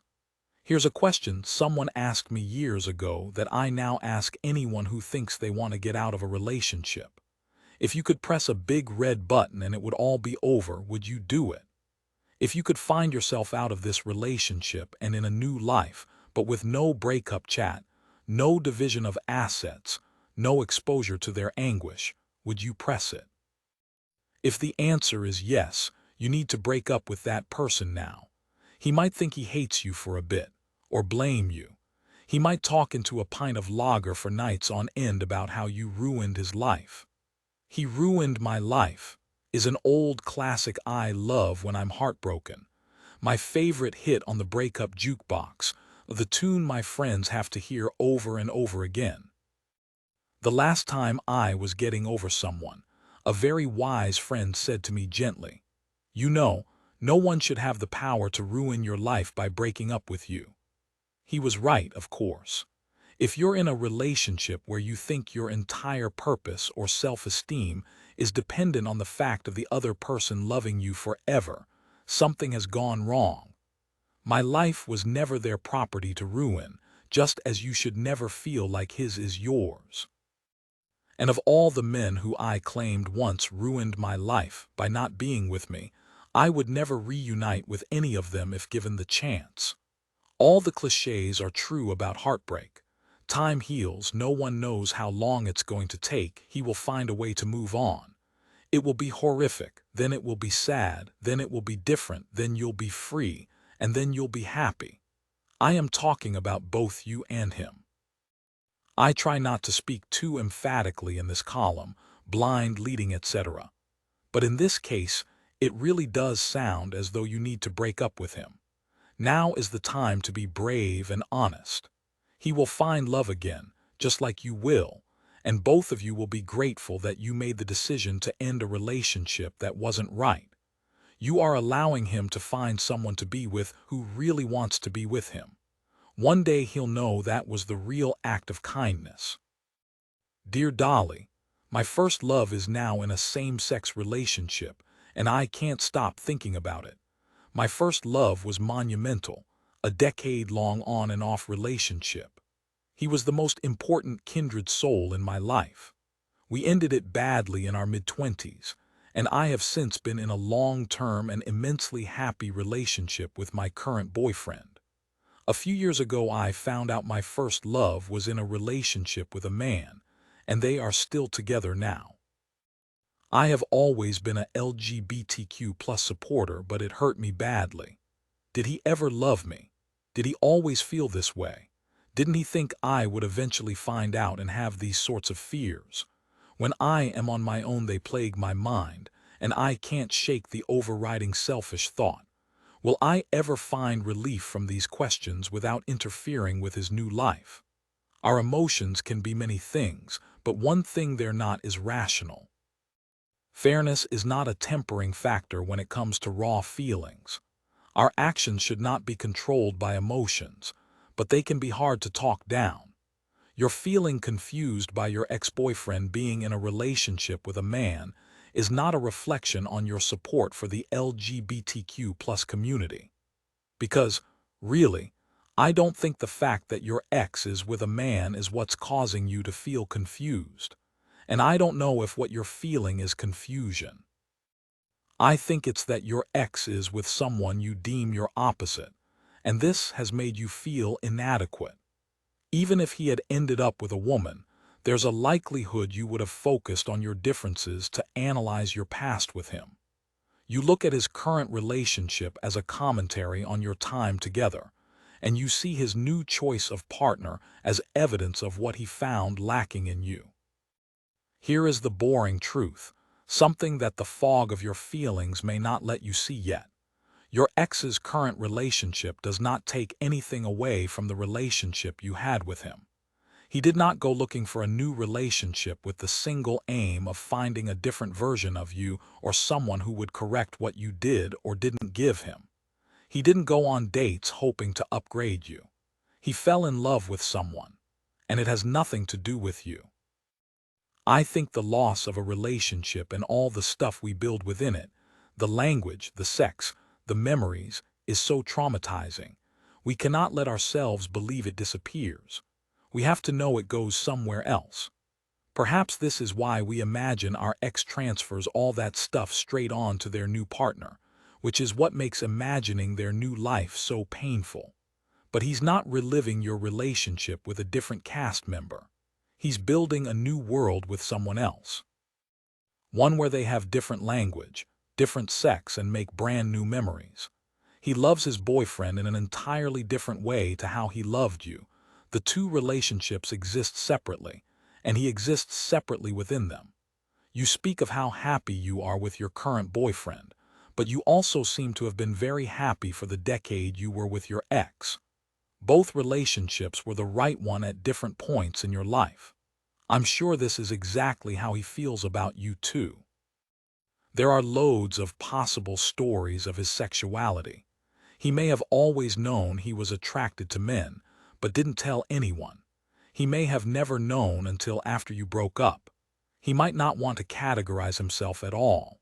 The only thing you know for certain is that he fell in love with two individuals who happen to be of different genders. Can you make your peace with this fact? Or do you still feel you need to speak to him? I would think carefully before you do. Make sure you are opening a conversation in which he can share his experience, rather than you demanding answers from him. Both of your current relationships are none of each other's business, and he doesn't owe it to you to be with women for the rest of his life to satisfy your version of who he is. If these thoughts still plague you, it doesn't mean it's because there is proof that he never loved you. The most solid proof of what you two had is in your memories. Hold on to these. They are sacred and they are not lying to you. Recently, a friend of mine received a long message of explanation from a man she had been waiting to hear from for years and years. She received it, screenshotted it, and sent it to me, then deleted it without reply, her heart beating at a glacial pace. Her long-rehearsed speech, the one we've been rewriting in pubs since our 20s, came to nothing. She had always thought she needed answers to get closure, but she had done it on her own without realizing. The peace you're looking for is probably within reach. Dear Dolly, I can't stop stalking my ex on social media. I broke up with my ex just over a year ago, and I can't stop stalking him on social media. He got Instagram shortly before we broke up and has recently started posting stories. Naturally, I assumed he began doing this to get my attention. I also stalk his and his friends, Facebook/Spotify/Strava, you name it, regularly. I find myself getting upset or making things up based on what I find. For example, I have convinced myself he's seeing a new girl purely because he and his best mate newly follow her on Instagram. How do I stop this ridiculous behavior? I once had a breakup, and in the extremely tearful debrief we had a few months later, I admitted to my ex that I hadn't been able to stop checking his Instagram and Twitter. He told me he had managed to only cave. a handful of times since we had parted. I asked him how he had exercised such self-restraint. "There is nothing I could find on your profiles that's going to make me feel good," he said. His logic infuriated me. I realized that it wasn't that he had more self-restraint than I did, he had more self-compassion. I was envious of it. There is nothing you could find on an ex's profile that's going to make you feel good. And yet the masochistic treat of having a quick snoop can become an addiction. Even the best-case scenario makes you feel terrible. The heart-fluttering high of typing their familiar handle into your phone, the suspense as the page loads, the short, sharp relief when you find nothing of interest, the shame that you're back here again, the deleting of the browser history so you won't do it again, the inevitable return to your old habit a few days later. And in the worst-case scenario, there is a small triumph in your pain, when you find morsels of public information that confirm your most private theories. He has moved on, he's with someone else, he doesn't care about me, he never cared about me, I was right all along, huh? Even though, as any seasoned millennial knows by now, you can never be sure of the reality of someone's life from their social media pages. You're never going to know truly how your boyfriend is doing by creating a forensic profile of guesswork based on comments and posts and follows. You need to stop this addictive cycle, and you obviously cannot do it on your own. There's something that can help you: the block button. Don't mute him, don't limit your social media usage. It won't work. You need to block. The first time I blocked an ex, I had such newfound empathy for anyone who had blocked me. I used to think it was because they hated me, or they were posting things they didn't want me to see. It was only when I blocked someone I still loved that I realized. When someone blocks you, it's not because they're worried about you going on their profile. It's because they're going on your profile too much. In the majority of cases, blocking isn't a weapon used to make people feel bad. It's an armor to guard oneself. I reluctantly returned to the wisdom of the ex. There's nothing you could find on his profile that's going to make you feel good. Well, that's a lie. He could post a photo of himself looking particularly unattractive, maybe with a bit of sauce on his face, hopefully sobbing. The caption would read, "Hey guys, time for some real talk. Since my last breakup, I've done nothing but think about her. I've tried to sleep with someone new, but the sex was terrible in comparison. I miss her every day. My family and friends aren't speaking to me because they think it's so stupid that we broke up. They're like, 'You're never going to love anyone the way you loved her. Are you stupid or something?' Anyway, I've cried myself to sleep every night, and even the dark escape of sleep isn't a comfort because every night I dream about her. Hope you're all having great weekends, ex." I have been waiting for this post from all of my exes, and I'm sorry to say it won't ever materialize. Okay, the hard bit. He's free to do whatever he wants now. He's going to have sex with someone else, he's going to fall in love, he might get married one day. The likelihood is that is going to happen, and you don't know when. It might be slowly over the course of the next 50 years, or it might be in the next 5 months. But the one guarantee is that his life is going to continue without you. You can't keep him on an invisible leash through knowing everything that's happening for him. You can't control anything here on in. His life is all up for grabs. But the good news is, so is yours. You're both free now.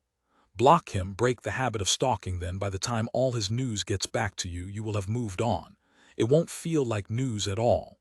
Dear Dolly, I've been happily married for years, but I can't get over my first love. I'm happily married, I think I am, to a wonderful man. My choices, desires, and dreams are as important as his are, and he has often pushed me to go get them. Everything and everyone tells me how lucky I am to have this special man with whom I have been sharing my life for so long. And it's a very big but, I can't seem to let go of my past.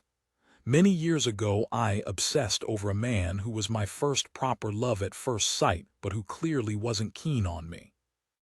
We got back in touch a few years ago on a WhatsApp group, and it's like I'm back at square one. After all these years, I feel the same way as I did back then. I have kind of pushed him away again with my overzealous messages, and he hasn't replied to me in more than a year. But I can't stop thinking about him. I feel so guilty and bad because this isn't going to lead me anywhere, I know. Have you got any remedy suggestions, anything? Please help me, I'm really losing it. I have never felt like this before. I hope you have solutions to this dilemma. Please help. And one of the best pieces of advice I have ever been given is that when you're trying to get over someone, you need to focus on the facts of who they are rather than the idea of who they are. When it comes to desire, perception rather than reality is, more often than not, what fuels the furnace, what they represent to us, what we've imagined them to be, what we think they'll provide in our lives that is currently missing, who we think will be when we're with them. These imaginings can become an obsession, and the more we think about them, the harder it is to delineate between our self-created myths of a person and cold, hard facts. I am not diminishing your current pain and confusion, but I do think it will help if you can differentiate between the story that currently exists between you and this man and the story you've penned in your head. From the timeline you've given me, it appears that you're in your early to mid-40s. While that is a young age, it does mark the beginning of the middle of your life. You have entered the second half, which I imagine could be exciting and invigorating or disheartening and draining, or all of these things, much like a night at the National Theater. Far be it from me to speculate on a crisis, but you might be fixating on a man from your past so you don't have to think about your future. Not to put too fine a point on it, this obsession might be less about him and more about a fear of aging. I have heard it said that the further away we get from our first love, the more we ruminate on it. Why is that? First love is so rarely the greatest love, the sex is clumsy. We don't know who we are when we're so young. We often miscommunicate. The lust can be overwhelming. The breakup can feel like a death sentence. I think the romance of first love increases as we grow older because we miss the freedom we felt in those relationships. There was no pressure to commit, no bills to pay, no children to raise, no sense of what lies ahead, no cynicism about what could go wrong because we were too young to know what something going really wrong feels like. Perhaps what you're craving is not a relationship with this man, but to once again be the teenage girl who was struck by her first coup de foudre while standing in the student union bar, pint of Boddingtons in her hand. But if you were to be with him now, neither of you would be the students with whom you're trying to reconnect. You cannot time travel back into your past for longer than an hour or a night. You've known and seen and felt too many things to fully rehouse the mind of your teenage self. If you're trying to beat the laws of physics, it's not going to work. It also strikes me as no coincidence that you've been with your partner a number of years now, presumably with a milestone anniversary somewhere on the horizon. Maybe you are worrying about the familiarity of your long-term relationship, that you've fallen into a routine, or that things have become too predictable. I think that's entirely understandable. It's also no coincidence that the man you've chosen to focus your passion on is one whom you describe as having little interest in you, and who you don't seem to know hugely well. Unrequited obsession over a relative stranger. You couldn't have chosen something more dangerous or more unfamiliar. You need to go cold turkey to get some clarity. No messages, no daydreaming, no social media stalking.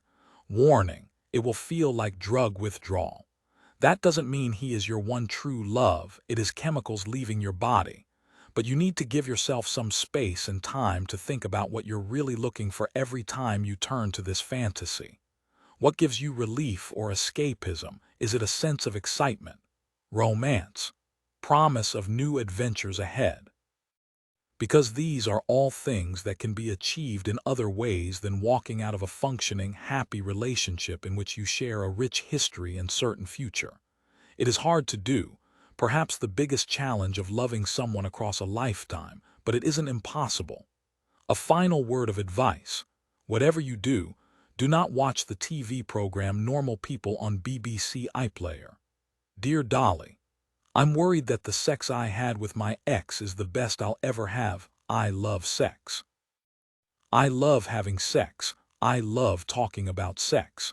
Some of it has been great, most of it has been fairly average, and a lot of it has been awful. However, the physical connection that I had with my ex-boyfriend was, and I say this with the full acceptance of cliché, mind-blowing. We would have sex 4 or 5 times a night every time we saw each other, even after more than a year together. I have never felt anything like it. Unfortunately, for many other reasons, the relationship didn't work out. I'm now starting to get back out there, but the few experiences I've had have been pretty underwhelming. I am so worried that I will never experience that same level of sex again. What if he's the best sex I will ever have? In every new relationship where the sex is particularly great, it is hard to imagine a world in which that insatiability won't last forever.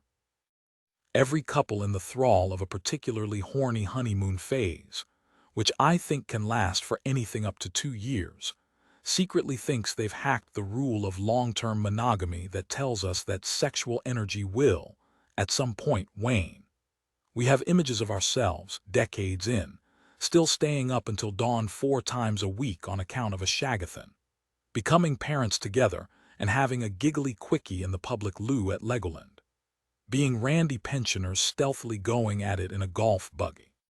And yet so few of us manage to sustain that intensity, no matter how good the sex or how much we continue to fancy one another.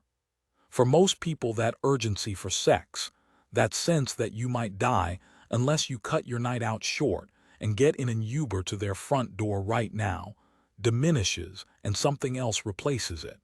Something more relaxed and responsive to the relationship's phases. The first thing I'll say to try to put your mind at ease is that, while I am sure your sexual connection would have continued to be incredibly strong, the likelihood is that it wouldn't have remained as full-on as it had been. A relationship involves 2 humans, 2 bodies, 2 brains, 2 lives. To sustain such an unwavering sex life while moving through life and its cycles would have been almost impossible. And if you had continued having that much sex, that seems more like a compulsion than a connection. An addiction to a sexual partner can be fun, but it's not healthy or sustainable in a relationship. And I'm sure you want sex to be a joy rather than a dependence. Also, I don't know if 5 back-to-back shags in a night would satisfy you in the long term. Hear me out. I think part of the fun of relationship sex is that you form a sexual catalog together over a period of years. The sleepy sex you have when you both wake up in the middle of the night and then forget about until one of you mentions it the following day. The ferocious renaissance after a fortnight of no sex.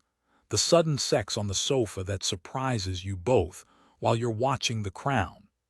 That variation makes those moments of intensity feel incredibly real. Plus, if you're at it all the time, you'll clear your local boots out of cystipurin, which isn't fair on the other women who live in your area. I would be cautious of a relationship in which sex is the most important and honest form of communication. Sex is important in a relationship. Of course it is. But if you are reliant on it to connect with each other without much else, I think it can give a false sense of closeness that will ultimately fall apart. And I'd also warn against thinking in superlatives. Something I've learned from living for a few decades is that the superlative you refer to won't be the superlative of a lifetime. Life is long and unpredictable, and so much is ahead. The year that I thought was the worst year of my life turned out not to be the worst year of my life. The day that I always said was the happiest was topped by another day. I thought I'd met the man I was most in love with until I eventually fell in love with someone else. The best sex of your life is definitely not a thing of the past, and I try not to spend too much time on such a fatalistic thought when the future is so unknown. Be glad that you had such a wonderful sexual connection with someone. Say thanks to the universe, not to him. Definitively don't send a text of thanks to him, and think of it as a soupçon for the future. Your ex wasn't a sexual superhero. The sex you had was something you did together. Good sex is about fancying each other, being communicative and open. That will happen again with the right person. Dear Dolly, can I be friends with my ex? Can you really be friends with an ex? I came out of a 7-year relationship last year. He was the best friend I ever had. We are each now in a new relationship and are trying hard to remain friends. We see each other once a week, but I am worried that as our respective relationships become more serious, we will lose each other. It feels very painful not being the most important person in his life anymore, a dynamic that intensifies as his new relationship progresses. Do I let him go now and cut him out until it is less fresh? Is it possible for us to remain in each other's lives in any meaningful way? I've always been envious of couples who manage to stay friends after they break up. I find it exceedingly chic. It's so rare for two people to put their egos aside, let go of resentments and manage respectfully to devolve a romantic connection into a platonic one. I know some exes turned mates who say that friendship is exactly where they were destined. They just had to go through coupledom to get there. I know others who say they're so close as friends, they can't even remember what their sexual and romantic connection was like. I even know an actual, real-life pair of exes who became godparents to each other's respective children. Just like Hugh Grant and Liz Hurley, but without the sex scandal. I think most people have at least one ex they wish they had found a way to stay friends with, a person they instinctively want to call with good news or bad news, or when reminded of an old in-joke. 10 years on, and there is still an ex-boyfriend I want to call when I hear certain albums or visit certain places. This type of ex can live in your mind almost as much as the other kind, the one you only ever want to see named on an obituary page. It's rare for exes to become long-term best friends, and with good reason. Even if you do manage to do it, successfully divide the assets, not hold grudges, not get drunk and have a nostalgia shag, even then, that's only half the work done. You then have to explain this friendship to your respective partners and make them feel comfortable with it. In my experience, that's the thing that is the biggest obstacle to long-term friendship with an ex. I don't think it's unreasonable that someone's current partner might not be thrilled by their boyfriend or girlfriend having weekly meetups with a person who they were with for 7 years. And I don't think that discomfort is because of jealousy or feeling threatened that there might still be a chance they will get back together. I think it's about occupation of intimate space. If you're someone's long-term partner, you are meant to be the person who sees them the most, knows them the best, and is familiar with every part of their life. This will be an impossible role for your ex's current girlfriend or future girlfriend to fill if you are still in his life so regularly. How can she quickly catch up on the 7 years you spent with him? How can she get as close to his friends and family and find out everything about him? It's telling that the thing you're most worried about is not being the most important person in his life anymore. I wonder if that's the thing you're grieving, rather than a potential friendship with him. You can still see him and stay in each other's lives in a more casual way that leaves some room for new love for both of you. But maybe you're worried about fully letting go of the relationship you had together. The fact is, he wasn't your best friend for the past 7 years. He was your boyfriend. So once you strip him of that job title and its requirements, once you are no longer the person he wakes up and goes to sleep with, your relationship is going to be less intense. It has to be. I think you need to say goodbye to your old relationship.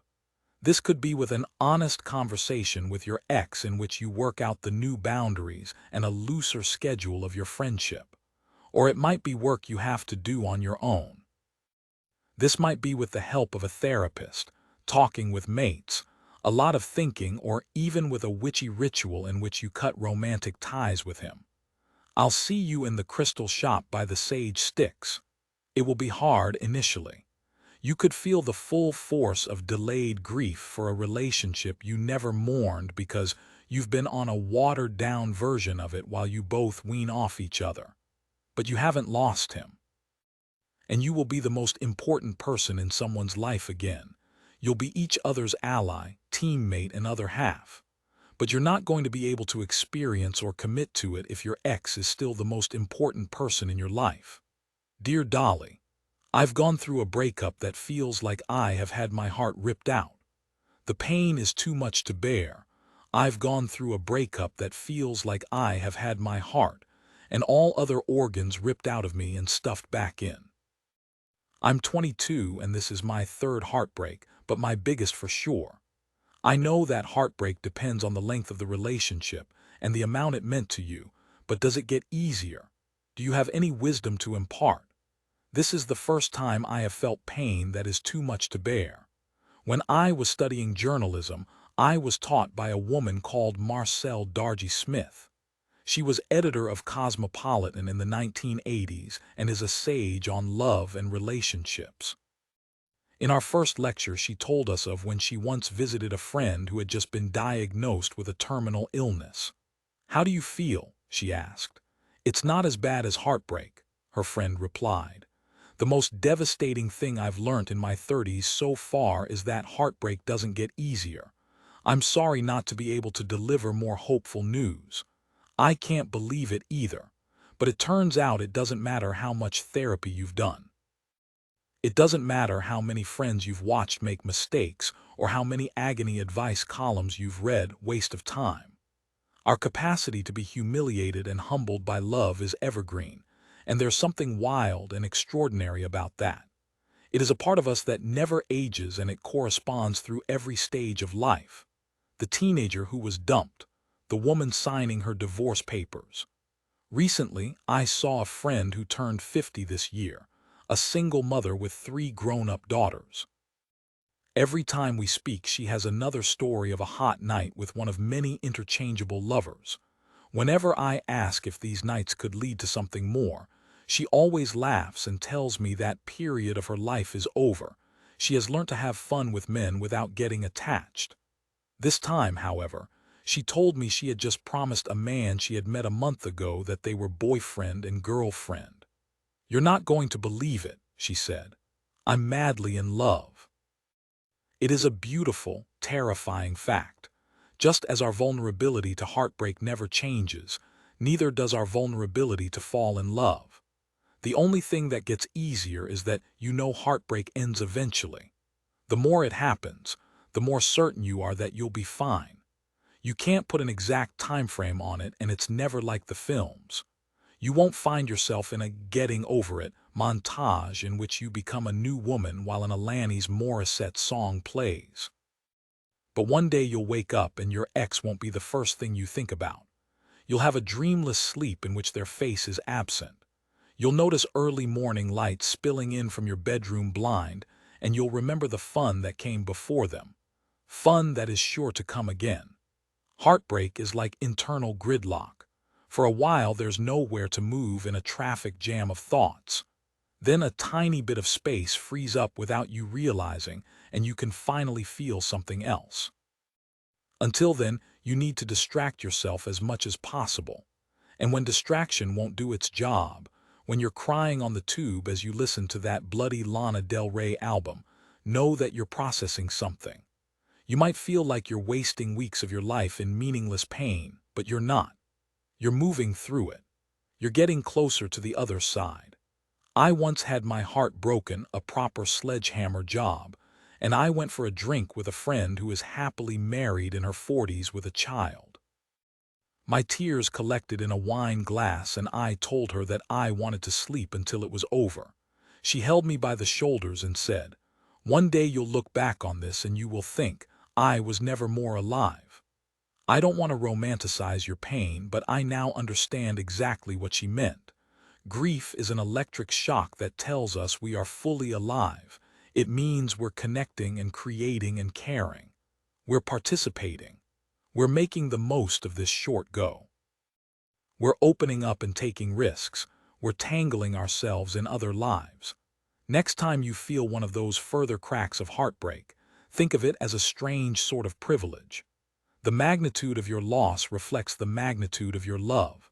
You will not feel like this forever, I promise, and what will be left is awe that you could love someone so much.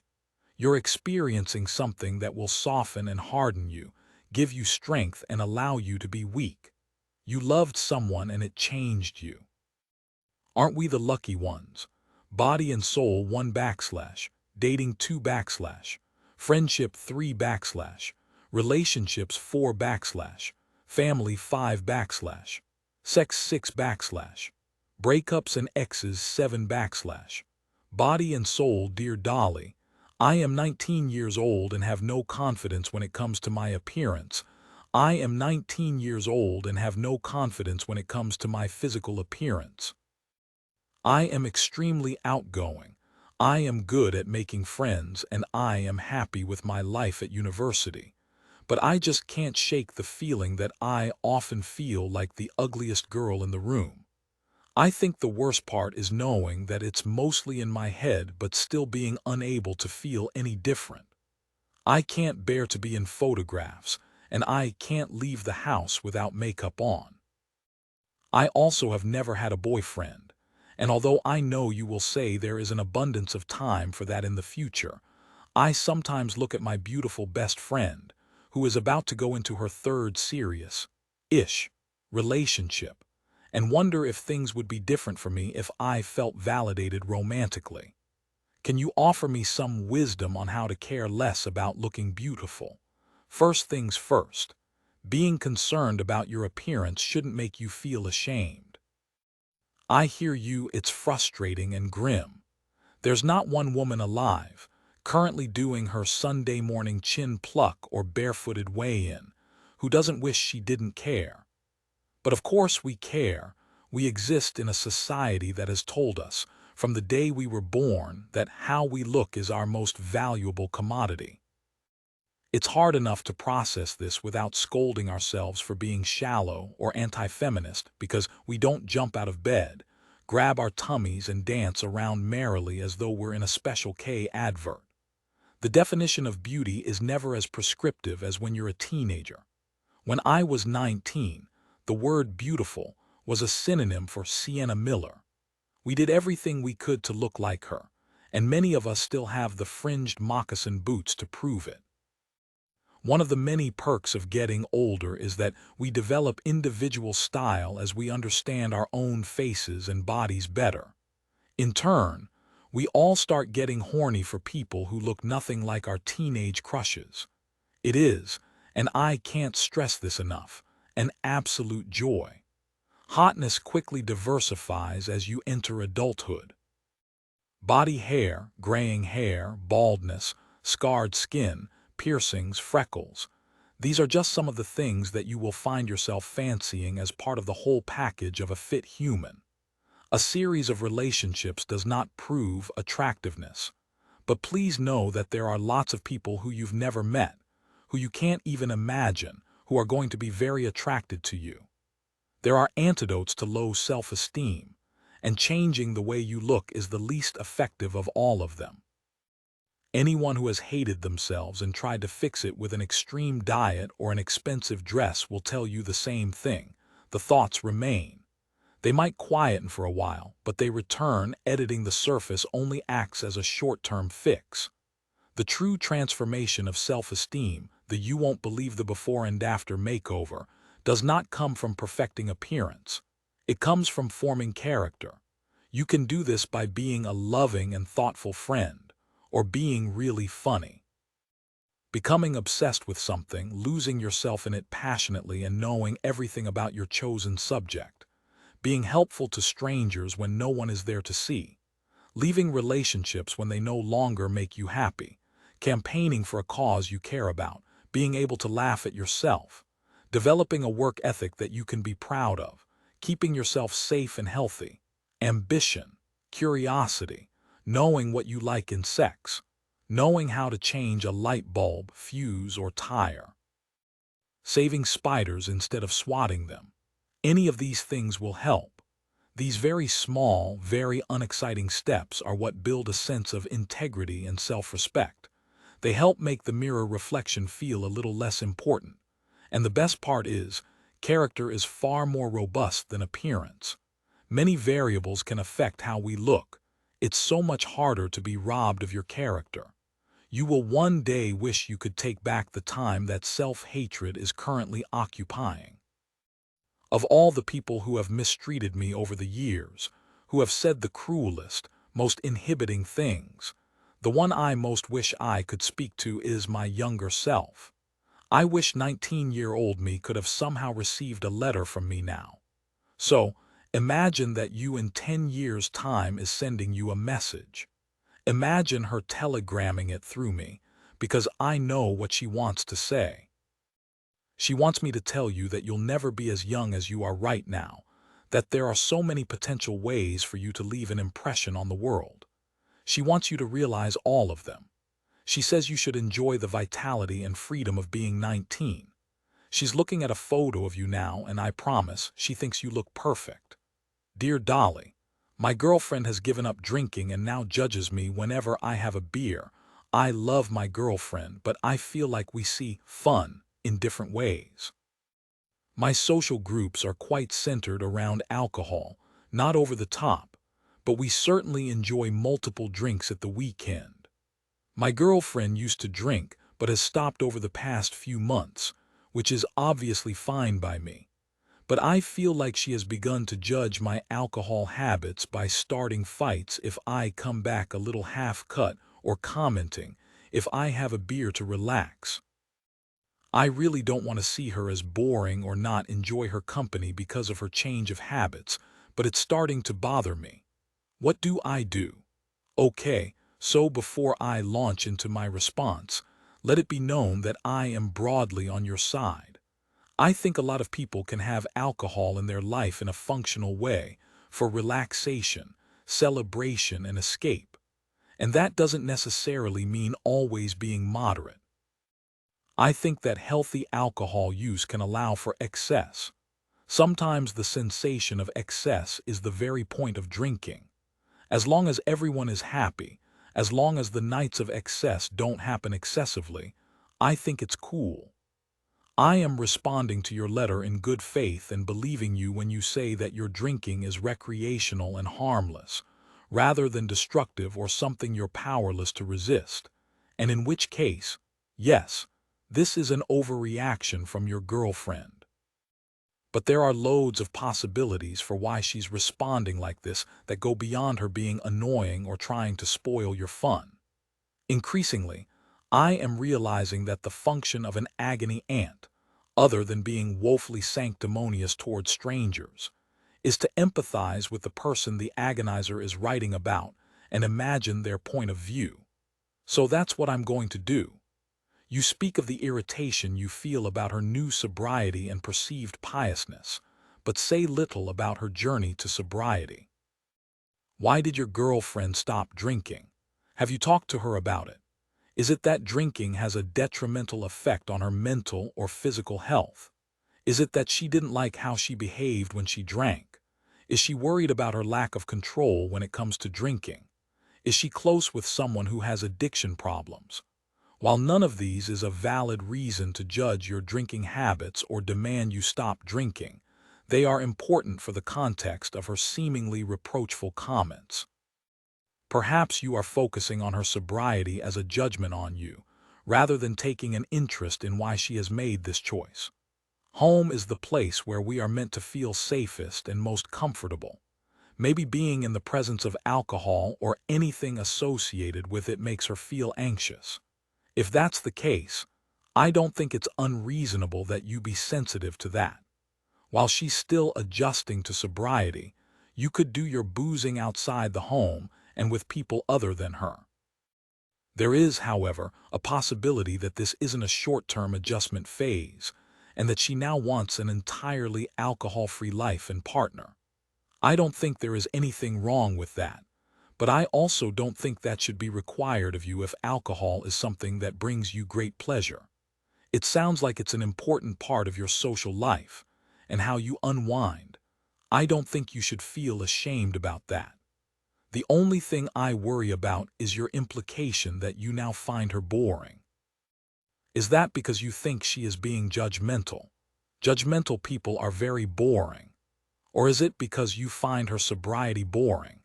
If it's the latter, then either you are too dependent on alcohol or your relationship was too dependent on alcohol. You should be able to have fun together without getting pissed. You should still be able to find enjoyment in each other's company, ease in conversation, and things to do together at the weekend without booze. If you're feeling the absence of drink in your shared time, maybe you need to try doing things that don't remind you of alcohol. I'm not going to list suggested activities, because there's nothing less horny than a list of activities, and I don't want to make it seem like your new sober life with your girlfriend has to be like a Butlin's schedule. But the point is, you can still have fun together. It just might not be the kind of fun you were used to. As always, it's just going to be easier if you talk to her honestly. There's that, does what it says on the tin sanctimony. Her judgment is probably coming from a place of self-protection or fear, and it will be so much easier to navigate if you understand it a little better. If you love her, it's definitely worth working on. And if she is reasonable, she will see that you can support her sobriety while also continuing to enjoy a personal relationship with alcohol. From one boozy Susie to another, I hope you work it out. Dear Dolly, I'm a lesbian, but I can't stop seeking the approval of men. I'm 99.9% sure I'm a lesbian, but I can't stop seeking the approval of men. There's a guy at work who I find quite repulsive, but I know fancies me, and I can't stop leaning into it. It's like I'm too scared to tell everyone at work I'm gay, because I don't know how to exist without being a viable option for male attention. How do I shake the need to be fancied by all men at all times when I know I have no desire for them? If you were to read the majority of my WhatsApp conversations with women, what you would find is a series of confessions that are slight variations on your question. Admissions of heterosexual guilt, secret fears that we aren't as good a feminist as we believed we were, realizations that some of our unexamined thoughts are so disappointingly patriarchal. I think I want an engagement ring. I miss the pervy security guard at work. Max Mosley, fit. I think part of the cognitive work of being a feminist, whatever a person's gender, is to look at our instinctive thoughts about the world and humanity and reflect on how those thoughts got into our minds. Were they inherited from the previous generation? Indoctrinated by culture? Implanted by authority? Which of them do we agree with, and which ones contradict our beliefs? Which ones do we want to keep, and which ones do we want to question? That is how an authentic belief system is formed, and it's important that we're willing for it to be constantly evolving. But I also think part of the work of being human is to forgive ourselves when we realize that we were conditioned to think things we eventually learned to be wrong. I once read someone say that there are no such things as bad thoughts, only bad actions. I found this a liberating way to think and live. You're experiencing a dissonance between how you want to behave around men and your impulses for their attention. That's okay. What's important is that you want to change. Your question comes across as clear-eyed and self-reflective, which is already much more work than most of us do on ourselves. I wonder if your workplace is a particularly misogynistic or macho one. I was very lucky in that my first office job was creative and in a super low-key and liberal environment. Other friends of mine went straight into the corporate world, and when we would come together to talk about work, I'd realize how different our office experiences were. Some of the girls had to comply to a formal office dress code. A lot of them were in the minority in meetings and conferences. All of them, at some point, felt patronized or diminished or leered at by their male colleagues. Perhaps a fresh start in a new workplace would help make you feel more at ease and like you can be yourself. No one should feel obliged to disclose their sexuality at work, but they also should never, ever feel like they have to hide it. I also wonder whether your friendship group is majority straight or whether you have a community of gay friends. If you're constantly around heterosexual people, along with the default in culture still being so woefully heterosexual, that may be exacerbating your instinct to seek approval from straight men. Maybe spending more time in queer spaces will help quash this urge to stand in the eyeline of the male gaze. You may meet other lesbian women who are fighting a similar internal battle to you, and you can talk, or maybe even just laugh about it together. The best way to unlearn these learnt beliefs and behaviors is through self-education. That might mean reading feminist literature or listening to feminist podcasts, but it also might be through discussion. I think you need to find some like-minded women who are on a similar journey of growth to you and have a similar keenness to think. Perhaps you could seek out a feminist book group or an online community that hash out these subjects together in a safe and sensitive environment.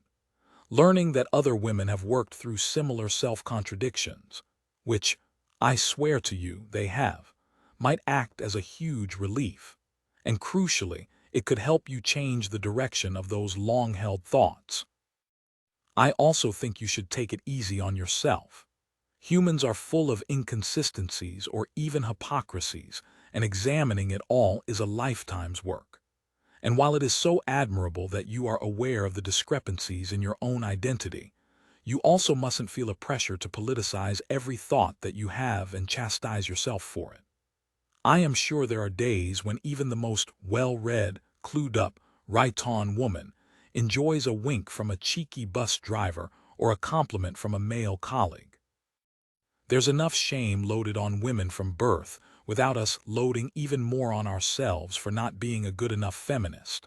All that is important is that you don't feel disempowered at work, and that you feel safe to be who you are. Dear Dolly, I want to help my best friend with her eating disorder, but I am still struggling with my own. My best friend recently opened up to me about her eating disorder. I want to be the most supportive friend I can be. However, I have been struggling with an eating disorder myself for many years. She is aware of this, which, I'm guessing, is why she came to me. I find that when she talks to me about her problem, it triggers me. This makes me feel so guilty and like a bad friend for not being able to help her. Should I accept the friendship will perhaps be detrimental to my own recovery, or should I just distance myself completely? I don't want to hurt anyone. I am so sorry for what you've been through, and I have huge respect for the amount of thought you are giving to how to support your best friend while also taking care of yourself. You are not a bad friend. You're clearly a person who shows compassion to themselves and others, and she is lucky to have you. It makes total sense that your friend speaking about her eating disorder has made you feel distressed or anxious or potentially vulnerable to relapse.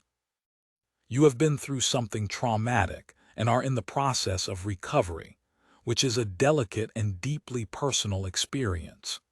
Hearing someone talk about the details of their eating disorder, even using particular words, can instantly transport you back into memories that feel very frightening. It doesn't matter how much she loves you or you love her or how good both of your intentions are. It's just how trauma works. I think what people sometimes struggle to understand is that recovery, for many sufferers, is a lifetime's work. Even when someone is living an ostensibly happy and healthy life, it's rare that the thoughts have dissolved entirely. We always have to be sensitive about how we speak about food and exercise to those recovering from eating disorders, in the same way that we should be sensitive about alcohol when we're in the company of a recovering alcoholic. You can never truly know the internal battles that someone in recovery continues to fight. It's easy to forget. I'm certainly regretful of how I've forgotten it myself. I imagine she feels very lost and sees you as someone inspiring and full of wisdom, which is why she chose to confide in you. It's really encouraging that she has opened up. As you will already know, another thing that people often don't understand about eating disorders is that no one hates talking about eating disorders more than the person who is suffering from one. It's a living hell. It's incredibly private, and it can feel hugely embarrassing. You are right to acknowledge that her new openness with you should be handled sensitively. I think it's really important for you and for her to have an honest conversation as soon as possible. Tell her that you love her, but that the stage you are at in your recovery means you can't be exposed to the details of her eating disorder. Tell her that you appreciate how much she trusted you to talk about it. You can word it without sounding accusatory. Prepare some thoughts before you have the conversation. Share any resources that have helped you, support groups, charities, or counseling. If those particular things haven't been a part of your recovery, then maybe you could do some light online research. They're easy to find as a suggestion. You can also help her find a different safe space for her to discuss her eating disorder. Chat about who else in her life would be supportive and trustworthy while also able to receive her experiences. Together, you can work out a suitable and reliable confidant. I once heard Brené Brown talk about a study on empathy. The researcher examined highly empathetic people to find out what they had in common. There was one uniting factor: rock-solid boundaries. These were people who knew how to protect themselves. They knew when to say no. They preserved their emotional energy so that they were able to pour as much genuine love and patience in the places where they could be most useful. Hearing this was such an important lesson for me. People pleasers are often liars. They keep everyone else happy at their own expense.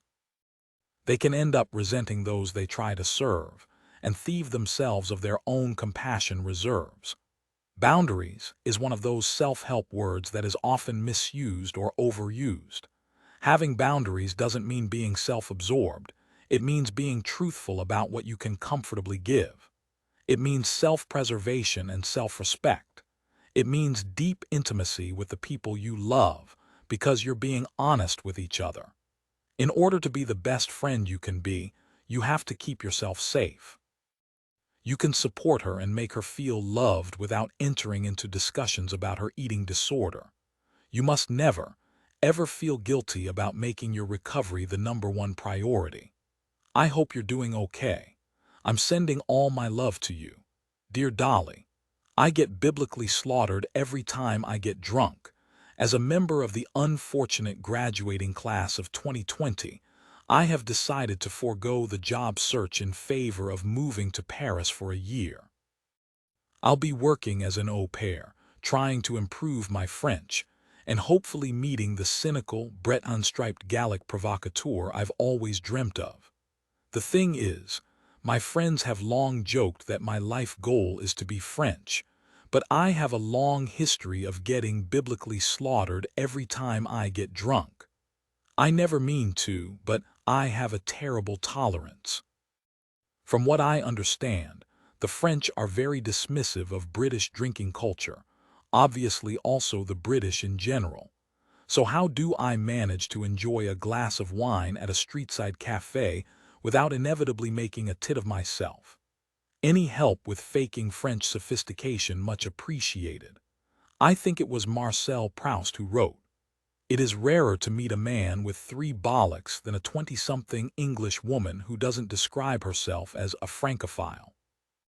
How reassuring it is to know that we have all once slept with wet hair, because we read that Caroline de Maigret said it's how she achieves her natural wave. How spectacularly predictable of us to have thought we were the first woman to have a highly specific fantasy about Serge Gainsbourg. How adorable of us to have begun a new year with Resolution 1, Take a Lover, written in our notebooks, and ended it with a handful of failed Hinge dates with estate agents. We have all, at some point, gone into the hairdresser's for an Amelie Bob and come out looking like Chairman Mao, clutched a photo of Gene Seberg on arrival and emerged as just William. You are not the first girl to fall foul of a Primark Breton t-shirt and a Truff-out film poster, ma chérie, and neither will you be the last. What is it about Frenchness that we long for so passionately? What about Frenchness makes our Englishness feel so mortifying? I think the first thing is their understatement. Coco Chanel told women to take one thing off before they left the house. We are the island of the beaded shawl and American tan hosiery. The French know the beauty of moderation, of having a sliver of cheese with a baguette, one cigarette with a coffee, or allowing children a small glass of wine at dinner. We, on the other hand, are the proud home of the snakebite and a battered saveloy. I suspect the other most coveted facet of Frenchness is their apparent fearlessness. We are a nation preoccupied with manners, given to awkwardness and worried what everyone thinks of us, whereas it is made out that to be French is to give fewer Fs. They apparently don't make small talk about traffic and weather and are unafraid to engage in political debate.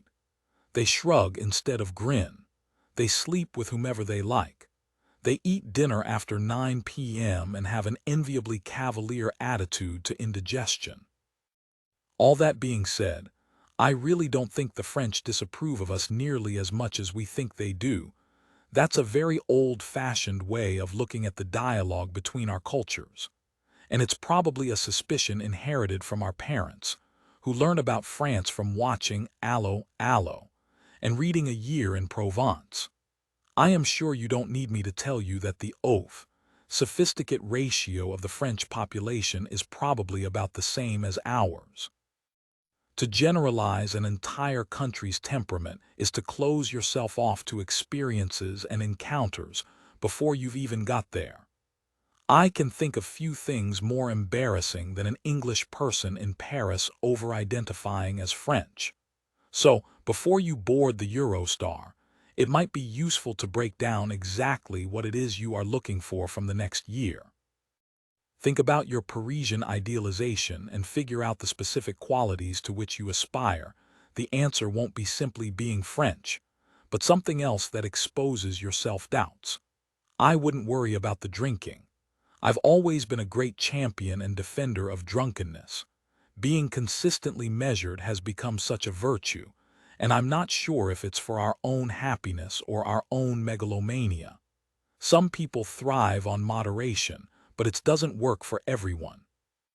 Some of us need a touch of extremity. You don't seem to be regretful about how you behave when you're drunk. It seems like you're worried what French people will think of your drunkenness. As long as you're staying safe and not hurting anyone, I don't see the problem with sometimes drinking too much. I worry about modern Puritanism wiping out the next generation of great lushes and roués. And while I'm not suggesting you should mount the bar of Café de Flore in a pearly button-studded jacket and sing Knees Up Mother Brown, I do think you'll get the most out of this trip by being yourself. And you will have to be yourself, I'm afraid. Yourself will find you, whether you're applying red lipstick in a Montmartre cafe or browsing for books you will never read in Shakespeare and Company. Here's the thing we all learn at some point or another. You have to take yourself abroad. You can go on an adventure, for which I applaud you. Everyone talks about going to Paris for their movable feast. You're 21 and you're actually doing it. You can meet new people. You can learn new things about the world and yourself. But all your anxieties and quirks will follow you across the channel, so do not expect a city alone to make you a different person. You can take a holiday from your postcode, but not your DNA. Approach the next year with lightness and openness, rather than with an expectation of a full personality transformation. And if Paris fails you, well, we will always have Primark. Dear Dolly, after a 5-year relationship, I'm incapable of being single.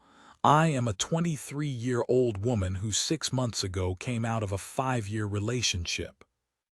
After a short mourning period, I've spent the past few months jumping from fling to fling, using dating apps to have a handful of micro-relationships with men, only for them to fizzle out and for me to be left feeling empty. When these flings end, I feel an almost unstoppable urge to get straight back on the apps and find another one, and the cycle repeats. I am incapable of being single. The thought of spending Sundays on my own fills me with dread, and even though I've been seeing loads more of my friends since the end of my long-term relationship, I still feel lonely and miss sharing my life with someone.